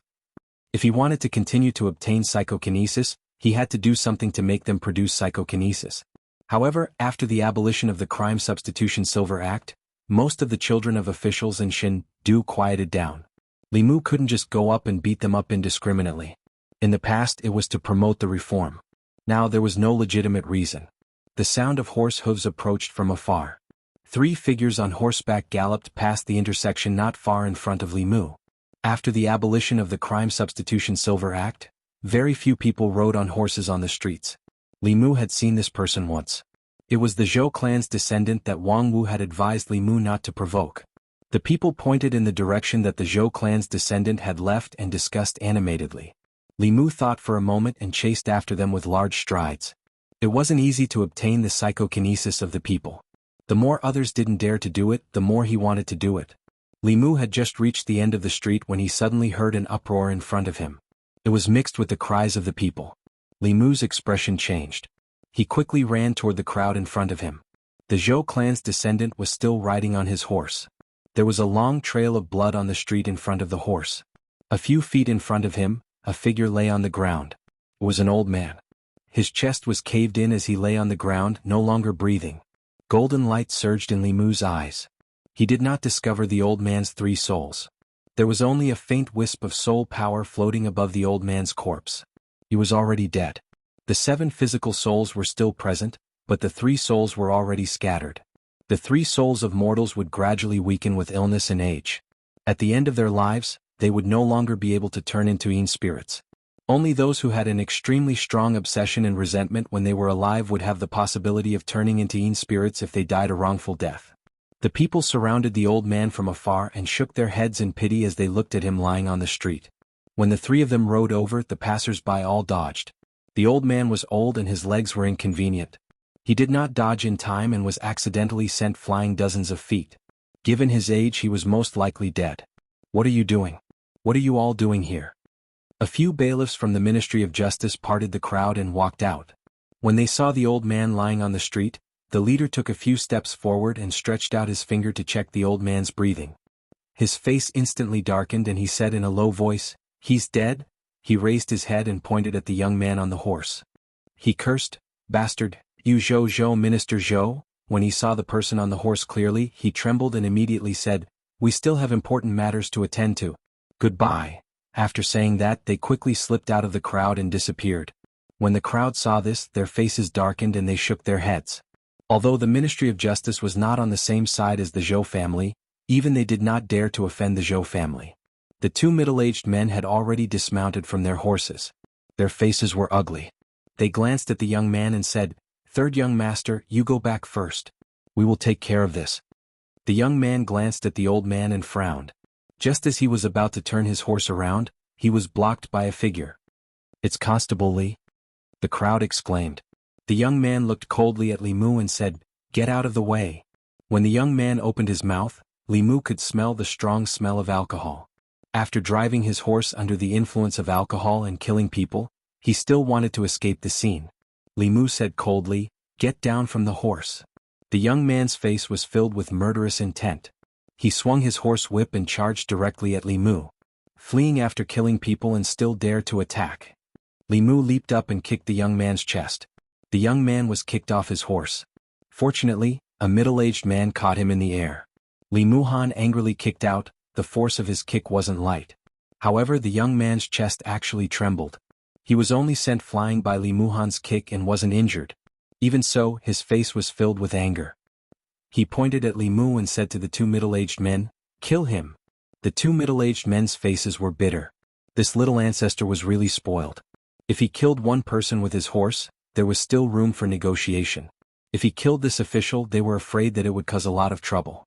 One of them looked at Li Mu and said, "This is the young master of the Zhou family's 4th master." He was worried that Li Mu did not know Director Zhou, so he introduced himself first. The name Zhou family was second only to His Majesty in Fairy's capital. If he was smart, he would know what to do. Li Mu's face darkened. "I don't care about the young master of the Zhou family or the Wu family. I am a constable who receives a salary from the country. This person killed people on the street. If I let him go just like that, how can I face His Majesty and the people of Fairy's capital?" The crowd was excited. Constable Li is indeed worthy of his reputation. There were also people who looked worried. This is the Zhou family. How can Constable Li go against the Zhou family? The people from the Ministry of Justice watched from afar. Although they were not on good terms with Li Mu and even had some grudges against him, they had long forgotten about their past grudges. The leader of the constables looked at Li Mu with a complicated expression. "I'm really impressed this time." The person beside him shook his head. "You have to be impressed." The last constable opened his mouth wide and said, "This guy is really not afraid of the heavens or the earth." Chapter 224. Seeing that the constable did not back down even after hearing about the Zhou family, The Transcendent Realm cultivator looked at the other person and said, "I'll stop him. You take the young master back first." Of course, the Zhou family's disciples could not be taken away like this. This was their duty as guards. Once they reached the Zhou family, everything that happened would be shouldered by the Zhou family. It would have nothing to do with them. Anger rose in Li Mu's heart. It was one thing to ride a horse on the streets. People like Wei Ping, Yang Xiu, and Zhu Tsong were just a little arrogant and liked to bully people with their power. The people suffered some losses and did not dare to speak out. But this person from the Zhou family was different. He rode a horse while drunk and killed people on the streets. Not only did he not feel any remorse, he became even more arrogant. A fresh human life was nothing in his eyes. The two Transcendent Realm cultivators clearly did not care about this human life either. Li Mu looked at them and said coldly, "Killing, fleeing, resisting arrest. According to the laws of Great Zhou, you can be executed on the spot as a warning to others." The middle-aged man was a Transcendent Realm cultivator. He stood in front of the Transcendent Realm cultivator and said with a smile, "You can try." Li Mu looked at him and asked, "Are the lives of people so cheap in your eyes?" The middle-aged man shook his head and said, "I cannot let you take the young master away. This is my duty." Li Mu looked at him coldly and said, "Sorry, this is also my duty. I am arresting the murderer according to the law. Those who stop me will be punished as well." As he finished speaking, a sword light slashed towards the middle-aged man's head. Swoosh! The middle-aged man pulled out the long knife at his waist and blocked it. Clang! After the sound of metal clashing, the long knife in his hand broke in two and fell to the ground with a clang. At the same time, one of his arms fell to the ground. With Li Mu's current cultivation, using Bai as a regular weapon was actually not enough. After all, Bai was only in the Shen class. Its greatest use was Madame Chu, who could provide Li Mu with level 4 mana. If he used Bai alone against level 4 cultivators, this sword would instead weaken the power he could unleash. Therefore, when he swung his sword down, he sent Bai into the Flask Heaven Ring and replaced it with the Qingshan sword. An ordinary sword strike had broken the middle-aged man's saber and severed his arm. His mystic-ranked high-grade weapon was broken into two, and at the same time, his arm was broken as well. The middle-aged man stared blankly for a moment, then his complexion greatly changed. He hurriedly used his other hand to take out a piece of fulu and stuck it on the severed arm. Only then did he manage to stop the madly gushing blood. He sat on the ground and circulated his magic power to regulate his breathing. Before the other middle-aged man could leave with the young man, he saw this shocking scene. Li Mu pointed his sword at the two of them and said indifferently, "Killing and fleeing, one of you try to escape?" The remaining middle-aged man's face turned ugly. He didn't expect a spirit condensation cultivator to have such a divine weapon. But he still had to take the young master away. He grabbed the young man's shoulder, and the two of them rose into the air, ready to leave. Li Mu waved his hand and threw out a piece of fulu. The fulu turned into a ray of golden light and entered the middle-aged man's body. He only felt the magic power in his body stagnate, and he suddenly couldn't circulate it. Both he and the young man fell from the sky. He hit the ground and stared at Li Mu. He asked, "Do you really want to become enemies with the Zhou clan?" It wasn't Li Mu who became enemies with the Zhou clan, but the Zhou clan who became enemies with him. And this wasn't the first time. This time it was time to settle the old and new scores together. Of the two middle-aged men, one was severely injured with a severed arm, and the other's magic power was sealed. Li Mu walked in front of the young man and said, "You want to escape after killing someone? Do you think there are no laws in the Immortals' capital?" It seemed that he wouldn't be able to escape today. The young man wasn't afraid. He only looked at Li Mu mockingly and said, "Let's go." He didn't have anything on him. Li Mu looked at the bailiffs from the Ministry of Justice who were hiding in the distance. He saw one of them holding a metal chain and said from afar, "Lend me your metal chain." The bailiffs looked around, threw the metal chain on the ground and silently retreated. Li Mu waved his hand and the metal chain flew into his hand. He tied up Zhou Chu and walked to the old man who was hit. He sighed and looked around. He asked, "Who is willing to help me carry the old man's body to the county yamen?" The crowd was in a commotion. Soon a man stood out and said, "Constable Li, I'll do it." Li Mu saluted him. "Thank you." The man grinned and said, "It's my duty." Li Mu held the metal chain in his hand as if he was leading a dog. Zhou Chu followed behind him. The two middle-aged men followed closely behind him. Wherever they went, the streets were in an uproar. Why did that man lose an arm? It's so scary. Isn't that young Master Zhou of the Zhou family? Why is he chained up? What crime did he commit? Does it matter what crime he committed? What matters is who dared to arrest him. Didn't you see? The one holding the chain is Constable Li. Other than Constable Li, who else in Luoyang would dare to do such a thing? This is going to be a big show. It's the Zhou family, show my ass.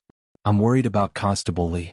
If something happens to him, who will redress the grievances of the people of Luoyang? At the entrance of Luoyang Yamen, Wei Peng was greeted by Yang Xiu and Zhu Kang. After 5 days in prison he looked haggard.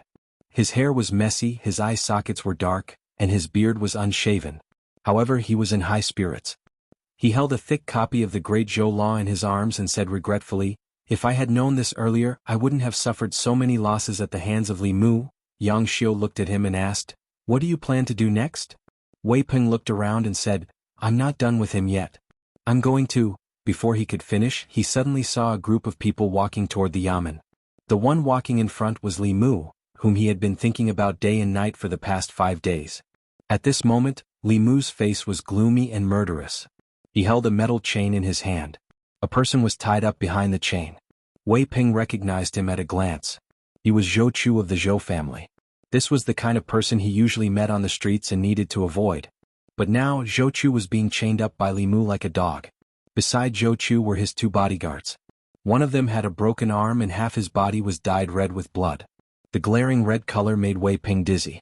Yang Xiu's attention was on Wei Peng and did not see this scene. He asked curiously, "What are you going to do?" Wei Peng swallowed and said, "I'm going to study the Great Zhou Law carefully after I go back. I think we were wrong in the past. I must be a law-abiding person in the future." Yang Xiu was stunned. He thought he was hallucinating.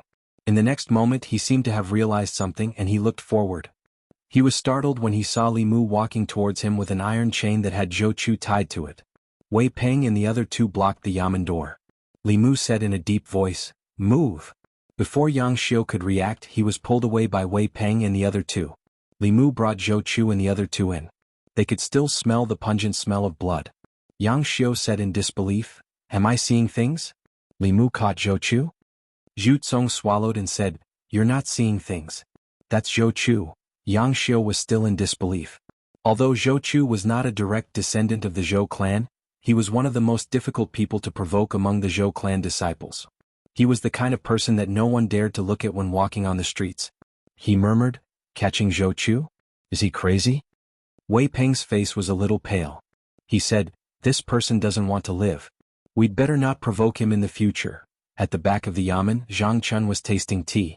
For the past 2 days, he had been in a very good mood, especially when he saw Li Mu's gloomy expression. He had to let him have a taste of the bitterness in his heart at that time. Thinking like this in his heart, when he saw Li Mu walk in with a cold face, the smile on his face became bigger. He said, "Li Mu, sit down and have a cup of tea." Li Mu said, "No, there's a murder case that needs to be heard by Darren." "What?" Zhang Chun immediately lost the mood to drink tea. He stood up and asked solemnly, "What kind of case?" Li Mu said briefly, "Someone was drunk and rode a horse on the street. An old man was killed. I have brought him back. Darren needs to deal with him." Zhang Chun strode to the front of the Yamen and said angrily, "Outrageous, who is so bold?" Li Mu said, "Zhou family Zhou Chu." Zhang Chun's footsteps stopped. His face was a little pale. He turned back and asked, "Which Zhou family?" Li Mu looked at him and said, "There's no doubt. It's the Zhou family that Darren is thinking of." Zhang Chun's body swayed. He held the wall to steady himself. He looked at Li Mu and said angrily, "I just took advantage of you a little. Do you have to treat me like this?" Chapter 225. Zhang Chun looked at Li Mu and felt like he had nothing to live for. He had just offended some of the officials in the old party and was even labeled as a member of the new party. In the blink of an eye, Li Mu had captured the Zhou family members. The Zhou family was the core of the new party. All the officials in the new party had to rely on the Zhou family for survival. Now in the vast Luoyang, there was no place for Zhang Chun in the old party or the new party. He knew that the residence given to him by His Majesty was not for nothing. What he owed now he would have to pay it back one day. But Zhang Chun did not expect this day to come so soon. Jianghu county magistrates were furious. Li Mu also felt wronged. That was a human life, a living human life. Even if he wasn't a bailiff and didn't have this responsibility on his shoulders as a mere human, he couldn't just watch as Zhou Chu arrogantly left after committing murder. But as a constable he was only responsible for arresting people. After he was arrested, Lord Jiang would have to take the blame. This seemed unfair to him. Should he ask His Majesty to transfer him to the Ministry of Justice through Mr. Mei? Li Mu was thinking about the feasibility of this idea. Zhang Chun's eyes suddenly lit up. He said, "Wait, I am now the Minister of Luoyang. You can go to the Commandant of Luoyang to solve the case." Li Mu shook his head and reminded him, "Although His Majesty promoted you, he did not appoint you as the Commandant of Luoyang. You are still in charge of all matters in the Luoyang Yamen." Zhang Chun was stunned. If that's the case, this official's promotion was for nothing? Li Mu nodded. "You can see it that way." The light in Zhang Chun's eyes dimmed again. He covered his face with both hands and said angrily, "What a sin!" After a while he removed his hands from his face. His eyes changed from hesitation to determination. He seemed to have made a decision. Yang Xiu, Zhu Tsong, and the others were still at the entrance of the yamen. Zhu Tsong stood outside and looked inside. He asked, "What do you think they will do?" Yang Xiu shook his head and said, "I don't know either. But according to the law, if a horse kills someone he should pay with his life." Wei Peng glanced at him and said disdainfully, "You're the son of the director of the Ministry of Justice. There are many different situations when a horse hits someone. It's impossible to generalize." "What do you mean?" Zhu Tsong asked. Wei Peng thought for a moment and said, "There are several situations when a horse runs into someone and causes death. If you didn't break the law and ride a horse on the official road and someone rushes out from the side and is killed by the horse, the responsibility is on him. You only need to pay a small amount of money. If he was walking on the official road and you accidentally killed him while riding a horse, the responsibility would be on you. You would have to compensate for all the losses. But because it was just a mistake, you don't have to pay with your life and you don't even have to go to jail. Not only do you have to take full responsibility for killing someone with your horse after drinking, you will also have to go to jail. This is under the circumstances where riding a horse is allowed. Riding a horse is not allowed in Luoyang. That's another crime. Riding a horse while drunk is another crime. Murder and escape is another crime. Resisting arrest is another crime." Wei Peng flipped open the law of Great Zhou in his hand and said, "What Zhou Chu did was extremely bad. If it were someone else, it wouldn't be too much to sentence him to death." Zhu Tsong swallowed his saliva. He suddenly felt that compared to Zhou Chu, his image was suddenly lofty. Although he also liked to ride a horse on the streets of Luoyang, he didn't dare to ride too fast. He would give the people blocking his way time to dodge. He just wanted to show off and didn't want to kill someone. Wei Peng walked into the yard of the yamen and said, "Let's see what they will do." In the court of the Luoyang yamen, the old man's body was lying flat on the ground. After the coroner of the yamen examined the injuries, he said, "Your Honor, the victim's sternum is all broken. He died from the collision." Zhang Chun looked at the old man and closed his eyes. After a while he slowly opened them and looked at Zhou Chu. He said, "Offender Zhou Chu, you broke the law by riding a horse while drunk on the streets of Luoyang and killed an innocent old man. On the way to escape you resisted arrest. Countless people on the streets witnessed it. Do you plead guilty?" Zhou Chu had sobered up. He looked at him indifferently and said, "I plead guilty." "It's good that you plead guilty." Zhang Chun sat back in the main seat and said, "According to the law of Great Zhou, Book 5, Article 13, if you break the law by riding a horse on the streets of Luoyang and cause serious injury or death, you will be sentenced to more than 10 years in prison. You rode a horse while drunk and attempted to escape after killing someone. You also ordered your subordinates to attack the yamen arresters of Luoyang. The circumstances are extremely bad and have caused serious consequences. I sentence you to be executed and immediately sent to the Ministry of Justice for review." Zhou Chu shrugged and said indifferently, "As long as you like it." Zhang Chun said, "Men, throw these 3 into prison first." 2 yamen runners walked over with fear on their faces. Zhou Chu looked at them with disdain and said, "Where's the prison? I'll walk by myself." Seeing Zhou Chu being taken away without fear, Li Mu did not feel relieved. This was because he knew that this was not the end but only the beginning. Zhang Chun walked down from the court and patted his shoulder. He said, "Don't be discouraged. You didn't do anything wrong." Li Mu was actually a little embarrassed to face Zhang Chun. As a subordinate, he had never let Zhang Chun be at ease. Everything he did in Luoyang was actually because he had a strong backing. He was just a small official. The old and new parties could not suppress him through the court. If they wanted to use secret methods, they would have to send out a 6th realm cultivator. Even if it was a 6th realm cultivator, Li Mu could temporarily hold them off for 15 minutes. If they wanted to get rid of Li Mu secretly, they would have to send out a 7th realm cultivator. A cultivator of that level was a deterrent in both parties. They were used to keep the empress in check. They would not listen to the orders of the Zhou clan or the Shao clan, and they would not care about a small official like Li Mu. Therefore, although Li Mu's status was low, he could do whatever he wanted in Luoyang. However, Zhang Chun was different. He was as timid as a mouse, but he had a strong sense of justice. He wanted to hide from everything, but whenever he needed to stand up, he would stand up without hesitation. This time he had completely offended the Zhou clan. Li Mu looked at him and asked, "Have you thought it through, sir?" Zhang Chun let out a long sigh and said, "I didn't get promoted for nothing and I didn't live in this house for nothing. This is life." Li Mu asked, "Sir, do you mean that you've accepted your fate?" "No." Zhang Chun shook his head and said, "We'll make a big deal out of this, the bigger the better. We'll make it so that both the new and old parties can't tolerate me. Then I can be transferred out of Luoyang." Li Mu thought about it carefully and realized that Zhang Chun had a good plan. He was the minister of Luoyang. His position was not high, but it was not low either.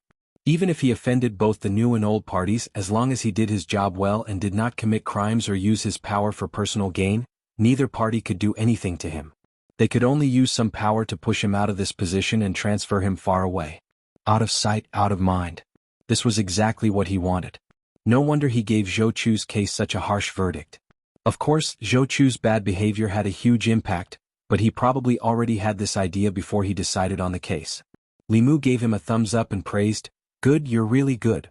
Zhou Chu rode his horse on the streets of Luoyang and killed innocent people. He was arrested by the Luoyang Yamen and later sentenced to death by the minister of Luoyang. When this case spread out, it caused a sensation in Luoyang. What shocked people was not that Zhou Chu rode his horse and killed people, but that the Luoyang Yamen dared to sentence the Zhou family to death. Although Zhou Chu was not a direct descendant of the Zhou family, his status in the family was not low. The minister of Luoyang had made a mortal enemy of the Zhou family by doing this. Zhou Chu was just a small 6th-rank official. If he went against the Zhou family, he would not have a good ending. After this, he might not even be able to keep his position. In the Luoyang Yamen. Less than 15 minutes after Zhou Chu was locked up, a man in an official's uniform hurried into the Yamen. When the Yamen saw him, they immediately bowed and said, "Greetings, Minister of Luoyang." The man looked angry and asked, "Where's Zhang Chun?" One of the Yamen pointed and said, "Minister Zhang is at the back of the Yamen." Soon Zhang Chun, who was drinking tea at the back of the Yamen, saw the minister of Luoyang. He had only heard about it but had never seen it before. Before him, the Luoyang Yamen was dispensable. Even the officials there were officials from other departments. They would not come to the Yamen on a normal day. As the minister of Luoyang, this was his first time seeing the minister of Luoyang. The minister of Luoyang reprimanded him, "Your men captured Zhou Chu and you sentenced him to death?" Zhang Chun said, "Zhou Chu was drunk and rode his horse to kill people. He fled and resisted arrest. Is it wrong for me to sentence him to death?" The minister of Luoyang gritted his teeth and said, "Do you know who he is?" Zhang Chun said calmly, "I don't care who he is. If he broke the law, he should be punished according to the law. The last one who bent the law was beheaded by His Majesty." The minister of Luoyang explained, "What I mean is that you don't have to punish him so harshly. You can take him into custody first and judge him slowly." Zhang Chun asked mockingly, "Take him into custody first and drag it out until the people forget about it. Then close the case hastily. Is this how the Luoyang Yamen used to do things?" The minister of Luoyang pretended not to hear Zhang Chun's mockery. He said, "It's better for you, me and everyone else." Zhang Chun shook his head and said, "I'm sorry. I can't do that." The minister of Luoyang said with a sullen face, "From now on I'll take over this case. You don't have to worry about it anymore." Zhang Chun shrugged and said, "Do as you wish. I've sent the file to the Ministry of Justice anyway. We're just waiting for their approval." The minister of Luoyang pointed at him and said angrily, "You?" Zhang Chun asked, "What about me?" "Your future is gone." The minister of Luoyang said coldly and turned to leave in big strides. Zhang Chun walked out of the door and exhaled deeply. He exclaimed, "Nice." He stood in the courtyard and was silent for a while. Suddenly, he looked at Li Mu and asked, "Are you close to Mr. Mei from the internal guards?" Li Mu nodded and said, "Not bad." Zhang Chun thought for a moment, then said, "Next time you see her, help me ask if the residence bestowed by His Majesty can be sold." Chapter 226. In fact, Li Mu had already investigated Lord Zhang's question. Other things bestowed by Her Majesty, such as silk and magic treasures, could be dealt with on their own, but not official residences. Official residences bestowed by Her Majesty or the imperial court could be modified, renovated, or even rebuilt, but they couldn't be sold. When officials left Chengdu, they had to return the deeds to the house and the land. In other words, whether it was Lord Zhang's 2-sectioned house or Li Mu's 5-sectioned house, they still belonged to the empress and the imperial court. After hearing this, Zhang Chun sighed and said, "What a loss." Li Mu didn't want to discuss the mansion with him anymore. He asked, "What happened to Zhou Chu?" Zhang Chun shook his head and said, "Even if there are many people from the old party in the Ministry of Justice, I'm afraid they won't be so opposed to the Zhou family. The conflict between the old party and the new party is about the succession of the throne. Other than that, they're actually the same kind of people. They're all privileged people in the Great Zhou. Moreover, Her Majesty's surname is Zhou." Li Mu thought for a while and said, "If Her Majesty favors Zhou Chu, then I don't want to be a constable in Chengdu." Zhang Chun suddenly became alert and said, "Where do you want to go?" Li Mu said, "Back to Beijing. Maybe I'll enter the ancestral court of Fu Lu School." He came to Chengdu to win the love of the people, to obtain psychokinesis, and to obtain cultivation resources from the empress. All of this was on the premise that Li Mu approved of the empress. If the empress's actions disappointed him, Li Mu would change his mind. Big love and small love were all love. Being in love with the woman he loved and cultivating both yin and yang could not only fulfill the 7 emotions, but also speed up his cultivation. Although his cultivation speed might not be as fast as hugging the empress, at least he wouldn't be bullied. After hearing that Li Mu was going to the ancestral court of Fu Lu School, Zhang Chunming heaved a sigh of relief. After thinking for a while, he said, "Actually, I think that it's much better for you to enter the ancestral court of Fu Lu School than to be a servant in Luoyang. Why do you have to be so tired every day? Why don't you just resign? Do you know how to write a resignation letter? If not, I can help you." Zhang Chun was very active in urging Li Mu to resign. Li Mu waved his hand and said, "Let's see how it goes, Zhou residents." The news of Zhou Chu's drunkenness and his execution by the Luoyang Yamen had already reached the Zhou mansion. Even the maids and servants of the Zhou mansion found it hard to believe. Before Her Majesty became the empress, the Zhou family was one of the most prominent families in the Immortals' capital. It had been many years since something like this had happened to the Zhou family. After leaving the Luoyang Yamen, the Luoyang Yamen hurried to the Zhou mansion and was led by the gatekeeper. After walking for a long time and passing through countless moon gates, he arrived at a courtyard in the Zhou mansion. There were many important people in the Zhou mansion and he was not qualified to meet most of them. Therefore he went directly to Zhou Chu's father, the assistant minister of the Ministry of Works, Zhou Ting. As soon as he entered, Zhou Ting asked, "How did it go?" The Luoyang Yamen gritted his teeth and said, "That damn Zhang Chun. He's determined to go against you. I was too late. He's already submitted the verdict to the Ministry of Justice for review. I'm afraid we can't get around them." Zhou Ting's face darkened. He said coldly, "Zhang Chun. I'll remember this name." He glanced at the Luoyang Yamen and said, "All right, you may leave." After the Luoyang Yamen left, Zhou Ting walked out of the room and disappeared under the sunlight. Ministry of Justice. The assistant minister of the Ministry of Justice, Zhou Zhong, was flipping through a case file. At a certain moment, he closed the file in his hand and glanced at the door. The 2 doors slowly closed. He looked at the empty space opposite him and said, "Aren't you afraid of being criticized for coming to the Ministry of Justice, Lord Zhou?" Zhou Ting's figure appeared on the chair opposite him. Zhou Ting picked up the teacup on the table and drank the tea in one gulp. He said, "If you didn't know I was coming, who did you make this tea for?" The assistant minister of the Ministry of Justice smiled and asked, "What do you think of the tea?"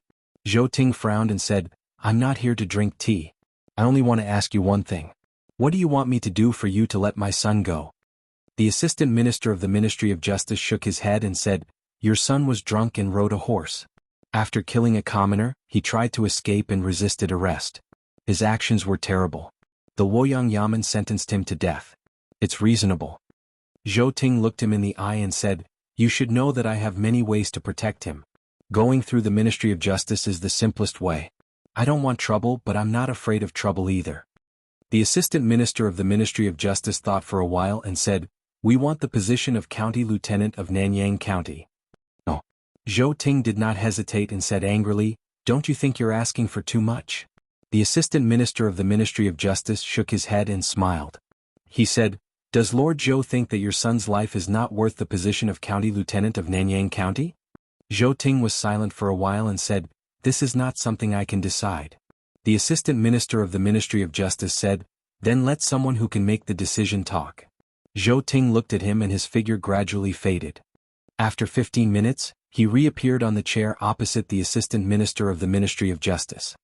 He said calmly, "The position of County Lieutenant of Nanyang County is yours."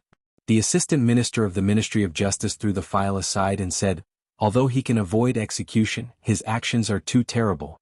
Even if the victim's family forgives him, he can still be locked up for a few years for killing, fleeing, resisting arrest, and resisting arrest. There shouldn't be a problem for him to hide outside and return to the Luoyang County after a few years, right?" Zhou Ting said, "No. Before the Substitution Silver Act was abolished, this case was just a little troublesome and could be settled with silver. However, now that the Substitution Silver Act was abolished, it was not easy for anyone to settle a murder case in the Luoyang County with simple methods." He glanced at the Assistant Minister of the Ministry of Justice again and his figure faded away. The Assistant Minister of the Ministry of Justice, Zhou Zhong, had the same surname as him, but he firmly supported the old faction of the Xiao family and was the political enemy of the Zhou family. However, sometimes the most trustworthy person was the enemy. The Assistant Minister of the Ministry of Justice looked at the file sent by the Luoyang County government and shook his head. He said softly, "What will you do?" The Luoyang County government. Li Mu was still patrolling outside when he received a message from Wang Wu. The Ministry of Justice had rejected Lord Zhang's request to be executed. The government had its reasons to execute him, but the Ministry of Justice also had their reasons to reject it. The reason given by the government was that Zhou Ting was drunk and riding a horse, causing death. Later he attempted to flee and resisted arrest. His actions were too terrible and he should be sentenced to death for manslaughter. The Ministry of Justice did not approve it because the Zhou family had compensated the deceased's family with a large sum of money and the old man's family had written a letter of forgiveness. Under normal circumstances, for manslaughter and unintentional murder, as long as the family was forgiven, the government would give a lighter sentence. Once Zhou Ting was forgiven by the deceased's family, he would be able to escape death. This was in accordance with the law, even in Li Mu's later life. Li Mu returned to the government office. Zhang Chun shook his head and said, "There's nothing we can do. The deceased's family was not well off. The Zhou family compensated them with a large sum of money, enough for them to live the rest of their lives without worry. The deceased's family wrote a letter of forgiveness and the Ministry of Justice decided to give a lighter sentence. Zhou Ting will be sent to Jianghu County to serve 3 years of hard labor." Wang Wu sighed and added, "Jianghu County, they are all members of the new party. Zhou Chu just changed his place to be happy. Jianghu County is far away from Shindu. Zhou Chu will be more comfortable in Jianghu County than in Shindu." Deputy Constable Sun walked in and said to Li Mu, "Constable Li, there's someone outside who wants to see you." Li Mu walked to the entrance of the government office and saw a middle-aged couple leading a boy and a girl around 7 or 8 years old. Li Mu looked at them and asked, "Who are you?" The middle-aged couple knelt on the ground. The man looked ashamed and said, "Constable Li, we're not here for the money. You can't beat the Zhou family. Luoyang can live without us but it can't live without you. Please forgive us." As soon as the middle-aged man spoke, Li Mu knew who they were. They were the old man's family. After receiving the Zhou family's money and writing a letter of forgiveness, Zhou Ting's sentence was changed from death to exile. Li Mu helped them up and said, "I know you didn't do anything wrong. My condolences." He could tell that the couple was sincere and there was no falsehood in their words. Although Li Mu also hoped that people like Zhou Ting could be executed as soon as possible to prevent him from harming the people in the future, for this family, the dead could not be brought back to life. The current ending was the best ending. Li Mu was already very gratified that they were thinking of him. After sending the couple off, Li Mu returned to the government office. Zhang Chun sighed and said, "Don't take it too hard. You've already done a lot for Luoyang and the people of the Great Zhou. If the money for substitution is not abolished, you'll still see him often in Luoyang in the future." An hour later, people from the Ministry of Justice came and took Zhou Ting away from the government office. The outside of the government office was filled with onlookers. Their expressions were indignant. They wanted Zhou Ting to die but there was nothing they could do. After staying in the prison for a few hours, Zhou Ting walked out of the government office again. When he walked in front of Li Mu, he looked at him with a smile and said, "I told you it's useless." Li Mu's expression was calm as he looked at him indifferently. "We'll meet again. Perhaps it won't take 3 years." At that time I hope you'll still be here. The smile on Zhou Ting's face gradually disappeared. He looked at Li Mu and said, "You're the first person to let me know what the prison in Luoyang is like. It's not easy to meet such an interesting person. I really don't want to leave now." With that he left.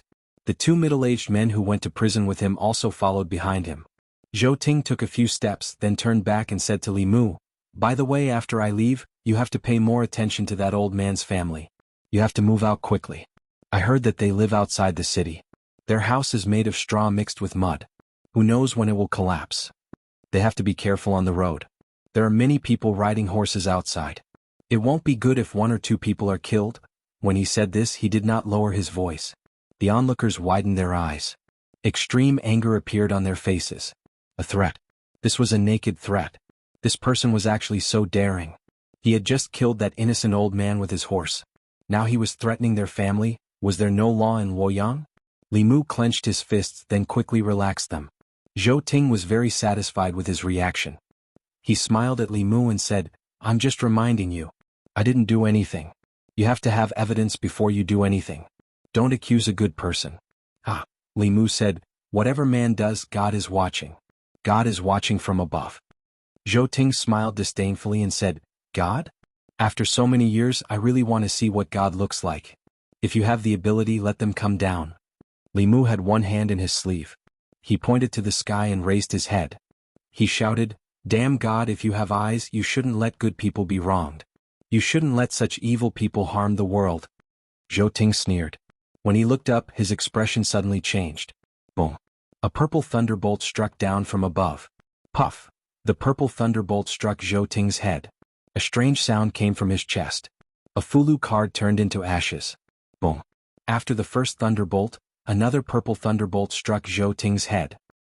He was still unscathed, but the green brick under his feet exploded with a loud bang. At the same time, a substitute talisman in his sleeve burned. Boom. The third thunderbolt struck. A jade pendant on Zhou Ting's chest turned into dust. Boom. The fourth thunderbolt struck. Zhou Ting's expression changed drastically. His eyes were filled with extreme fear. He cried out in shock, "No!" This purple lightning completely engulfed his entire body. In the blink of an eye, only a charred pit was left. Zhou Ting's figure had completely disappeared. It was as if he had evaporated into thin air. The noisy streets suddenly became quiet. Even the sound of a pin dropping could be heard. Gulp. It was unknown who was the first to swallow a mouthful of saliva. Whoosh. Everyone turned to look at Li Mu in unison, including the 2 divine ability protectors around him. Li Mu was still pointing to the sky. He quietly removed the handprint in his sleeve. He raised his hands and said, "Don't look at me. It has nothing to do with me. You don't think that a third-realm cultivator like me can release the heavenly thunder of Purple Cloud, do you?" You're tuning in to the Han Li's Wuxia Adventures YouTube channel. We're so grateful for your support, and don't forget to subscribe to join us on this incredible journey through captivating stories. Your generosity through donations truly makes a world of difference, as it's the primary source of revenue that allows me to expand and enhance this channel for you. Thank you from the bottom of my heart for being a part of this adventure.